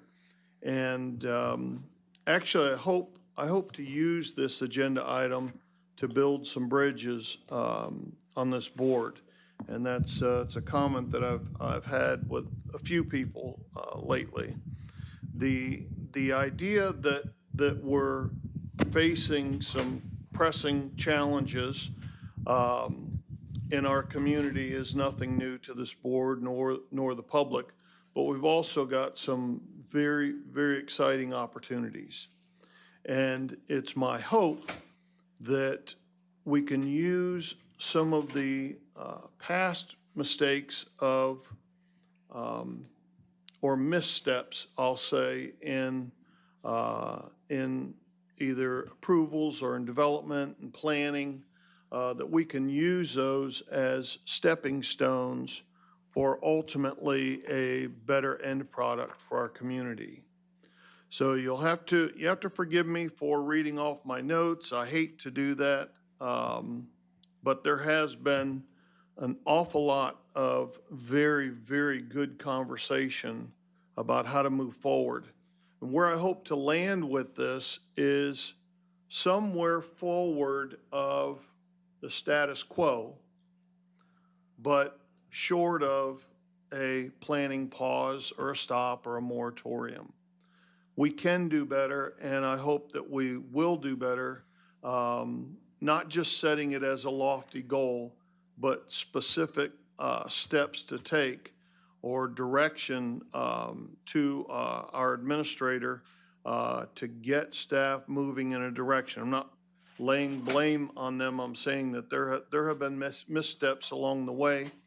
The community is going, we can't just keep doing this, okay? Stop the growth. Well, we're not going to stop the growth. That's not going to happen.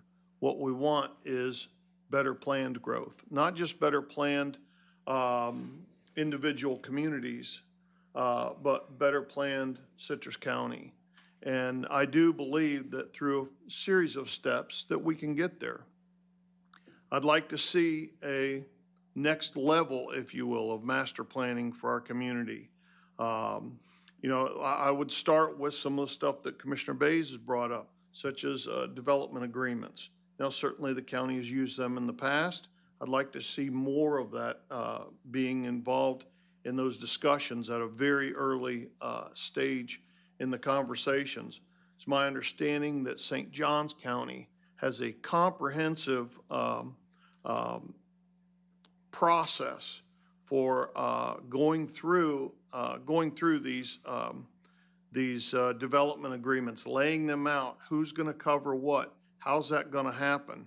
I'd like to see these developers setting aside land for either for recreational purposes. We've talked about recreational fields up here. I'd like to see them setting aside land possibly for future improvements, whether it's utility improvements, drainage improvements, things like that. I'd like to bring back some form of concurrency specifically for residential roads. Commissioner Davis, you've mentioned in the past voluntary concurrency. We need to put something in place, some form of residential road concurrency. Let's exempt the roads that we know maybe are in trouble already. Certainly 491 is a road that needs to be exempted. It's been mentioned as well, Grover Cleveland. We know that one's, but we can get a handle on the majority of our roads. That would give staff the opportunity to have a conversation with a would-be developer of a significant size, and whatever that size is. If a significant development is defined by 50 or greater lots, 100 or greater lots, whatever that significant size may be, that would give staff the ability to meet with that developer and say, this is going to be the impact on local travel. We would like to see X, and whether that X is 25%, whatever your proportional share is of improving that particular bit of traffic infrastructure or utility infrastructure, and then get out of the way. If we've got developers that are telling staff we can build out this particular piece of infrastructure faster and more cost efficient than what the local government can do, give them the specs. Here's the plan, here's the specs, get out of the way, go build it. The private industry, the developers will be able to do it much faster, much more efficient, and very likely are going to be using the same contractors that the county would go out and hire.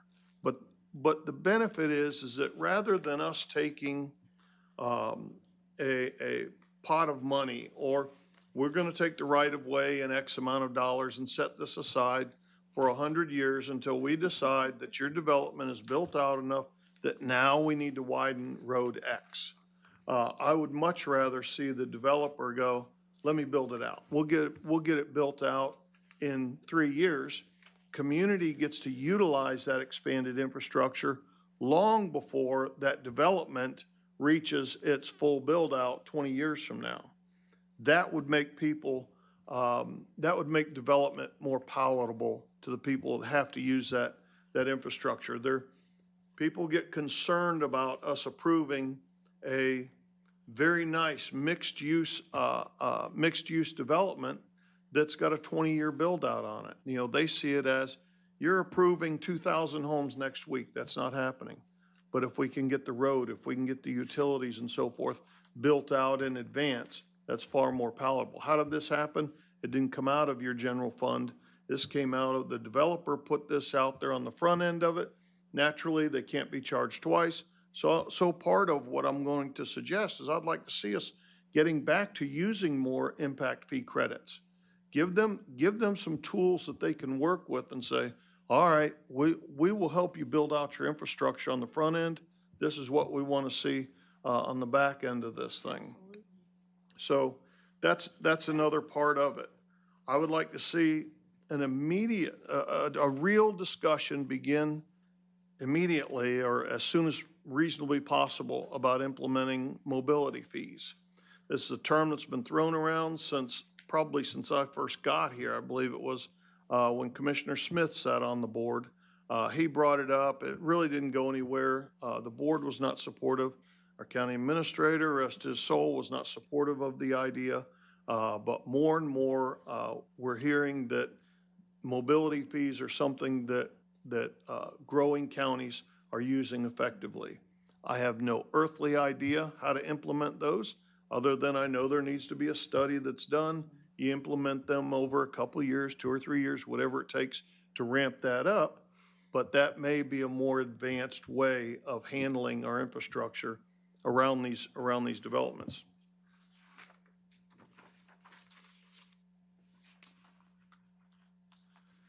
I'd like to see more discussion, and naturally, this is on the part of the developer. I'd like to see more discussion of using CDDs for building out local infrastructure. Again, that's the developer that has to do that, and they don't make sense for smaller developments. My understanding is the threshold is somewhere in the neighborhood of about 400 units, maybe it's 450 units, that then a CDD makes sense to handle the ongoing administrative fees of that. There is, for whatever reason, and I'm sure it's on a number of fronts, but there is some degree of disconnect in the communication between would-be developers and our staff on certain issues. I had one particular issue that came up, and I actually talked with the Builders Association about this I think it was last Tuesday at this point. But when a developer is bringing forth an application, they're required to have so much open space. I believe it's 20% open space. And if they just do a flat grass field, then it counts as their open space. If they build it out to be a quadruplex of baseball fields or soccer fields, football fields, things like that, it no longer counts as their open space. Now, staff has said, no, that's not true. It's only the parking areas. You know, if they pave over it, that part doesn't count. And that makes sense. The individuals who have suggested that they would like to do things like this have said, that's not what they've told me. So whatever that disconnect is, that needs to change. That can't be Steve just saying, staff, you got to have better communications. If there's a disconnect there, and it sounds like there is, I want our administrator or our assistant administrator involved in those conversations, and it needs to be resolved in hours, not weeks or months, for both parties involved. On developments of significant impact, okay, again, we can go back to whatever that number is. I think that we need to look at our traffic studies encompassing a larger area. Again, I talked to the Builders Association about this last week, encompassing a larger area of the roads, the intersections, because we can't just be focused on development A or development B or C. I'm more interested in our entire county developing nicely and these larger traffic studies. You know, if we currently look at a half a mile either side of the development, or a mile, or whatever that number is, or X number of intersections, let's look at doubling that when it makes sense, so that these traffic studies, are the developers gonna gripe about it? Yeah, they're gonna gripe, but that's okay. Let them gripe. They can attach the increased fee, increased cost of that traffic study to each of the 500 lots or 1,000 lots, whatever it is. But ultimately, what it's going to do is give us greater county-wide planning, and not just these hot spots of development around the county. I think that makes sense. I'm going to throw the C word out there, and let me tell you why first. It's consultant.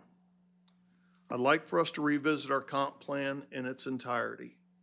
This had been talked about by my predecessor when the late Dennis D'Amato was sitting up here. He talked about revisiting the comp plan, updating the comp plan, in particular when the Suncoast Parkway was coming through.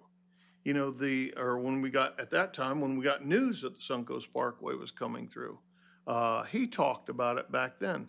And here we are 9-10 years later, Now, have we amended it? Yes, we amend it on a fairly regular basis. I would like to see us, see staff put together an RFP or an RFQ, whatever they deem is appropriate for getting the best consultant involved to bring back to the county some 21st century planning philosophies, some 21st century planning tools that staff can have in their toolbox.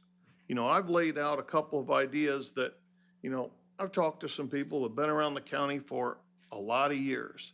They may not necessarily know what, you know, what a St. Johns County is doing, or what a Bay County is doing, or, you know, a Charlotte County, or some of these other counties that have experienced the growth and they figured out a way to make it happen. So ultimately they end up with a better end product. Again, not just the individual communities, but the county as a whole.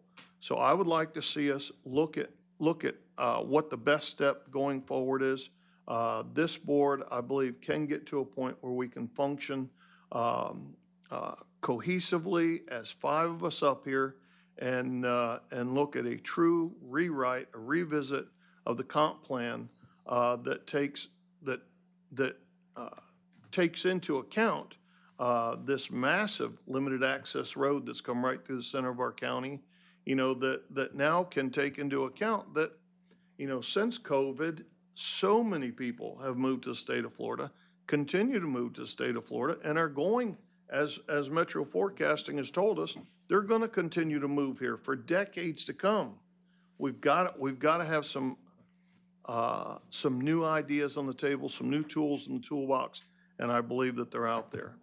Other counties, I'll go back to it again, other counties have been through this. I would like to see us not reinvent the wheel, but let's go learn what they have learned, and the only way we're going to do that is using the people that they have been using to help guide them through it. You know, it doesn't take much of an online search to find out master planned communities, master planned counties, cities, things like that. And it's exciting to read what people have done with their communities and being able to grow, but see what they've been able to do. They've been able to create walkable communities. You know, Jeff Binnick and Jeff Speck did absolutely wonderful things with downtown Tampa that used to be nothing but industrial buildings, a bit of shipping area and so forth down there. Now it's, you know, they've got a medical school down there. Naturally, USF brought great things down there. But they've connected all the pieces together down there, and it really is a great place to go and visit. I'm sure it's a great place to live down there. I don't want to live there, but that's for the people that want to live in the inner city. Everything's walkable down there. Proper planning. It comes down to that. New ideas, they're out there. I'd like to see us direct staff as a group. I hope that we can get to a place where we can unanimously support the ideas. I'll tell you one quick story and I'll leave it at this. As I've said many times, I've sat on the MPO since 2016. I've been the MPO AC rep for the Hernando Citrus MPO for many years now as well. Early on, and it might have been 17, 18, the director of the MPO AC was a former running back from Florida State University, a guy named Nick Maddox. Nick was I don't think he is any longer, but he was a commissioner from Leon County. At one point, I think he was also president of FAC. But there were roughly 24 or 25 of us sitting around the table over in Orlando deciding what was going to be our position to take to Tallahassee on implementing a tax or a fee on electric vehicles. And so the conversation went back and forth between, these are representative of all the planning organizations in the state of Florida, or many of them anyway. And we got to a point to where it was probably 2/3 were going in one direction and the other third were in various directions. Nick would not call the vote, or I should say Commissioner Maddox would not call the vote until he had absolutely everybody on board. He said, this is something that's important, it's growing. Now this is back in 17. The number of electric vehicles isn't getting any lower. This is going to be more and more of an issue to building highways in our state, and we need to move forward as this, on this issue unanimously. And so he sat there and worked through every single one of them that couldn't get on board with the first part of it and massaged it, changed it, modified it a little bit until by the time he called the vote, he had the support of everybody at the table. So I hope, I'll go back to the beginning of where I started with. Yes, we're facing some challenges, but we have some absolutely wonderful, exciting opportunities ahead of us.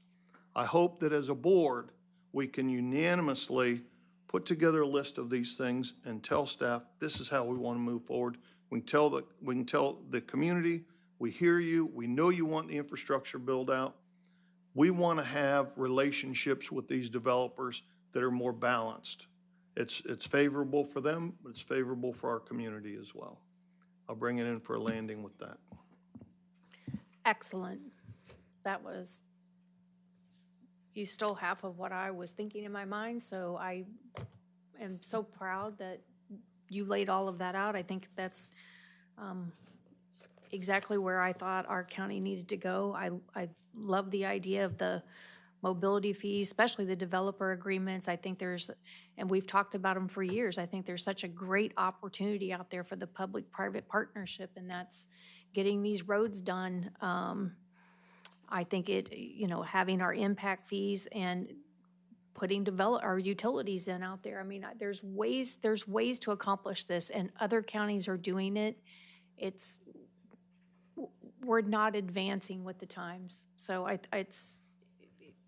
it would be a very dangerous proposition, I believe, for us just to put a moratorium on and say we're not going to have any more growth, because I've talked with our county attorney. We have the tools in our toolbox to be able to turn those developments down if we don't feel like that they meet the criteria. So kudos, congratulations. You knocked it out of the park. Madam Chair. Commissioner Davis. I'll be brief. I loved every word. Very well done. Kudos to you. And the ball fields thing with the open space, yeah, I heard about that too, and that needs to get fixed. The one thing I would ask you, Commissioner Kennard, what is your idea on how to address things like the sheds? The sheds. Nothing like being put on the spot. Yeah, I mean, it's just, it's incomprehensible to think that that is allowed and it happened, and I mean, and I'm being told right now there's nothing that we can do, but Is it a state preemption? We don't have enough data to go on. If it's a state preemption, like the mobile home that ended up in my district, that looks like a mobile home. I don't know. It walks like a duck, it quacks like a duck, but it's not a duck according to the state. Again, what is it that those are the types of things that I think that we've got to really there's ways around it, but we've got to be able to get that into our land development code. There's things that we've got to do to address that so that cannot happen. I agree. This was just dumped in our laps. Yep. Just today in between meetings. So I do think that we need to get more information about what happened here. How is that allowed under current building codes, state building codes, or our building codes? And is it a state preemption? Lord, I hope not. But let's see. And if there are other, again, I'll go back to, I'm big on not reinventing the wheel. If there are other counties that have done something to stop this from happening, then let's follow what they've done. We can certainly challenge our attorney to find that stuff, Eric's staff, but we've got the 5 of us as well. And I have no doubt the folks out in Beverly Hills are going, look, it's prohibited in county, XYZ, and here's how they did it. Great, let's bring it forward.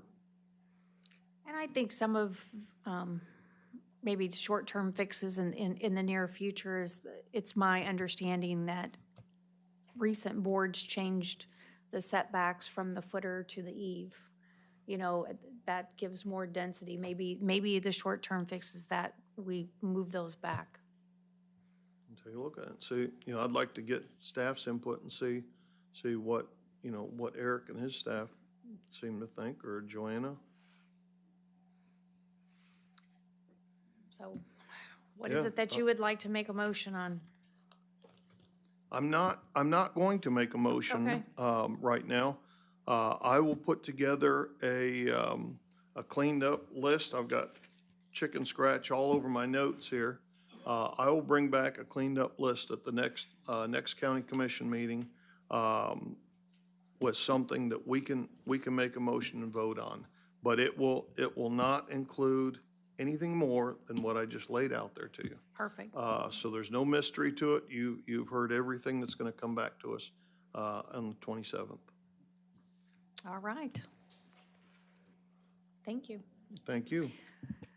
All right, we're moving on to Commissioner Barrick.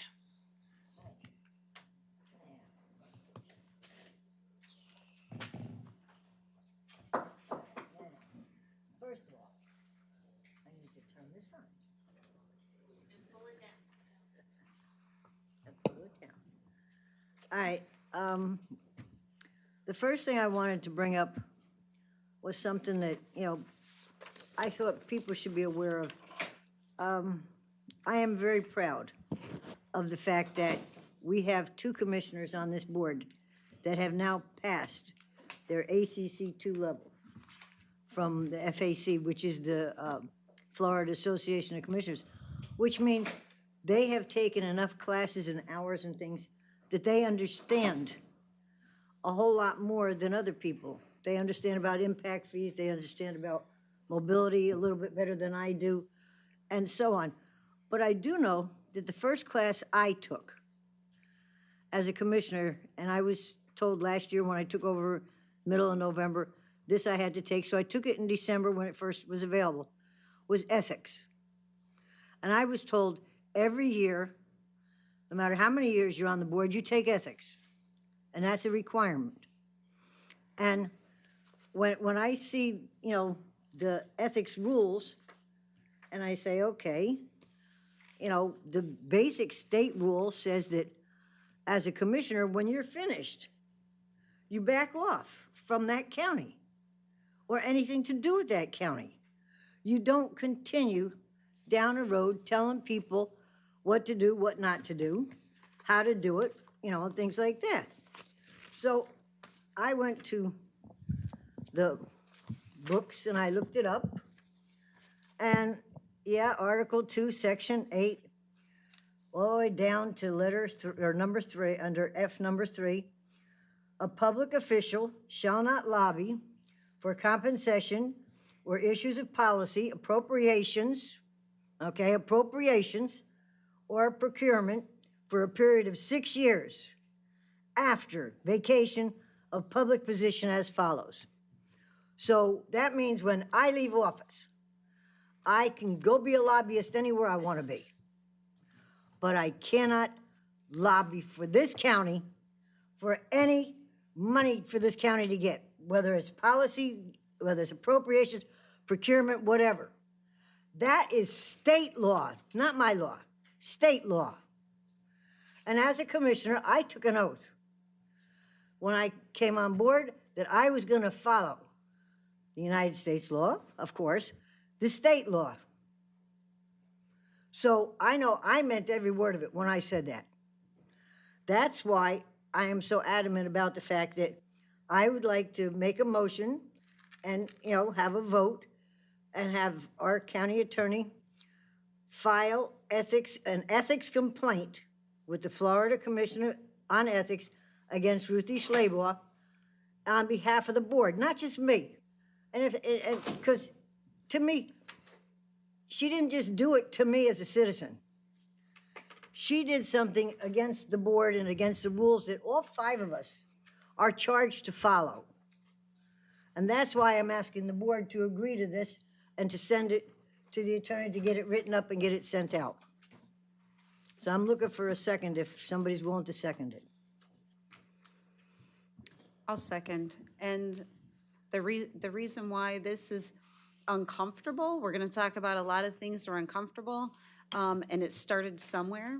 And I believe this is where it started. We got a commissioner that got wrapped up in it. We have a county administrator that got wrapped up in it. And this is where it begins. And this is, I think, how we, as a board, hold someone accountable as the public wants us to. So we have a motion by Commissioner Barrick and a second by Commissioner Finnegan. Is there any public comment?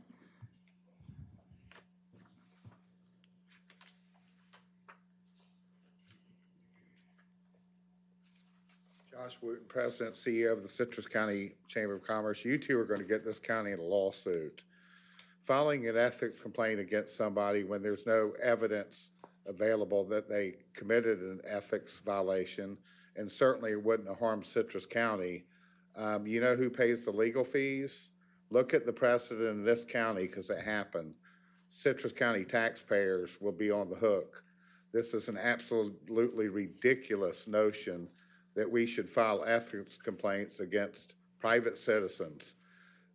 A private citizen that's apparent to many of us that didn't lobby the county, but was a runner for a firm to get forms signed to bring us money. I don't know what axe to grind y'all have with this former commissioner, but it needs to end here today, and we need to be adults and move on. And I'm telling you, commissioners, this is the type of things, you talking about us looking bad in Tallahassee, this makes us look ridiculous.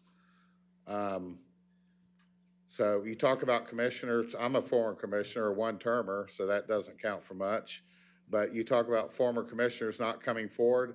Ms. Barrett, you, through the chair, Ms. Barrett, you spent years telling this commissioner what to do before you got here. So former commissioners don't have a voice after they leave. They can't lobby. There's no evidence that she lobbied. And I'm telling you right now, after that kumbaya moment we just had, we're going to continue this thing on. How long is this going to go on? I haven't heard a word about how we're going to get 491 funded. I haven't heard a word about the issues that we have in this community. All the keyboard warriors and we're talking about is this story that doesn't amount to a hill of beans. Commissioner Barrick, I live in your district now. I want to know what your plan is to get 491 widened. And I want to know what it is, because it needs to be done. I travel that road, and my daughters and my granddaughters, my grandchildren travel that road. It's a very treacherous thing. I get 5 minutes, by the way, but I'm done. Oh, okay. Thank you. Next. I'm sorry, he was supposed to have 5. Terry Weber-Nellis, IV4. What is Mr. Wooten's plan when he was commissioner to get 491 widened? It's been needed to be widened for decades. Okay? So you all crash to him. He controls you. Okay? And you too, Commissioner Kennard. You've been up here 9 years. 9 years. And now all of a sudden you're, well, let's talk about a moratorium. Where were you for IV4 residents when we needed a solution 4 years ago? When we needed a moratorium, you sat up here with Kitchens and Carnahan. And Please direct your comments to me, I'm please. sorry. And you would never even open your mouth. You didn't even back, Commissioner Kennard didn't even back Holly Davis in the beginning. He just sat there because of Carnahan and Kitchen.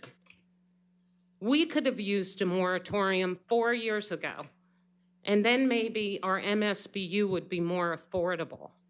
But this county is a damn joke. You all are so broken. Now all of a sudden you're looking at your coding. You think? Do you think? What is Commissioner Kennard going to do when he presents it to you again to make sure that IV4 never happens again? Okay?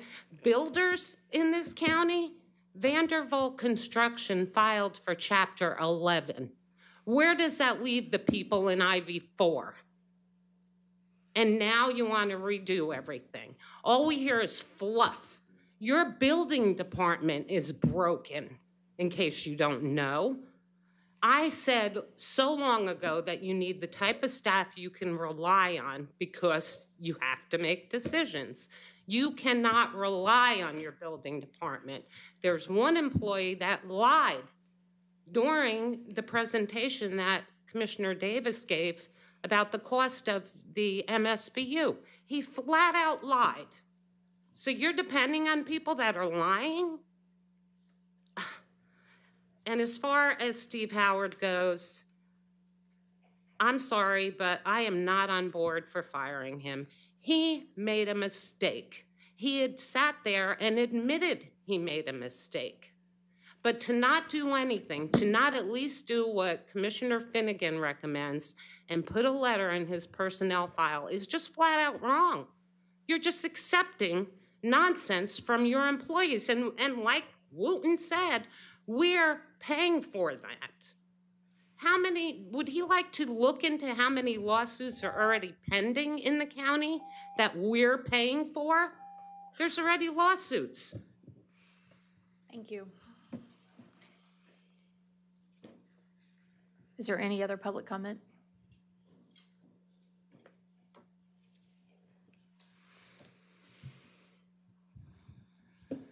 Gaston Hall, representing the Citrus County Builder Association, also I'm chairman of the CRAB board. Building department is excellent. I built in 33 counties in the state. This building department that we have is excellent. The building official is excellent. He's only responsible for the building section of anything. He is not responsible for land use. He's not responsible for utilities. He's not responsible for engineering. He's responsible for the building. And he does a very good job at it, and he should be commended about it. Thank you.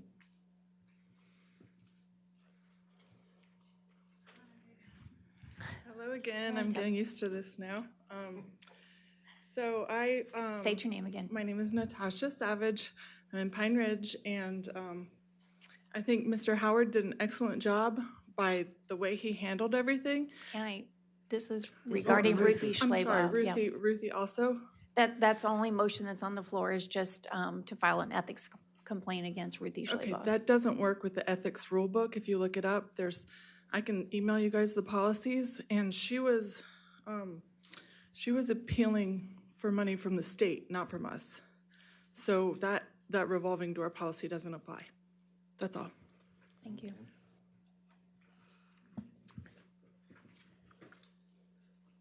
Good afternoon, almost a good evening. We're getting close. Yeah. John Murphy, and I just want to make a mention of one thing in particular. So I think you guys are doing a very good job. I think you guys get beat up regularly and consistently. I love the conversations, but just to set the record straight, one of the things that we did have in recent years is $13 million that came to this county for the widening of 491 that we sat on so long that we almost had to give the money back, right? So I think just kind of, I say that in the sense that it frames kind of the prior boards, and that's all I want to just kind of make mention is, I don't know why I'm all wound up.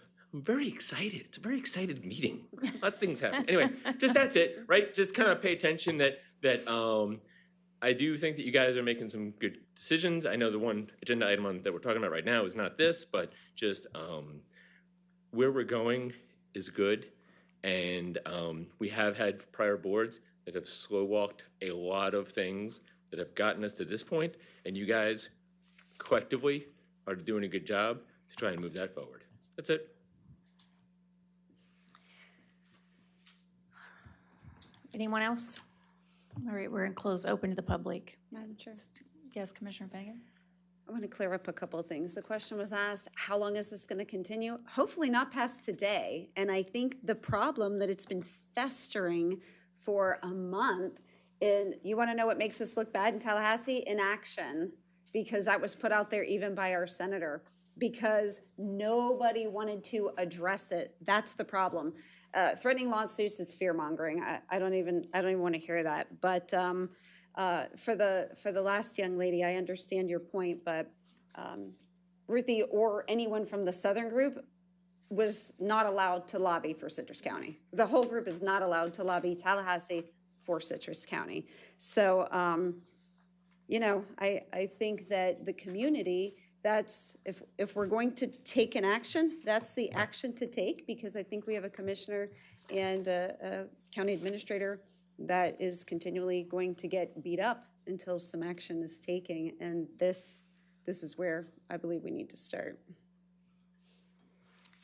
Well, I'm going to weigh in, and I think it's appropriate for number 1, 2, and 3 here. Going back, if you look at our local policies, our administrative procedures, and the relevant sections of the Florida statute, where you could identify either myself, Howard, I don't know. I haven't really dug into this whole thing. I know that there's a constitutional amendment in Florida statutes regarding the 6 years. That's subjective. But what I do want to say, I don't think that there's anything codified in a formal procedure that governs the submission of state appropriation request, either by members of the board or county staff. There's no administrative codes, ordinances, or internal guidelines that clearly outlined a mandated process for how such requests are to be presented to the state of Florida or to the members of our legislative delegation. Now, if we want to define a protocol, that's one thing, and make it enforceable. But what I would say is, the term has been used, unpack. I don't know. I'm not a Facebooker. I don't go on and look. It starts out your day bad and ends your day bad. It's just too much negativity for me. 491 has been on the CIP, it's been in the MPO, and it's been on the legislative priorities for a number of years. The last 7 miles from where it ends at Pine Ridge Boulevard up to 200 in today's current dollars is somewhere between $180 million to $200 million to build it. It was my understanding, that's all I know, is I was approached, hey, Metro thinks that they can get some money to help you with some design, engineering, whatever it was. That's about as far as my conversations went in the depth of it. I turned it over to staff and it went from there. Do I think that it was done poorly? Yes. Did I understand it? No. But what I will say is, as far as Ruthie Schleybaugh, she sat on this board for 4 years. She's been a member of this community. If somebody was trying to get money from the county, I could understand that everybody's being upset about it. We're trying to find a way to find funding to get this project moving. Not taking anything away from anybody. It was not taking money from the citizens. We're actually trying to help supplement what the taxpayers are going to ultimately have to come up with. So as it's been said, you want to unpack. FDOT District 7 is working on the bridge at 200. They're looking to federalize that project. I had a conversation with FDOT District and some staff members, and we talked about 41 intersection at 41, some problems that lie there, safety concerns all across the county. And some of the things I heard today was citizens came up and they said, we want you to be proactive. To me, this is being proactive. This is part of what a county commissioner should be doing. We should be looking for opportunities that can help alleviate a burden to our taxpayers. If you don't like the procedure, you don't like it, but codify it somewhere in our ordinances or an administrative regulation that says, don't do that. But at this point, that doesn't exist. And what I heard today here, and what I've heard the last couple of meetings is that you want to crucify and you want to admonish a commissioner and staff members and Mr. Howard for trying to do something that's been a long-standing process of needing money for 491. And every year that we delay the funding of that, the price tag just keeps getting bigger. Nope, I'm not done. Okay. We're supposed to be discussing Ruthie. I said it's on all three. I've got the floor. Okay. So what I would say about Ruthie Davis is, again, I think she's lived in this county over 30 years. She has a business here. She sat on this board for 4 years. Do I think that she did anything intentionally to hurt this county? No, I don't. And to make it out to be something other than that, I think is shameful. And what I would like to really see is the people that come up and they've got the aha, I got you guns out. Where are you at everything that gets, every charitable organization? Can't we be nice? Can't we find the good? There are many people here. This is one of the most giving communities I've ever been a part of, but I can also see the part of the community that they think that everybody is lying and stealing and cheating, and that is simply not the truth. That is not the truth. We have good people, and there's good things happening. And I loved what Commissioner Kennard said. It's time to put this to rest. If you think somebody did something that was malice and intentionally hurtful and that was going to wrong the citizens, I understand it, and I wouldn't like that either. Is it something that we all got caught up in a moment of excitement thinking that we can do this? And I do want to go back to the 491 and 200 because I did have those conversations with them. And then what they told me was, gosh, you know what? We could potentially federalize 491. Meaning we may not even have to come up with that money. The next thing I know, they came out and they said, hey, what do you think about if we take the design and engineer in-house? Great. And because all of this blew up, they backed out. They took it off the table. They're not part of it.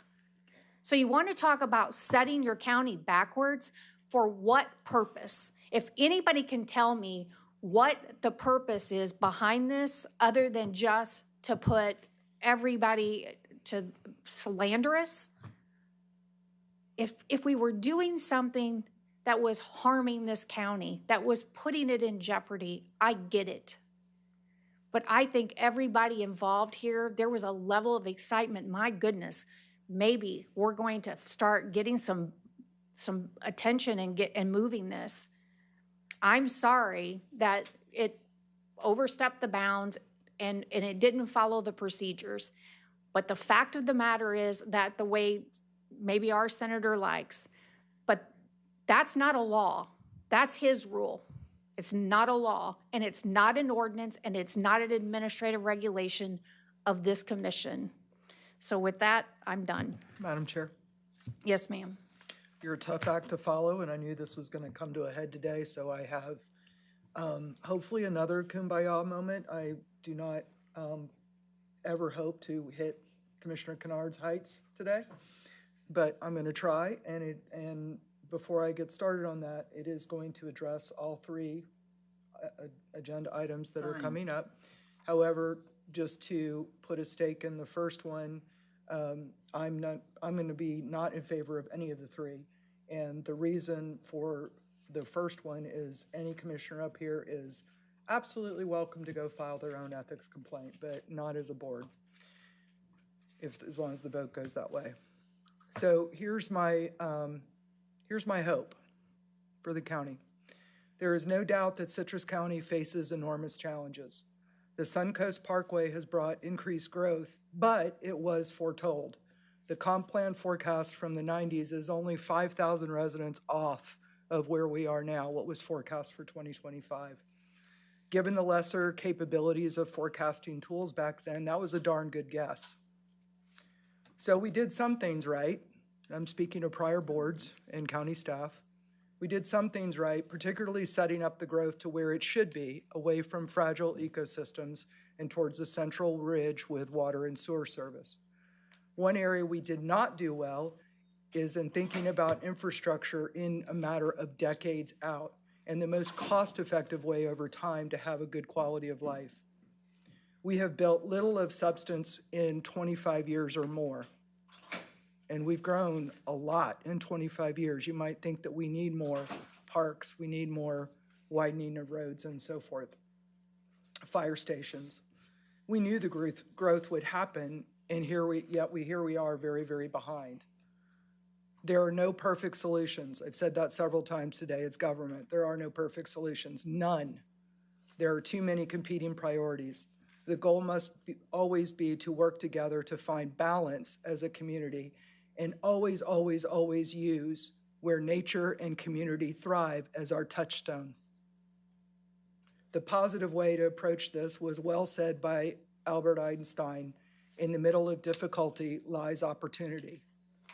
We have the opportunity to increase our medical community and providers. We have a shortage. Dr. Grillo has been trying to retire for a long time, but can't find an ear, nose, and throat doctor willing to move here to take his practice over. Quality health care is integral to where nature and community thrive. We have the opportunity to turn away from by-right sprawl, often of mobile homes, and instead work with only the quality developers who will create wonderful new communities for the future. We cannot stop growth. We can slow it a bit with impact fees, and we can have a dramatic impact on the quality of growth and our future quality of life by making intelligent decisions. Sidebar, as Commissioner Kennard laid out. We have the opportunity to keep more of our kids and grandkids here with high-wage careers instead of automatically losing so many of them to somewhere else. We have the opportunity to have all of these things and keep our taxes low because commercial and light industrial taxes are greater than the services cost us to provide. When this board goes off the rails and activists in the community put self above service to fan the flames, we look like a county that needs to grow up and get real. High-wage employers and employees will be put off not just by the lack of forethought and investment by prior boards, but also that we as a county and we as a board are repeating prior mistakes and creating new ones. Another great quote, failure is simply the opportunity to begin again, this time more intelligently. That one's Henry Ford.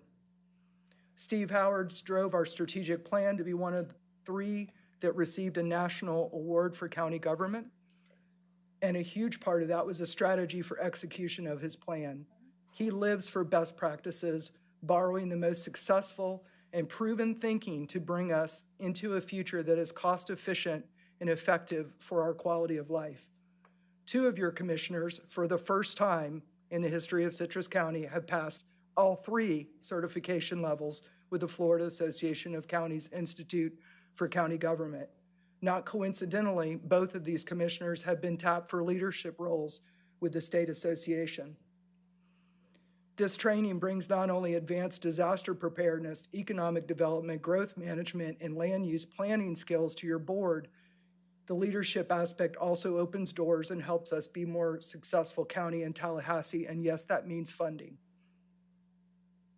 To circle back to the question at hand, we voted, and this is moving on to Steve Howard. We voted as a board to have County Road 491 on our list of desired funding. Did the funding come about on the direct request route? No. But neither did Chair Baez go off and secure funding for a Tiddlywinks park in her district. This was something that has been on our list, and it was 5-0. I talked with longtime pros and commissioners at FAC, because this all broke. We were at training right after that. And I said, am I missing something? Seriously, what am I missing? I'm always open to listening to various ideas. And the consensus was best encompassed by one very long time, highly ethical commissioner that I respect hugely. We take all the help we can get in Tallahassee to get funding for our defined needs, including any lobbying firm, whether they're on our payroll or not. The people raising a stink about this really don't understand the process. The only suggestion to me, which concurred with my thinking, is it would have been nice for the rest of the board to hear about it earlier, and the public as well, possibly avoiding this entire mess. This was a series of, at best, small mistakes spread across a number of people. There were no sunshine violations and nothing unethical that I can ascertain. All of the outrage would be absolutely reasonable for embezzlement or something of that magnitude. But it is so much easier to throw stones and tear things apart than it is to buckle down and build something positive. The argument was made that at least a letter should be put in Mr. Howard's file as punishment, as it sends a bad message to staff that he is above the law. Mr. Howard has shown grace to great employees who have made minor mistakes, although I don't believe what he did was a mistake. For argument's sake, let's say it was. His punishment is up to us 5, as it is to Mr. Howard for any missteps by his direct reports.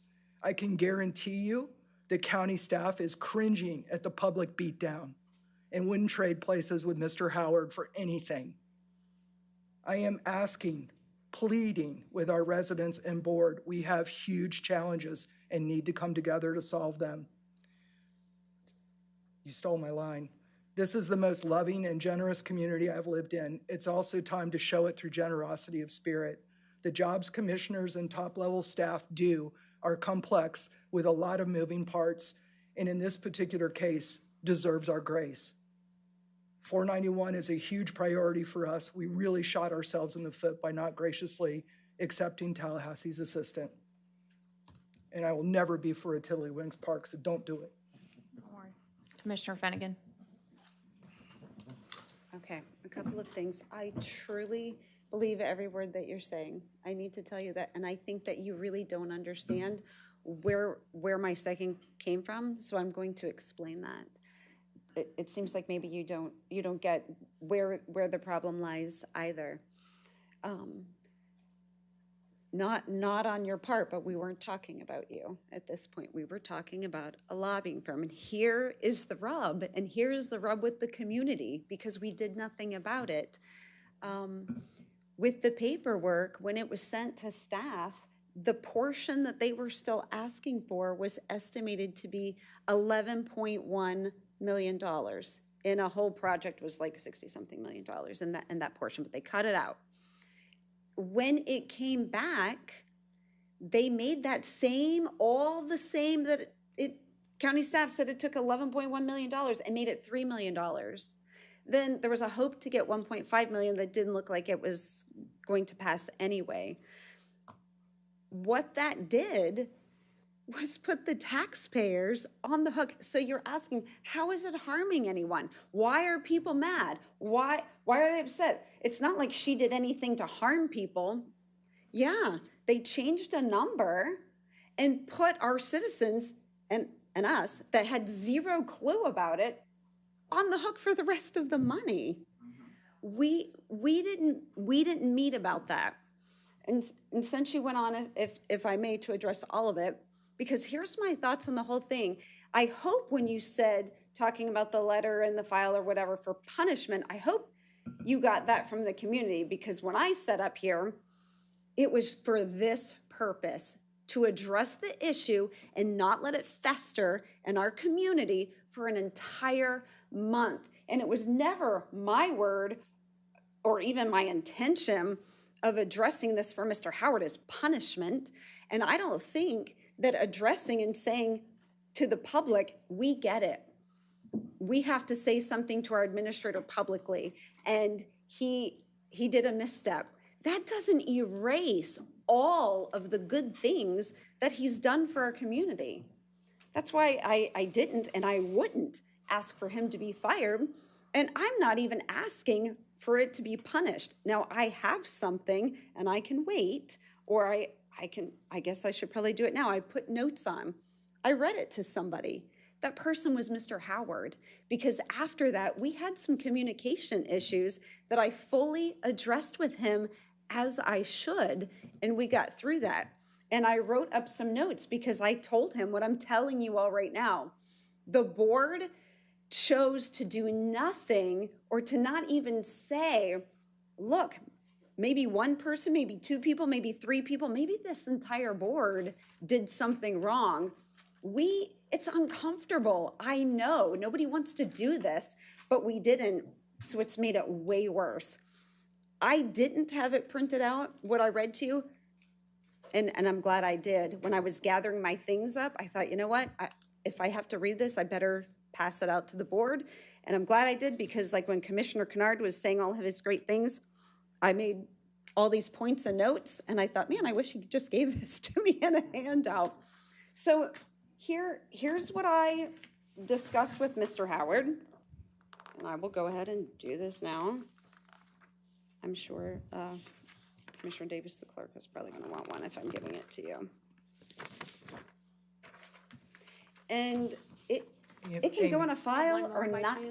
I'm sorry? Do you have one more? Oh, this one is stuck together. Oh. Amy, you need one? Got it, thank you. Should be one for Mr. Howard too. And so I discussed all of this with Mr. Howard, and I took it on myself. Like, I handled it as when I was a boss to employees before. I addressed my thoughts with him. I put this together and I said, is there anything that I'm saying that's not true? But what can I do? What can this board do to make it better for you? And he said, I would like new ordinances or an administrative regulation or something to lay out how to go about certain things or when to bring things before us. We could own that. If we can do better, we should do that. So I think for the public, I wrote this as if I'm going to point out what I think was wrong, and maybe the board can agree these are wrong, saying what we can do to make it better and move on. And this, don't look at this as a punishment. This is telling a very stellar employee that has helped us and helped this county move forward. This is what we didn't like. Let's correct it. Diana Finnegan, Commissioner Finnegan is going to own this with you and try to make things better for you. On March 5th, 2025, Steve Howard signed an attestation form on behalf of Citrus County. The signed form states that he read Form 2857, published on the House of Representatives website, also emailed to Steve Howard, and he verified that he was fully informed as to the information therein. He declared the information was true and accurate under penalty of perjury. Problem action 1, signing the attestation form for a legislative appropriation after the vote of the Citrus County BOCC was not in favor of the submission. Problem action 2, taking directive from one commissioner to sign the document on behalf of Citrus County. Problem action 3, the action was never brought before the Citrus County Board of County Commissioners. Mr. Howard was working on this project on or before February 5th, 2025. Problem action 4, Steve Howard stated that he did not read the forms. Corrective action. The Board of County Commissioners is formally addressing the above problem actions and working with County Administrator Steve Howard. The BOC will consider new ordinances and or administrative regulations that will make the board's objectives clear to the administrator. The BOCC also reminds the administrator that he is responsible to read and understand all documents signed by him on behalf of Citrus County. Now, when I talked to Mr. Howard, he knows and agrees. And I made it clear that, how I would like to see our personal communication move forward. I think we've done well on that. I'm not saying anything different about him than I said before this. I think this was wrong. I think he agreed we can do better. The public, I think that's what all the public wants to hear. We understand. We understand this was the misstep. And for me, it's always been letting the public know what we're doing when they're on the hook for the money. And as far as the next one, Commissioner Bays, because I know that's coming up for you, I really had to think long and hard on that, because Commissioner Barrick is not wrong in saying we have to address this, but I understand your point. Like, you weren't privy to all the $11.1 million reduced to, at least not in email, the $3 million and all of that. And then I thought, how are we being clear even between ourselves? Now, If it was a habit, you know, I would say, yeah, we need to vote on a board and tackle this issue with a commissioner. So for me, I pointed out a few things, right? I pointed out the barge canal issue. I didn't like that. I begged you all. It's not that I'm against the project. You're putting the taxpayers on the hook for the money, and they're not noticed for this. And you could put that on Commissioner Bays, but you know what? It was 4 against 1, and I moved on from that. So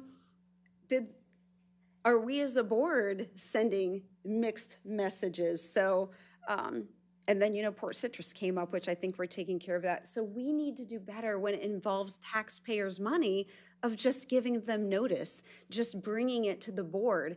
And because I feel that way, Commissioner Bays, but the other 4 were with you in that instance. So, I mean, you did it in this instance, that I'm not going to vote for some kind of censure.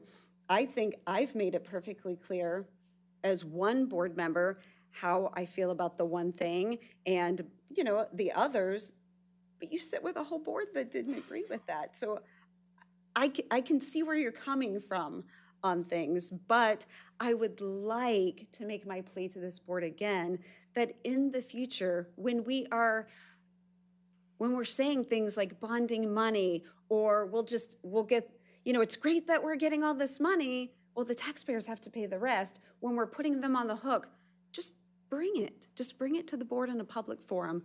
That is what I'm asking. And I am asking the board to just at least address and say, there were missteps and we're taking care of it, because I don't want this to continue. Let's just take care of this today. The public wants us to admit and address these issues. I'm admitting it, I'm addressing it, and I'm saying as a commissioner, I'm going to be willing to help our administrator and any other member of this board for accountability, and that's me included, because none of us want to get ahead of our skis, and I know how that happens, so I'm not, well, that's where I lie. I see the problems, that's why I seconded the first motion, and that's where it ends. But I do think when it comes up for Mr. Howard, let's not punish, let's address it, acknowledge, commit ourselves to make it better for him. Commissioner Bays? Commissioner Barrick. Okay. I may be new to this game, okay, but we only have one thing that I asked about so far, and everybody's going on and on. The big thing that I kept hearing was, we didn't do this, okay? A former commissioner did this. She knew the ethics rule. That's why I wanted us as a group to take it to the state, because there is a definite rule that she was not conforming to, and she knew what she was doing. Because when I talked to our state representative, Mr. Groh, he said that he thought all of the paperwork came from us, from the Board of County Commissioners of Citrus County. And that was why he wasn't too upset, because he thought we had approved it at our board meeting. And that's what upset me, that our representative told me that 2 days ago when I talked to him on the phone, when he called me at home. And then when I talked to our state senator, he said, you need to do something at the board level to show that you can't just break rules. Now, we're talking about Beverly Hills earlier, and the housing, okay, and building. Those are rules you have to follow, okay? And when I get chastised by people that are former commissioners to tell me, oh, I shouldn't do this, I shouldn't do that. Yeah, my job right now is the county commissioner. And as a commissioner, we do have to grow up, and we have to get real. You can't keep breaking rules and letting people break rules and say, oh, well, it's okay, because she was a former commissioner. She does live in our county. She didn't do any harm. She did harm. Our county's good name is not what it was. Okay? We lost money. We are, you know, God knows if we're going to lose any more or not, because it's not up to me. But the thing is, we have to make a stand and make it sure, because if we're the leaders and we're not following the rules. Why would our citizens follow the rules? And that's why I'm asking for this one. I didn't go to the second or third one yet, and I have things for the second and third one, and each one is a little bit different. But to me, when I read and I get taught the ethics that I was taught back in December, and I keep reading these things, and yes, I'm almost finished with my CCC, and I will have it by the end of June. So it's not like I've been sitting on my thumbs, not doing anything and not learning about the rules and regulations of the state and what I'm supposed to be following. And I am very proud of the two of you got your accelerated one, which means you're supposed to know even more than I do, and you're supposed to be following the rules and know ethics better than I do.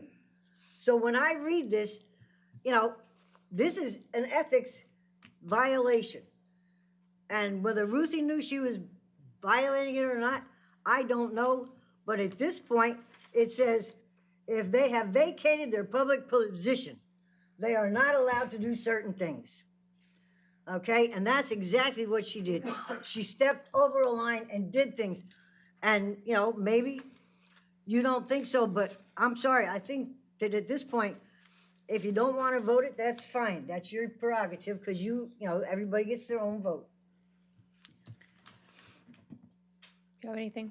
Oh, no, there's been enough thrown out. All right. I'm going to open this up to the public. Anybody wishing to address? Oh, I did. I'm sorry.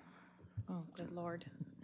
All right, I'm calling for the motion. All those in favor signify by saying aye. Aye. Opposed? Nay. Nay. Nay.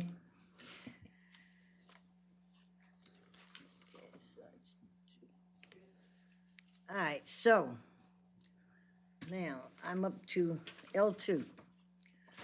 All right.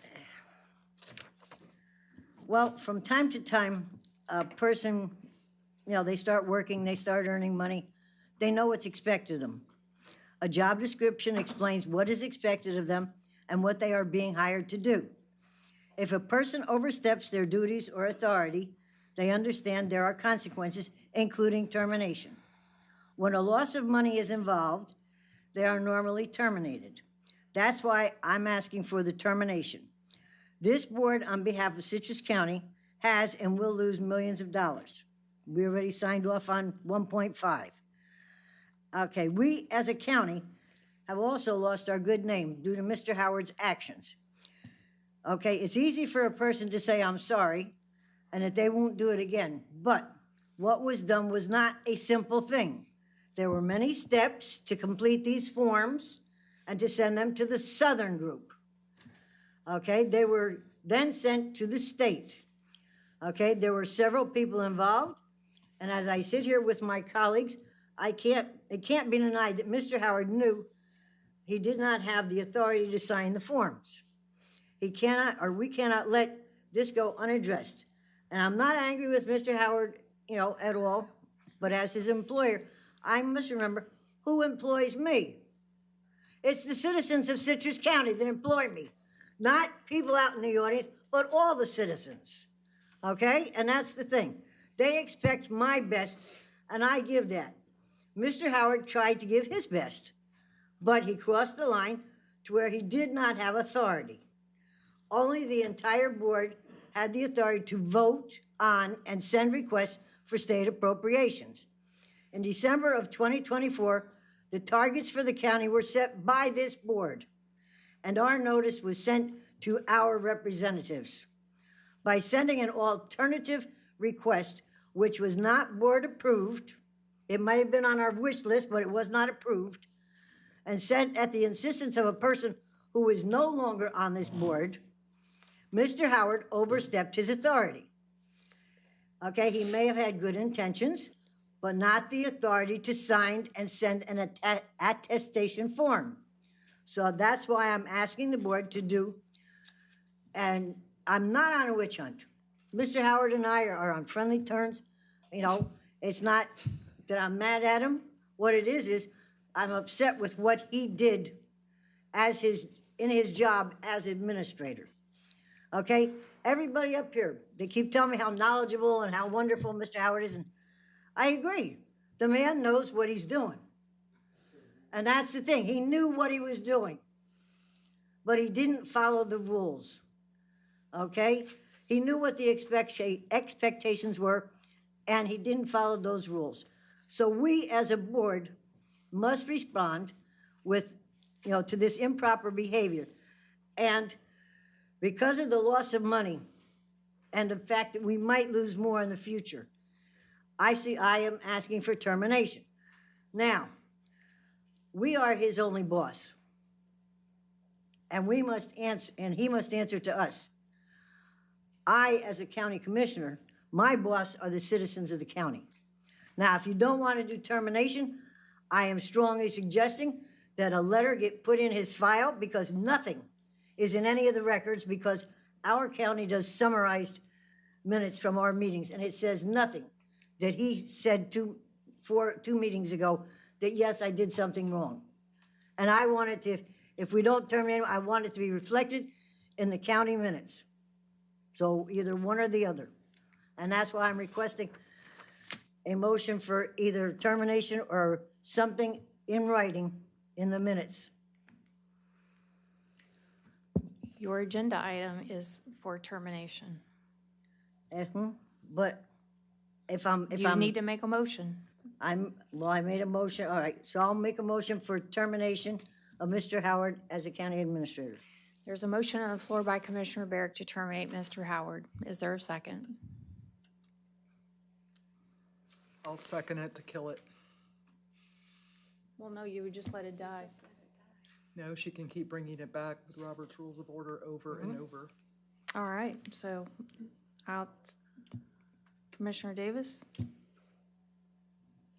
And so I'll second it for that reason. And while I have the floor, point of clarification, my little mini rant was based on public opinion, not on you. And I think that exploring ordinances to ensure this doesn't happen again is a good move.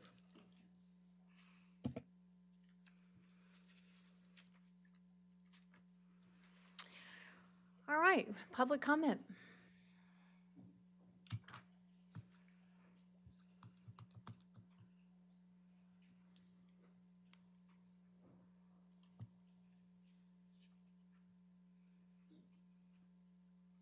Thank you, Commissioners.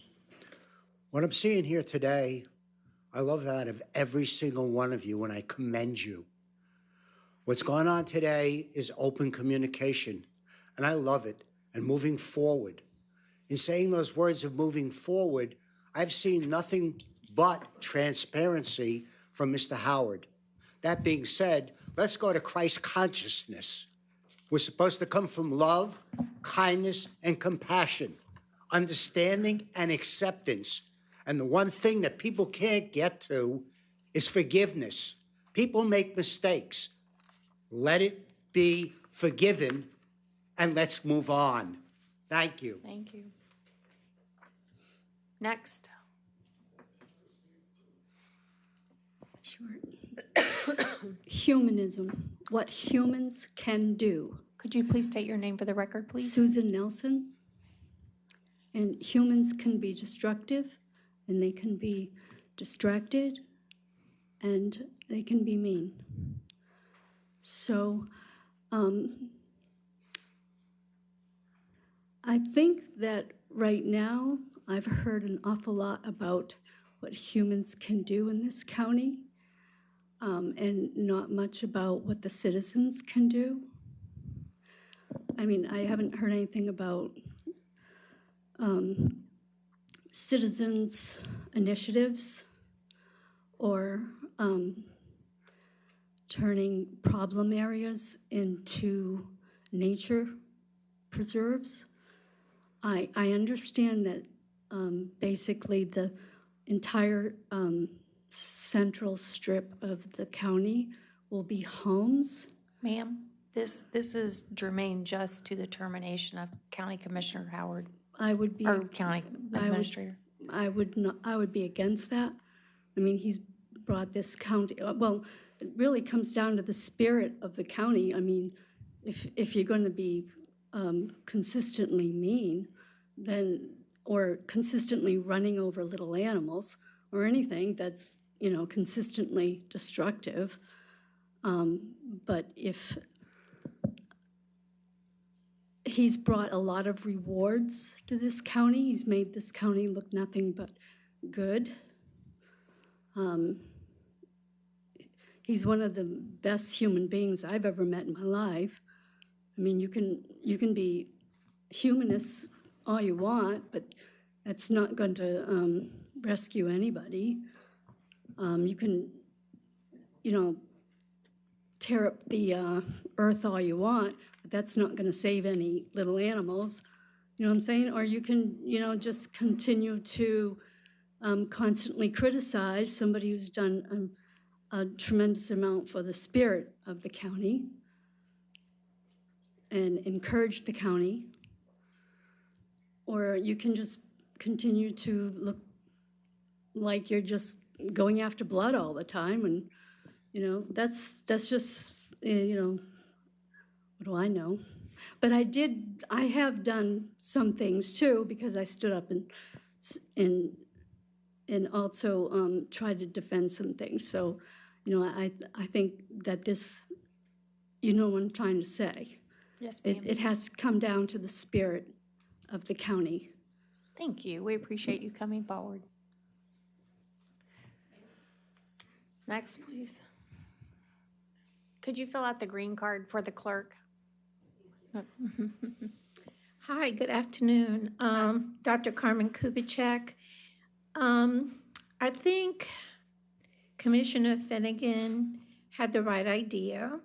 Employer addressing shortcomings with their employees.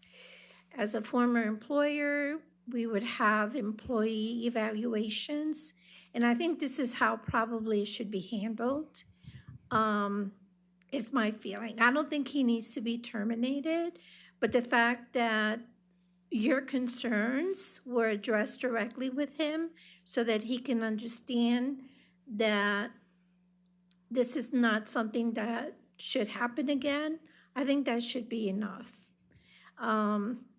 I think it would be very disruptive right now to be terminating an administrator with everything that's going on in this community and this county. That's my feeling. Thank you.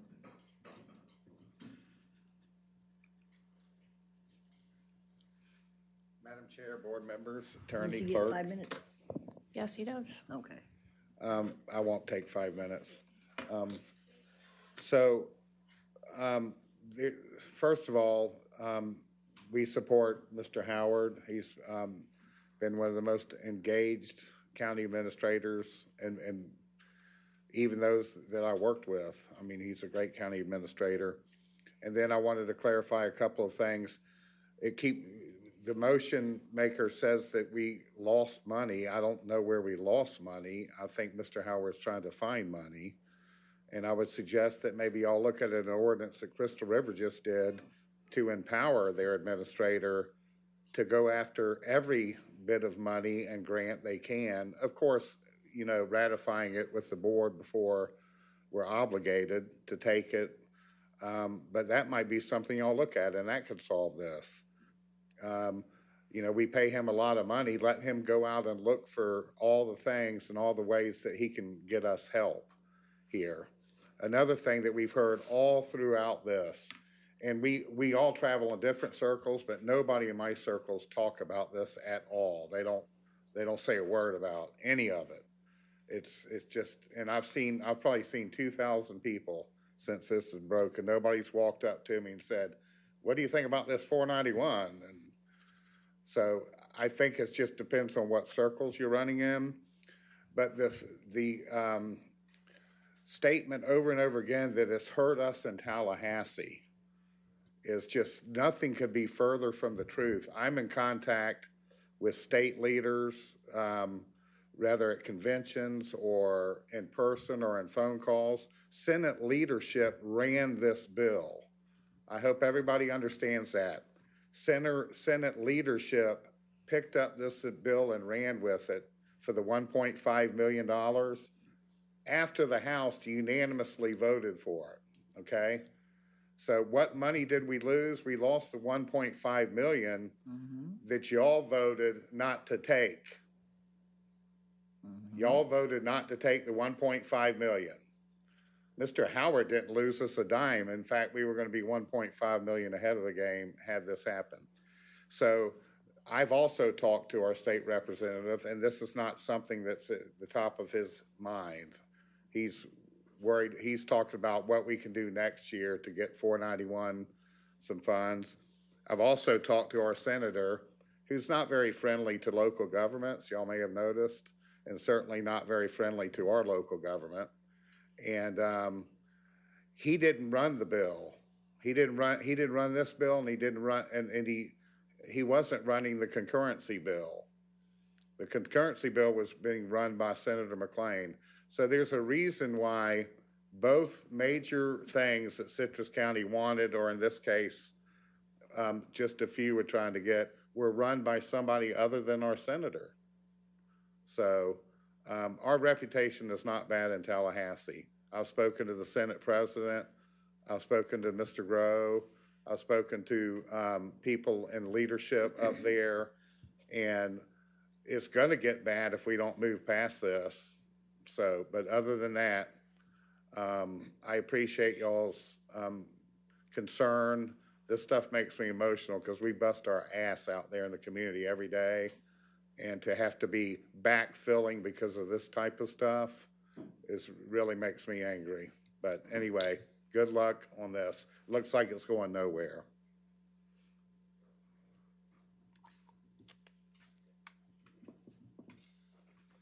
All right, Curtis Bryant, Lecanto.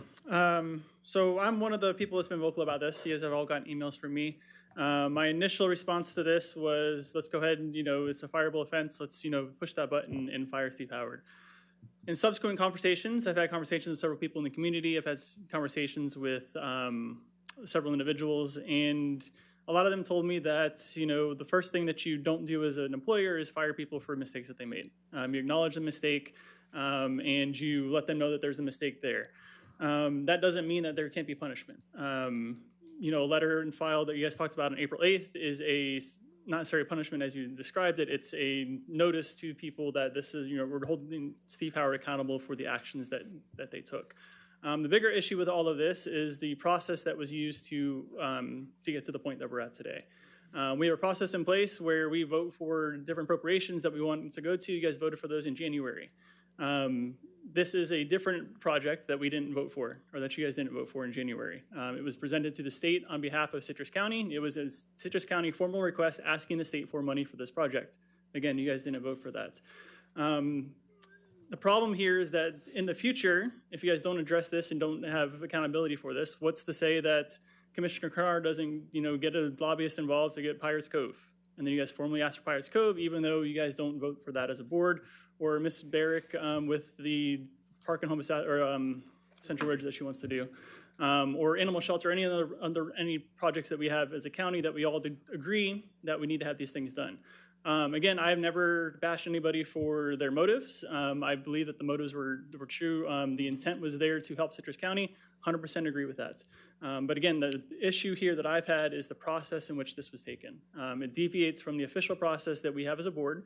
And by individuals doing things on their own, it's not a cohesive decision from the board going forward. So that's where I wanted accountability for that. And again, I have backed off of the firing request for that based on conversations and moving forward as myself with those things. So thank you.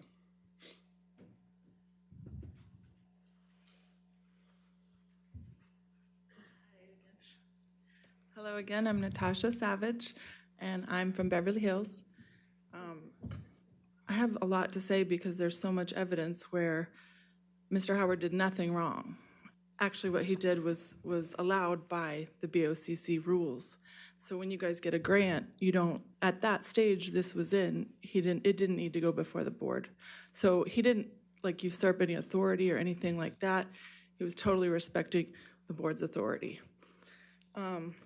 Also, you guys haven't found where he did anything wrong, and you won't, because I looked. So maybe if someone else, we can look into it more, but he didn't. There's no rule he broke, And if the senator told you he needed to be punished, I think that's very preemptive, and it just raises questions. Like, I'd like to know more when he told you that and why. One day, maybe. Okay, thank you. Thank you.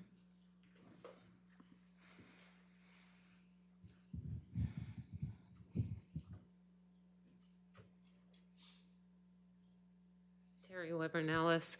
So if Mr. Howard did nothing wrong, why, I don't know how many meetings it was, maybe 2 or 3, when it all hit the fan, why did he apologize? Why did he acknowledge that he didn't know what he was signing? Why did he acknowledge the fact that he apologized and he was going to put things in place so that it never happened again? So if he felt like he did nothing wrong, why was he apologizing and owning up to it? I don't understand where that's coming from. And like I said earlier, I don't believe you should be fired. I don't. But I do think there needs to be an acknowledgement that you did something wrong. That's all.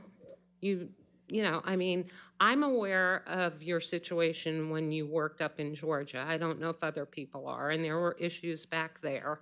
Oh, I'm sorry, I'm supposed to be speaking to you. So is he a good administrator? He's better than Randy Oliver, that's for sure, okay?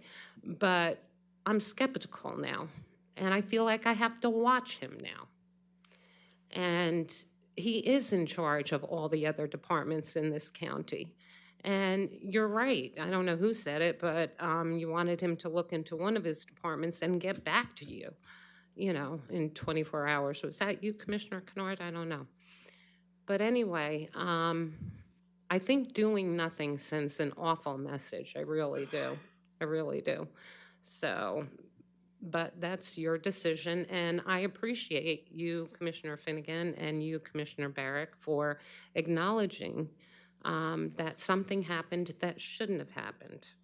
And I'm just still trying to figure out why he was apologizing for everything if he didn't feel like he did anything wrong. So, thank you. Thank you. Anyone else? We'll close open to the public.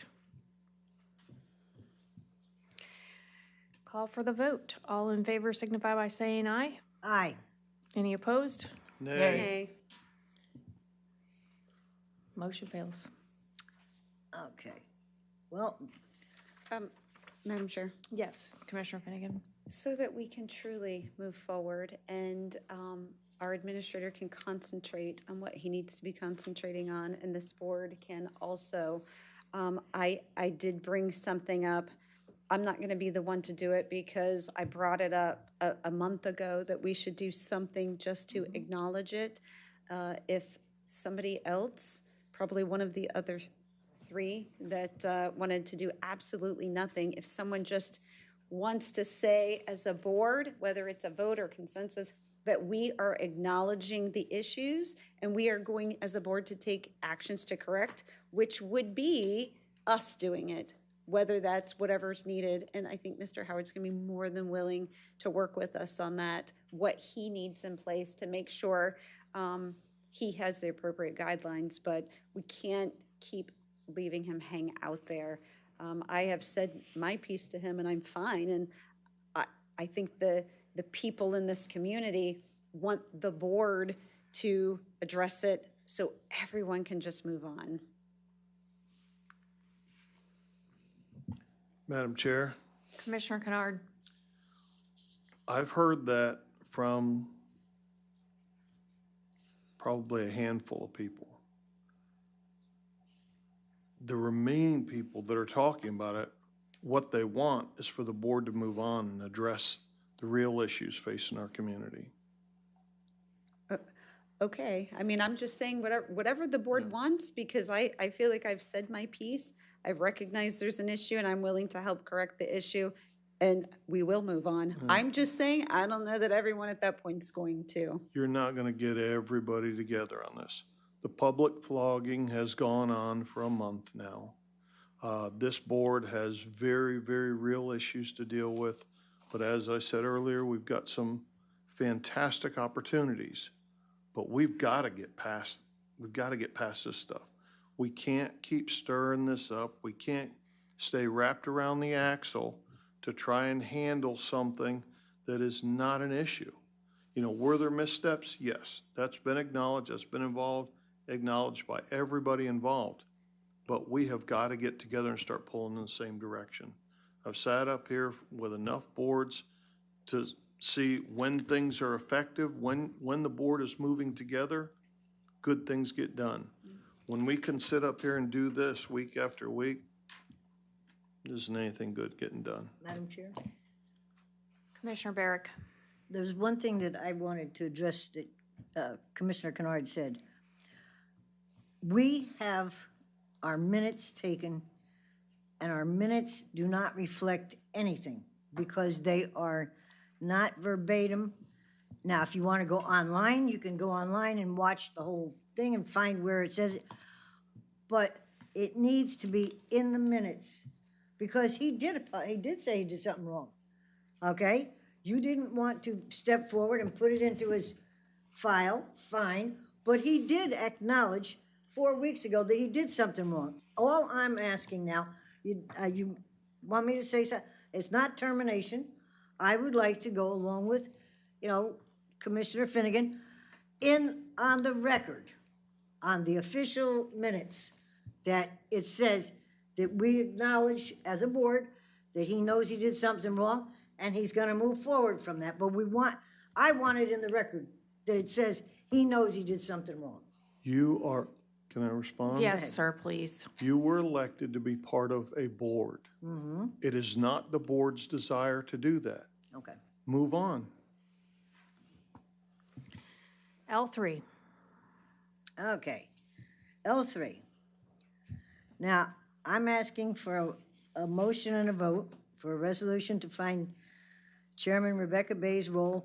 What I want it to say is, okay, that because we do not do exact recordings, and because you did acknowledge at 2 separate meetings that you had done something wrong, all I want is for the minutes to reflect that you acknowledge that you acted without the board's approval in seeking the appropriations from the state for monies for County Road 491. And that's what you had said, but I want it in the record or on the record. And that's what I'm asking when I say, you know, what I'm asking for a vote. Make your motion. I'd like a motion to, the minutes to reflect that Commissioner Bays acknowledges that she worked without board approval on seeking appropriations for state funding for County Road 491. Second. I have a motion by Commissioner Barrick and a second by Commissioner Davis. Madam Chair, Commissioner Finnegan. I don't even understand the motion because we're voting on something that you're saying something that I don't know if you said. So everyone knows where I am on this. Just like I had talked to Mr. Howard, unfortunately I had to share this with Commissioner Bays here. This is the only time. She knows how I think everyone feels. I think the community has let her know in one way or the other, whether they are hot piping mad at you or they're saying thank you. I think you've had to deal with that, and I'm ready to move on. And if you want to say whatever she wants you to say, that should be on you. I'm not going to force you. I think I've said my piece at this point. There's nothing left to say. Again, there's no ordinance, there's no administrative regulation. If we want to put, and we should have something for that, but if that's the way the board wants to operate, that's certainly there. Do I wish I would have done it different? Sure. But I didn't understand quite how this was all going down either. I was told one thing and it ended up being something different. And what I do find amazing is all of the public comment earlier today, none of those people are sitting here now. Not one of them. They're all gone, and they're not coming forward. They're not a part of this. And, well, you skate a bob, but the ones that, well, I shouldn't say that. You've got Mr. Bryant in the back. But, and you know, I guess the other thing is, none of them, not one person has picked up a phone and called me and said, hey, man, let's have a conversation. What really happened here? I hate the way you did that. That's the way you should react. It shouldn't be this outrage. And this is a manufactured outrage, in my opinion, that we've created because we don't have the common courtesy to sit down and have conversations with one another. So that's my 2 cents. Do you want me to cite what the ordinance is that we have? The Citrus County Ordinance, Section 208. It says non-interference. The Board of County Commissioners shall hereby affirm its role as a governing body of Citrus County, responsible for establishing fiscal and legislative policy for the county. The board shall do so only when acting as a deliberative and collegial body, and not through the acts of communications of individual commissioners. And that's what you did. You worked on your own as an individual commissioner. And yes, it is in our administrative regulations. And that's why, because we don't do verbatim minutes, I wanted it put in the minutes that you had acknowledged that you had made a mistake working on your own. And that's all I was asking, that it's reflected in the minutes.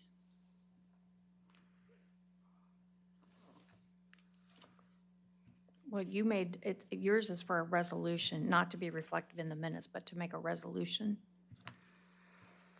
Anyway, open to the public. Anybody want to speak? Skate Bob, Floral City. I think there's lessons to be learned here. And I think it's something that we can carry for all future BOCC meetings. And that is that every single one of the commissioners were hired by people in their constituents.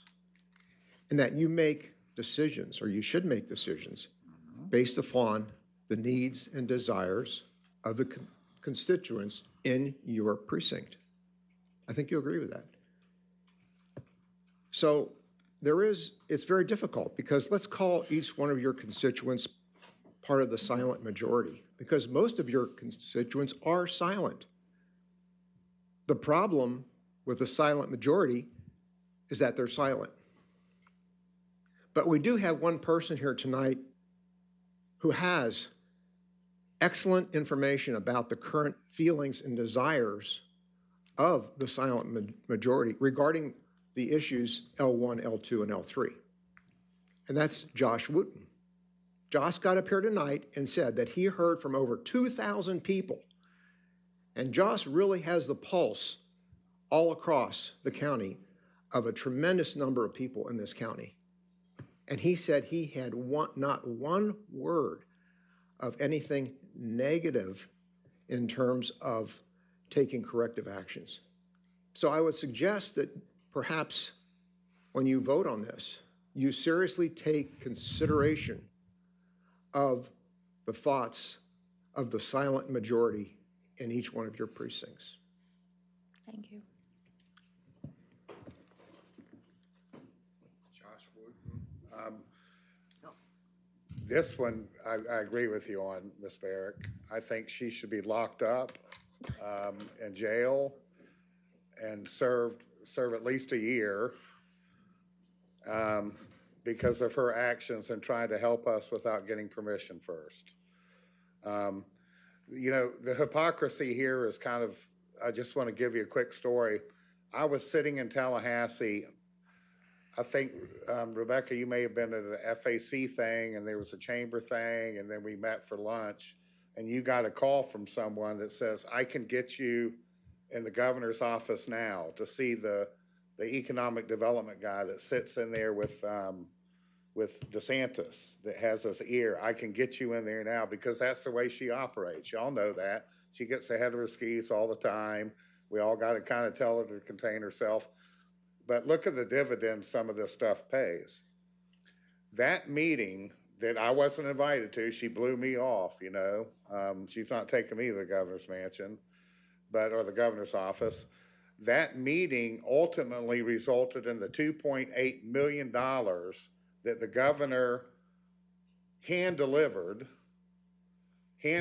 and there's a picture of her and Rebecca, and then Blaze and Goya came and got in the picture. But the governor hand-delivered to her, and y'all cashed that check without a word. Without a word.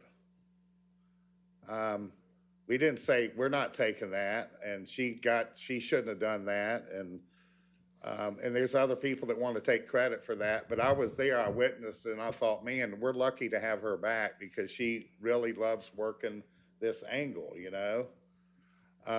So that's, I mean, what are we doing to each other now? We're saying, you better not get out in front of yourself because you'll get in, you know, we might get money or I don't know. So be very careful that you don't box yourselves in. We're all out there hustling. Oh, I'm sure all 5 of y'all are out there hustling, finding a way to get stuff done. But this is ridiculous, commissioner on commissioner. I'd hate to be your agenda item after this one because you got to build relationships to get your agenda passed, and I think. I have a feeling y'all are going to get past this and move on, and there will be people that don't want to move on from it because it's all they got right now. But y'all move on and do what's best for the community, and I'll be your best friend in helping you if you want my help. But that's a good example. Let's send back the $2.8 million we got for Holder Industrial Park because it wasn't done through the process. Thank you.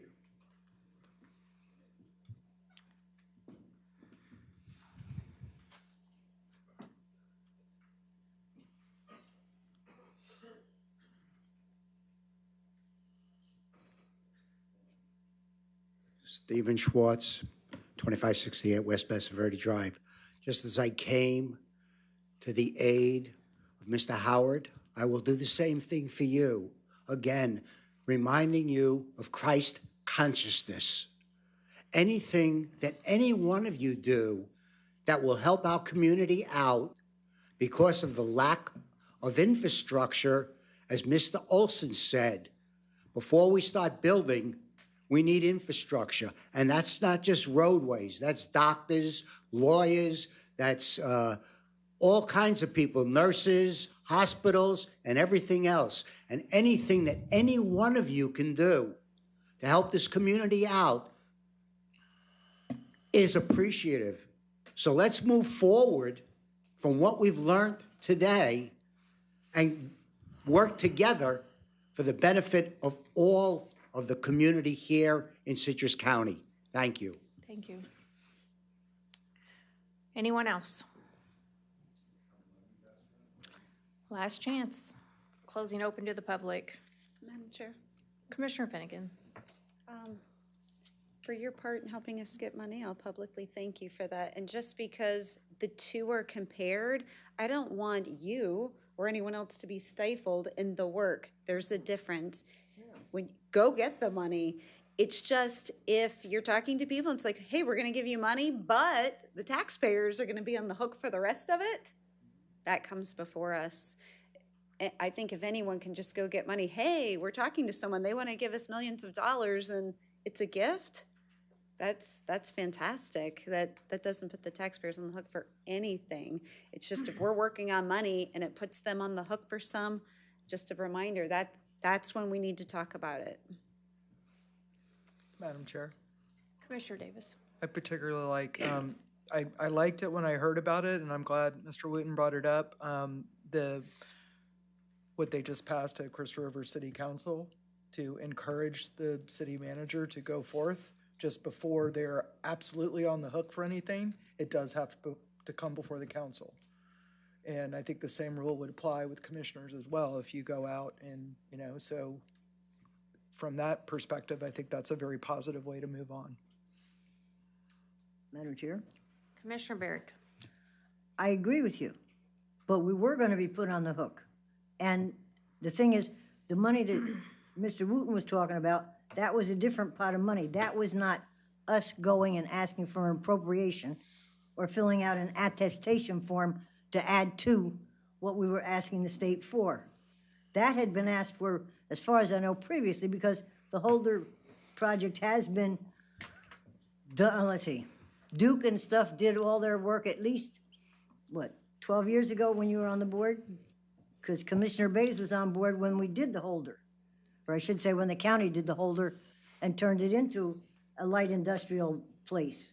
And it hasn't moved forward in about 12 years, but she was able to talk with someone and get some money to move it forward, which is really good. But it was not one of our legislative asks. It was a different thing. So we're not comparing apples and apples. We're comparing apples and oranges. So tell me about the 2.8. Yeah, it's wonderful, but it is not the same as our legislative asks. And that, that's different, so. I'm done. Just for the sake of argument, I do want to clear this up. I didn't know what was being asked for on that list, so I left that in the hands of staff to figure out.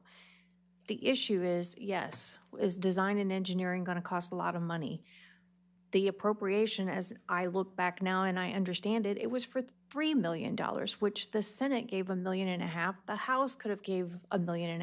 That would have been $3 million, and it could have been a repeating request every year. So, or if it was approved and didn't, it made past the power of the pen of the governor to be approved, then it would have had to have come back to this board to accept the money, and then you could have made a decision at that point whether you want to accept it, because the likelihood of it ever making it across the governor's desk is probably slim to none. But all that said, we voted to turn it back, and there's been a lot of chatter with other commissioners that I've heard. It's like, well, if you don't want it, we'll take it. So they're in line for it. Anyway, call for the vote. All in favor signify by saying aye. All opposed? Nay. Fails 1-4. My last thing that is on the list. The last thing that I have on the list is L4, which is the Withlacoochee Trail Park Property Appraisal. The park is about 17.7 acres, okay? And before we can move forward to do anything, I have to ask, and I need to get a motion that we get 2 appraisals so that we can move forward and then go back and talk to Deltona Corporation, who owns the property. And from what I'm seeing from the appraisals, the property itself is worth about $300,000 at this point. So it's not an expensive piece of property, but it is in a good location. So I want to make a motion that we direct the staff to get 2 appraisals for the 651 Withlacoochee Trail. I have a motion by Commissioner Barrick. I will second, just because I have so many questions. So second. And I have a second by Commissioner Finnegan. Would you like the floor? Sure. So we talked about this before. I went and visited the property with Mr. Howard. I could be interested. There were a few questions that we had before. I don't know that got answered, but maybe Commissioner Barrick, you could answer. One, the property wasn't listed for sale. So is it for sale? You had said you want us to get some appraisals, but you said just now when the appraisals came in, they were around 300-something thousand? No. If you go on the county website, what the county has it appraised for. Oh, wow. Okay? The assessed value. The assessment that they're paying taxes on. And then how much, so my first question, is it even for sale? Yes. Then how much are the appraisals? I didn't see that clearly here. I asked, and they said it's about $2,000 to get 2 appraisals. Okay. And if your guesstimate on the price, do you have a method of paying for it? Like, did you check the impact fee money or the park money? Impact fees for, as far as I was told, we have approximately $600,000 in impact fees for Citrus Springs by itself.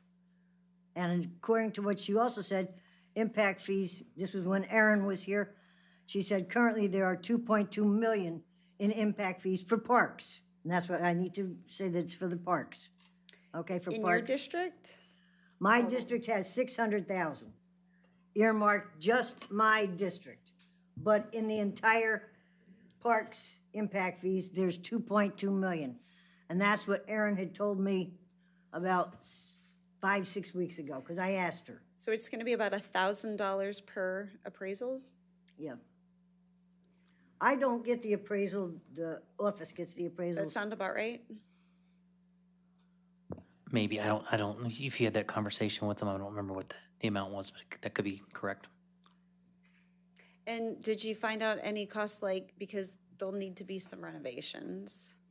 So like an Oh, yeah. all-in price? Like, do we have a budget of an all-in price? Like, if the board votes for this, how much, and then how are we gonna pay for it? If the county does the work and brings everything up, makes it 4 ADA bathrooms and redoes the kitchen and redoes whatever, I was given a wonderful number of 450,000 because I had them cut back things because the number they gave me originally for the proposals were a little on the high side. So 450 on top of the purchase price? Right, so I'm looking, if we can get the property for like 4 and have 450, I'm looking at just under $1 million for a brand-new park of 17.7 acres on the river that has kayak abilities. And if you look in the backups, you'll see the picture of what the main building looks like, and then you'll see what the back of the building looks like. They would be putting all brand-new windows in the back of the building.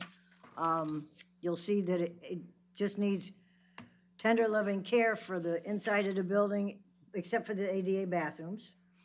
And it has walking trails, and it is in a bird sanctuary area.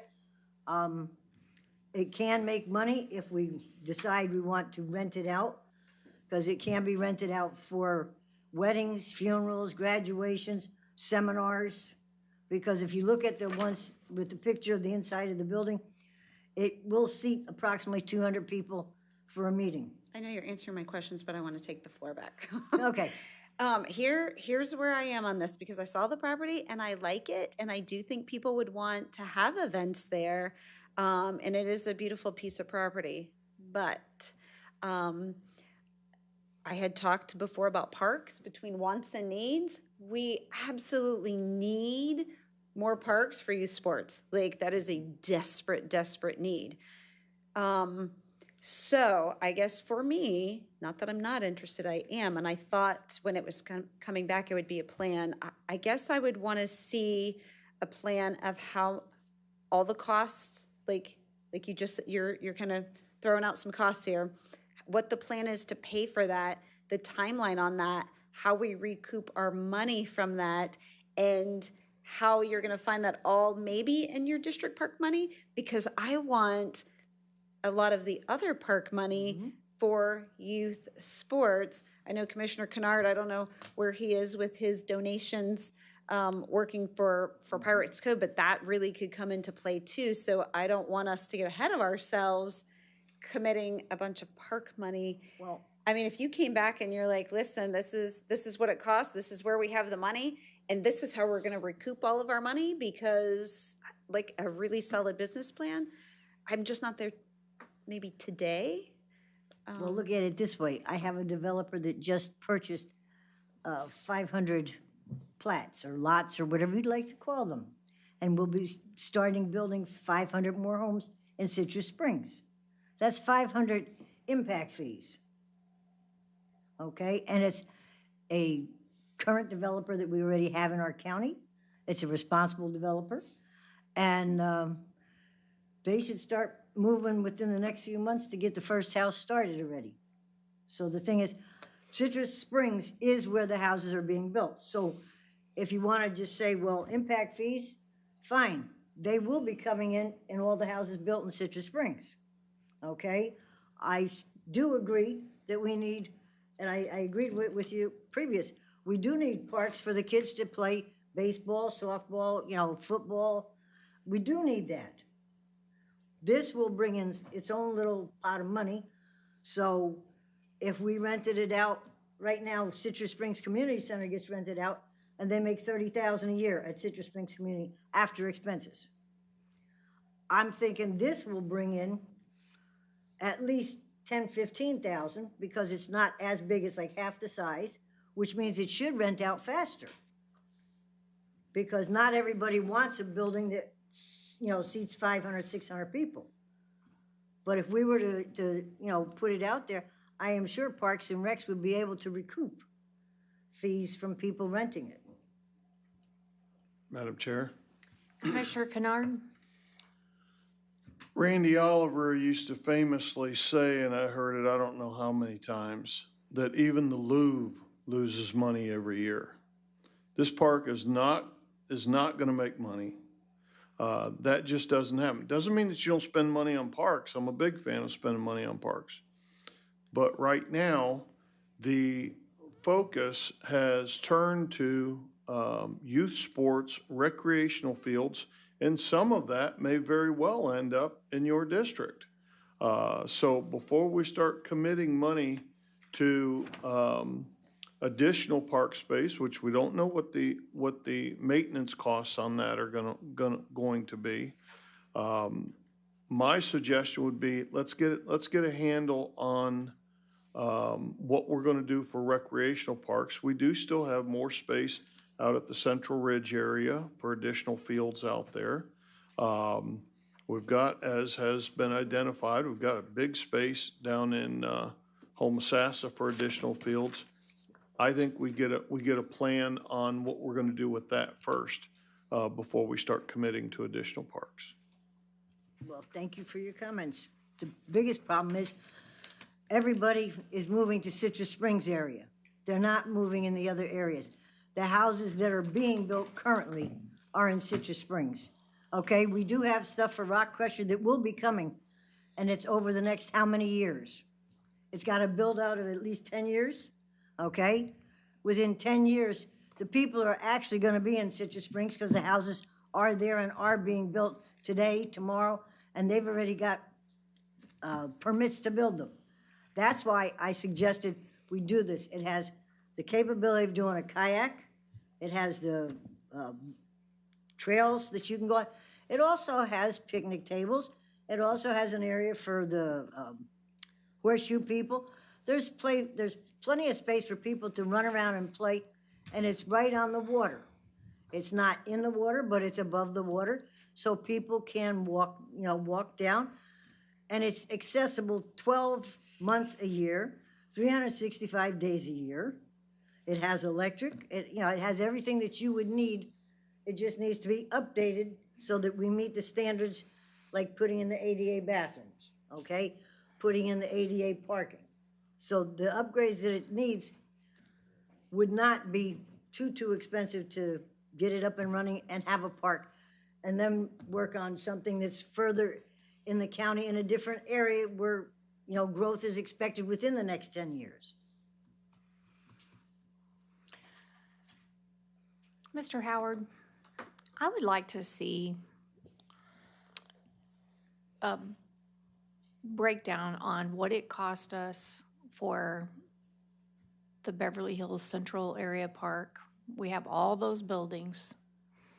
We have Citrus Springs building, the community center. I don't know what other buildings we have under our parks. But what I'd like to know is what does that cost us? Because you've got all the maintenance, the mowing, the upkeep, you have staff time. This doesn't get any cheaper. I mean, we already have buildings that we're going in the hole on. We're not making money on them. They're costing us every year.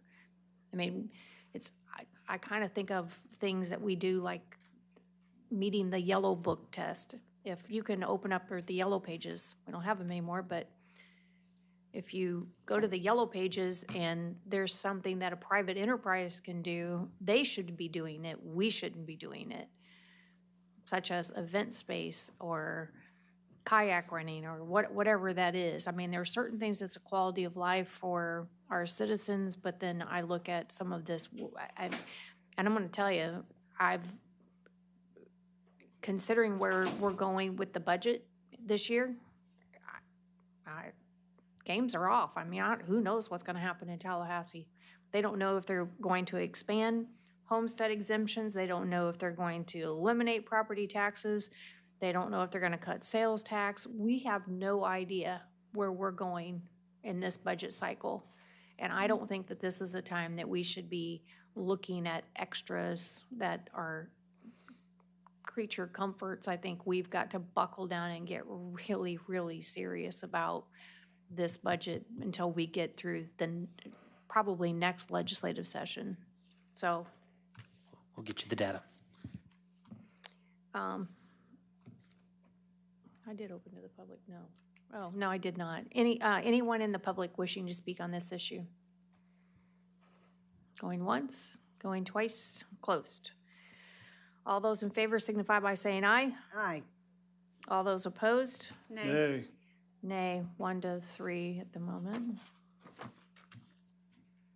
Commissioner Finnegan.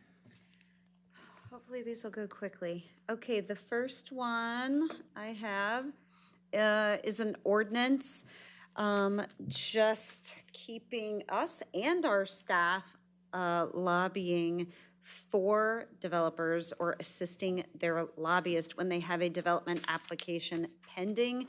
I think we're all probably pretty good with this.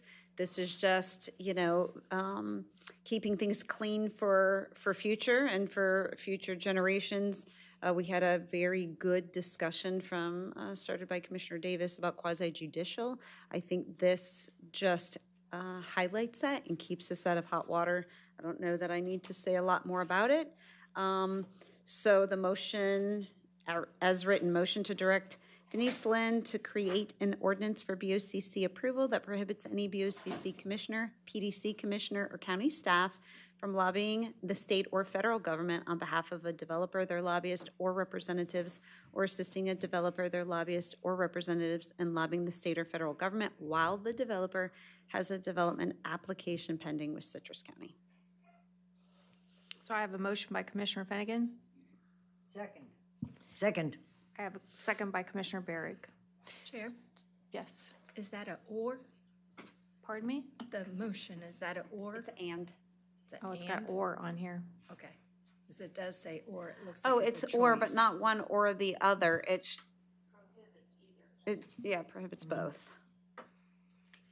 Commissioner Finnegan, I have a question. So you have in here county staff. My only hardship with this is hard to contemplate every scenario, and I would say it could potentially handcuff our economic development director. I'm not saying, like, a lot of times, just like kind of what's going on with Holder, somebody comes in and you have, you can't talk about things, you have a non-disclosure agreement, and I don't know, that seems too broad for me. I think you're. Would that staff person be lobbying those state and federal? Well, you don't know, but potentially. Okay, I mean, I think there's certain things like that, something that, in the legislature that they may need or not need, and if it's something that has the potential to sunset or something that they're looking for the legislature to vote on and enact, they may be calling Tallahassee, they may be talking to people to find out what's going on. And I think that's just, I think we can't, there's no crystal ball. It gets sticky. Yes. So if I amended my motion and just kept it BOCC commissioners and PDC commissioners, which, that's really where it lies, and then take out the county staff, does that seem like a better ordinance for you? Yeah, it gets us, yeah. I mean, I can see where the rest of the board is, but I don't mind amending my motion. Madam Chair, yes. you've got some wins in your section. This is not one of them for me. I always honor and respect those that have a lot more experience than I do, that I have watched carefully in my time at FAC and with ICG. And I'm telling you, those that some commissioners, long in the toothers like the one on the other end that have Getting been, longer by the hour. I know, right? Just kidding. That have many successful terms under their belt, that are in leadership, say, without a doubt, we take all the help we can get in securing money in Tallahassee. And I feel like this handcuffs us. We've got big shoes to fill with Commissioner Schleybaugh brought back millions and millions and millions of dollars for this county. And Commissioner Bays is also very good at bringing home millions. I need to step up to the plate and be better at it. But I think that we use all the tools in the toolbox. That is, we have infrastructure that we need to catch up on. And again, to go back to the last section of drama, we have to codify things. If we go out and make efforts that are for the betterment of the community, for our county, we do have to come back and codify it with the board. We can't just go off willy-nilly on stuff. So you've got a heavy lift to convince me to flip on this. Yes. So my question would be, but my motion is just for when they have an application. How is it worded? Only when they have a development application pending. So if you or I go to one of those government bodies and say, hey, I'm here on behalf of XYZ developer, I want to help them. They're asking for money to do something great for Citrus County. That all sounds good. But if they're pending with us, how do you and I sit here? Well, part of and how are we not biased at that point? Right, I understand. So that's, I mean, if they don't have a pending application or you've approved it already, you're like, the whole board has said, yes, XYZ development, it's approved. And then you go and say, hey, we've approved this development. We want to help them. They're trying to get money for something. Then I would say yes, but I don't know that that's fair when there's people coming before us in opposition. And then what if we've all done that? If we all went for XYZ developer before they've come up here, then the parties in opposition are going to go, well, I know how this vote's going to go. The 5 of you already went to Tallahassee or DC helping them. Mm-hmm. Does that make sense? Just to kind of clarify. Yeah, that's a fair point, but you also said it at the beginning in A, that doesn't say when there's a development application pending. So I can tell you, I did not have an A and a B. It was a big ol' run-on sentence. And when I sent it to our Madam Attorney, I said, I don't know, it's just one big run-on sentence. Maybe you can fix that grammatically. And it's just broken out. So you literally could take out the A and B and make it one big run-on sentence because that's how it's supposed to read. Yeah, but if it's an or, then. But it wasn't. It was an and? Help me. I see the confusion. Let's look at the sentence structure. It says motion to direct to create an ordinance that prohibits those people from blank or blank. They can't do either of those things. There's a colon. Should we just take out A and B and then just make it one big run-on sentence how I sent it? You certainly can. Okay, so can we just think make that's that clear. A? So the correction would be just A and make that run all the way through B. Or there's no A and B, actually. It's just one big run-on sentence. Does that help? I can understand your point. Madam Chair. Commissioner Kennard. The issue, I don't necessarily have a problem with where you're trying to get to with this. I feel like it needs work for sure. My concern is this: if we take a hypothetical situation where potentially a major employer is looking at a major investment in the county, but says the big holdup is we got a 2-lane road here. Really could use getting this to 4 lanes. That's that's the last barrier we're dealing with. I would want all hands on deck going to Tallahassee and saying, you got to help us. This is a game changer for our community. What can you do to help get us there? Now, this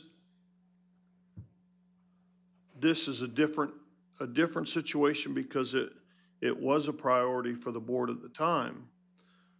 But I remember back when Kitchen and Carnahan were on the board, Commissioner Carnahan was lobbying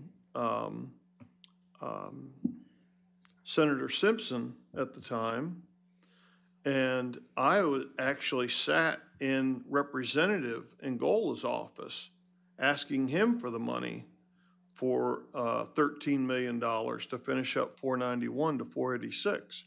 We had a great conversation about, that's when I learned he was a home builder, but we had a great conversation about doing development projects in the county, things like that. And while he didn't make any promises for the 13 million, I believe he did help walk it through the House. So it made it through the House. I ended up sitting in Senator Simpson's office, he and I and his aide. And he said, you know, if I give Citrus County this $13 million, that Florida Tax Watch is going to call this the biggest turkey of the session. And I said, well, I understand that, but I don't really care, quite frankly. And he said, it makes no difference to me either, because when I go shopping for a turkey at Thanksgiving, I look for the biggest one I can buy. That year, the House brought it home and the Senate brought it home, and we got $13 million. But you didn't do that on behalf of a developer. You did it for Citrus County. I understand, but I would take you back to the hypothetical situation. And so we're not being asked to do anything at this point for a hypothetical situation. But I'm concerned about tying our hands, and then all of a sudden it's, aha, you know, you went out and did this. So is there a way to maybe take this back with our attorney, massage it a little bit to possibly bring it to the board? You know, I'm going to Tallahassee on Tuesday, and I've got meetings scheduled with different legislators up there.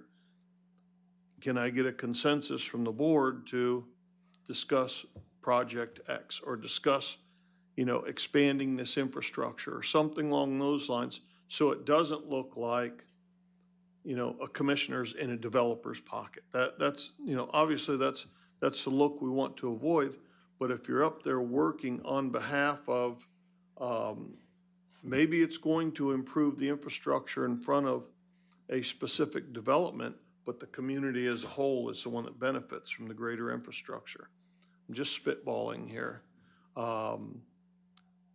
Maybe that helps you get to what I talked about earlier, that unanimous support for your position to make sure that we are fully transparent, but we're also all hands on deck up in Tallahassee, which is what it takes up there to get good money coming out of the legislature, which that money is drying up.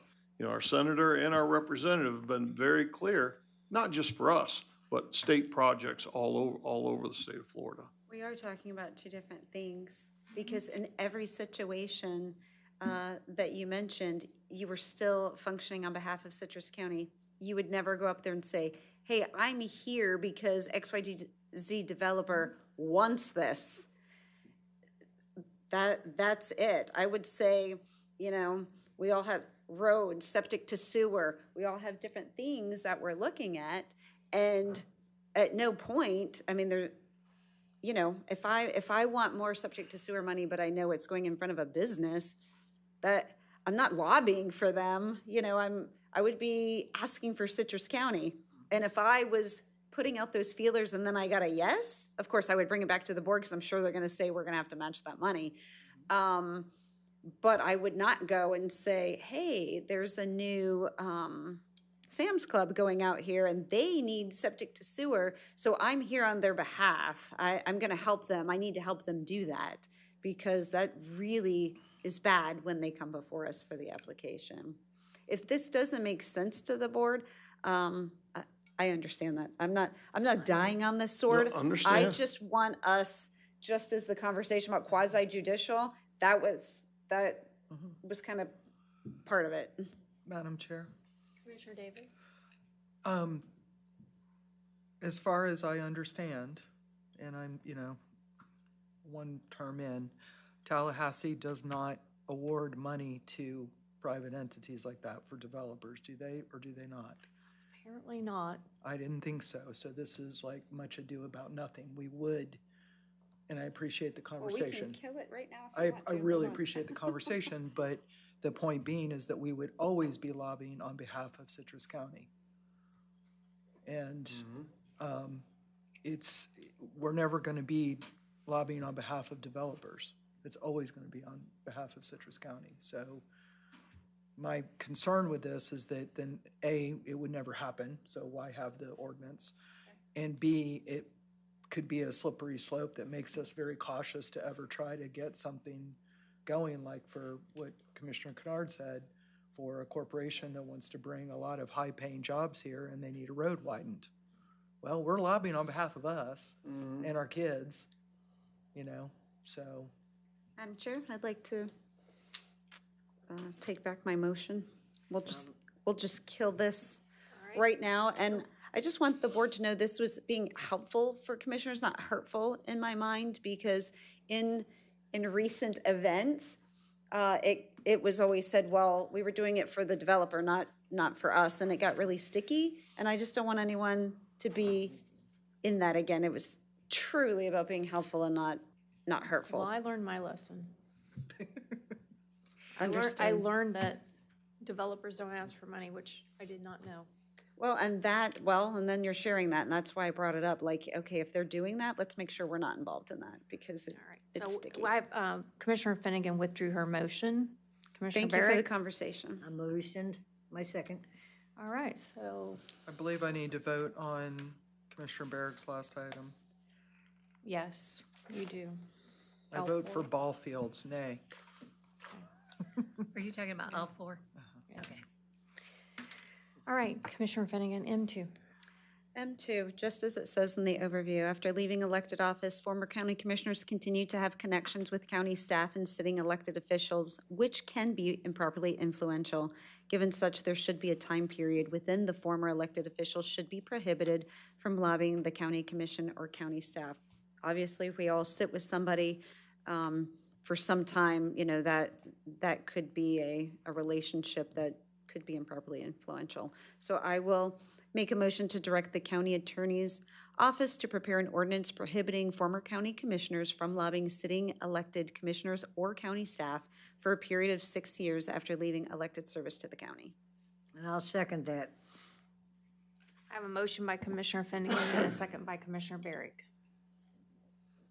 Is there any public input or any board input? I do. Commissioner Davis? I am halfway on board with this. I think 6 years is too long.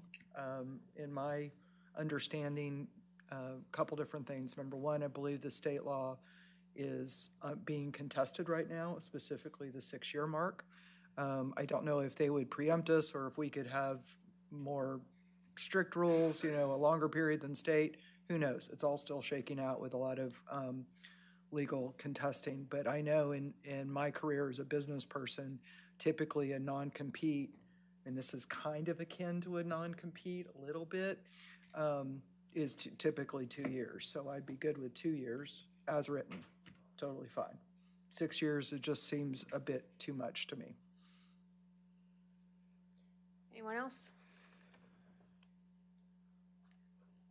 Open it up to the public. Anybody from the public wishing to address this?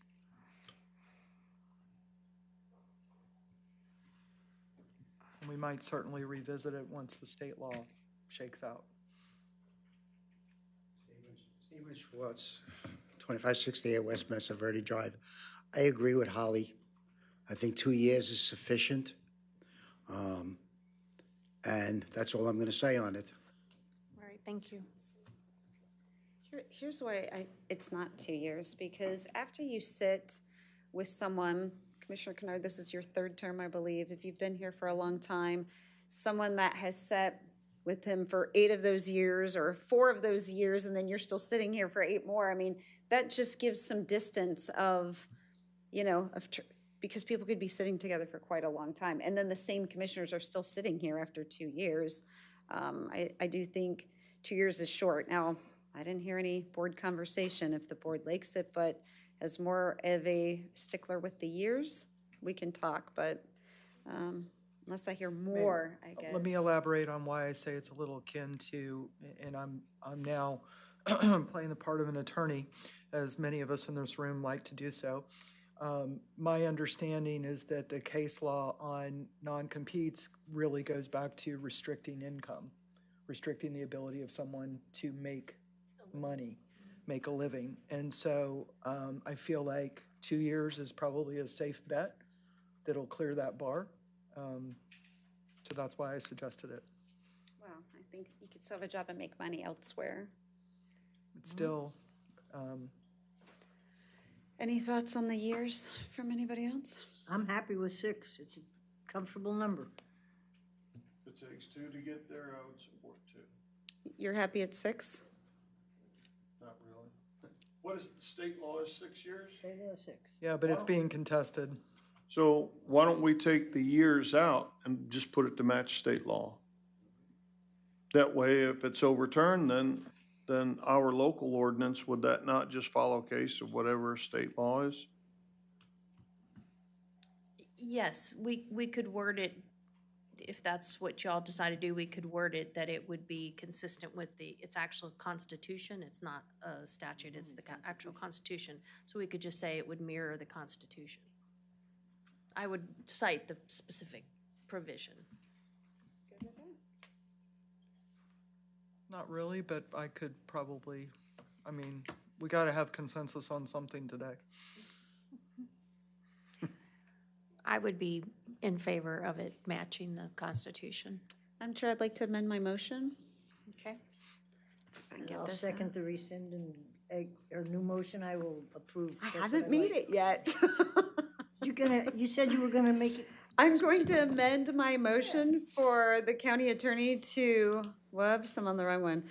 For the county attorney's office to prepare an ordinance prohibiting former county commissioners from lobbying sitting elected commissioners or county staff for a period that is consistent with the state of Florida Constitution.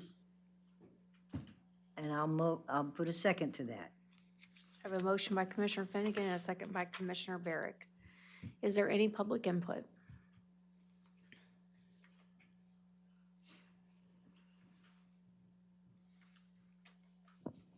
Alana McCarty, Homosassa.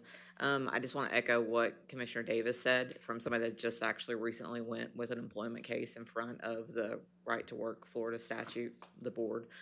On this, they are limiting most non-competes now to 2 years, and they also are looking at geographical location based on what your salary base is and what positions are available for those, like if it's a lobbyist, if it's whatever, it doesn't matter. They're going to basically saying, making it across the board, that 2 years is going to be where they're going to hold that if you go up for appeal.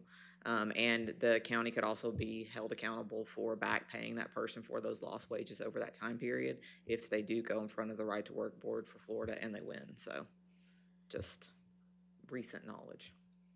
So thank you. Seems like we could avoid legal peril if we just match the state constitution, or no? Okay, all right.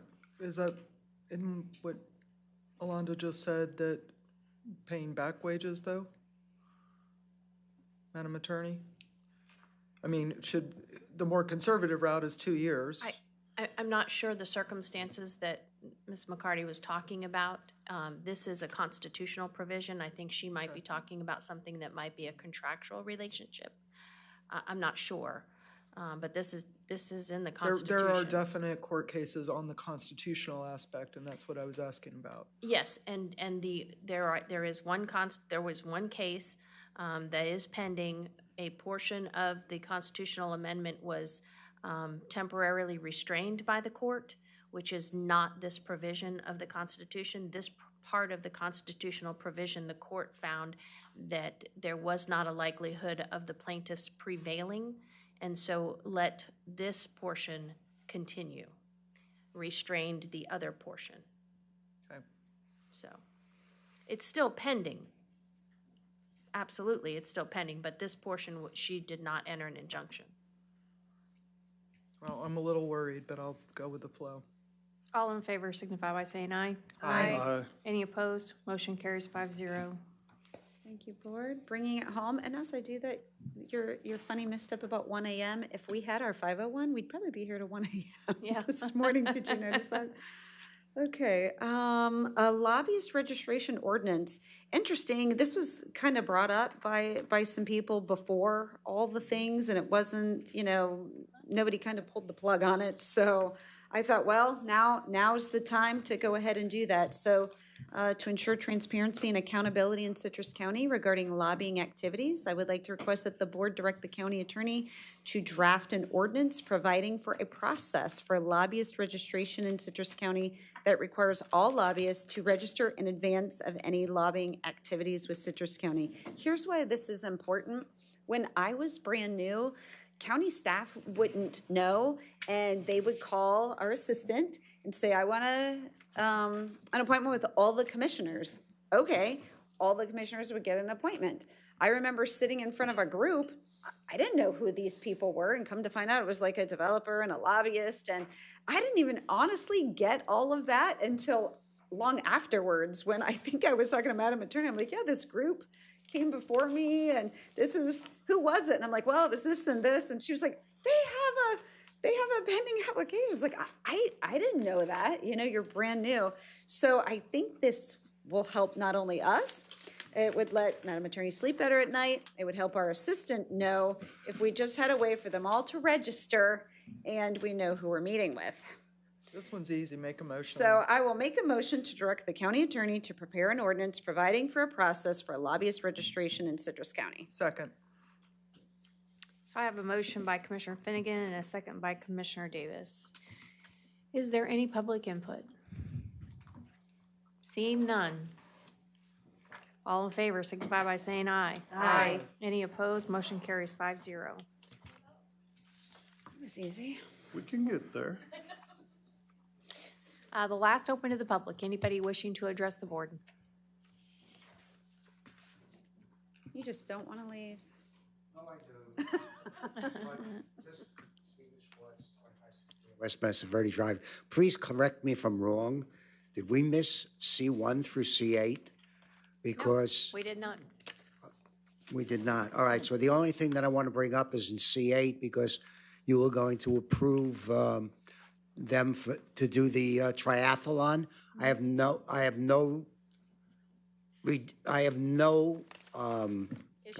issue. Thank you. It's getting late. I have no issue with it. The only thing that I would like to say, which I did mention to Eric, was the fact that to protect the county, is there something in there that would allow for because to release us from a risk factor because of the bacteria in the water? That is there something that they are signing to make sure that if anyone gets ill, especially now, as I mentioned previously, there's a lot of toxins in the water, and I'd like to know how often they are testing the water, not just because of the race, but for the residents and our tourists that are coming in. And I don't want to see the county being in a liability clause because of the fact that somebody got ill. So that's all I want to say on that. So I hope that there's something in place that releases the county from being liable if someone gets ill. Thank you. Anyone else wishing to address the board? Seeing none, we're closing open to the public, and we stand adjourned. You gotta read the next meeting. I do. You don't have to read all of them, just the next meeting, I believe it is. Oh, well, I haven't been. No. Sorry. You sure? Why do we read them all then? We haven't been reading them.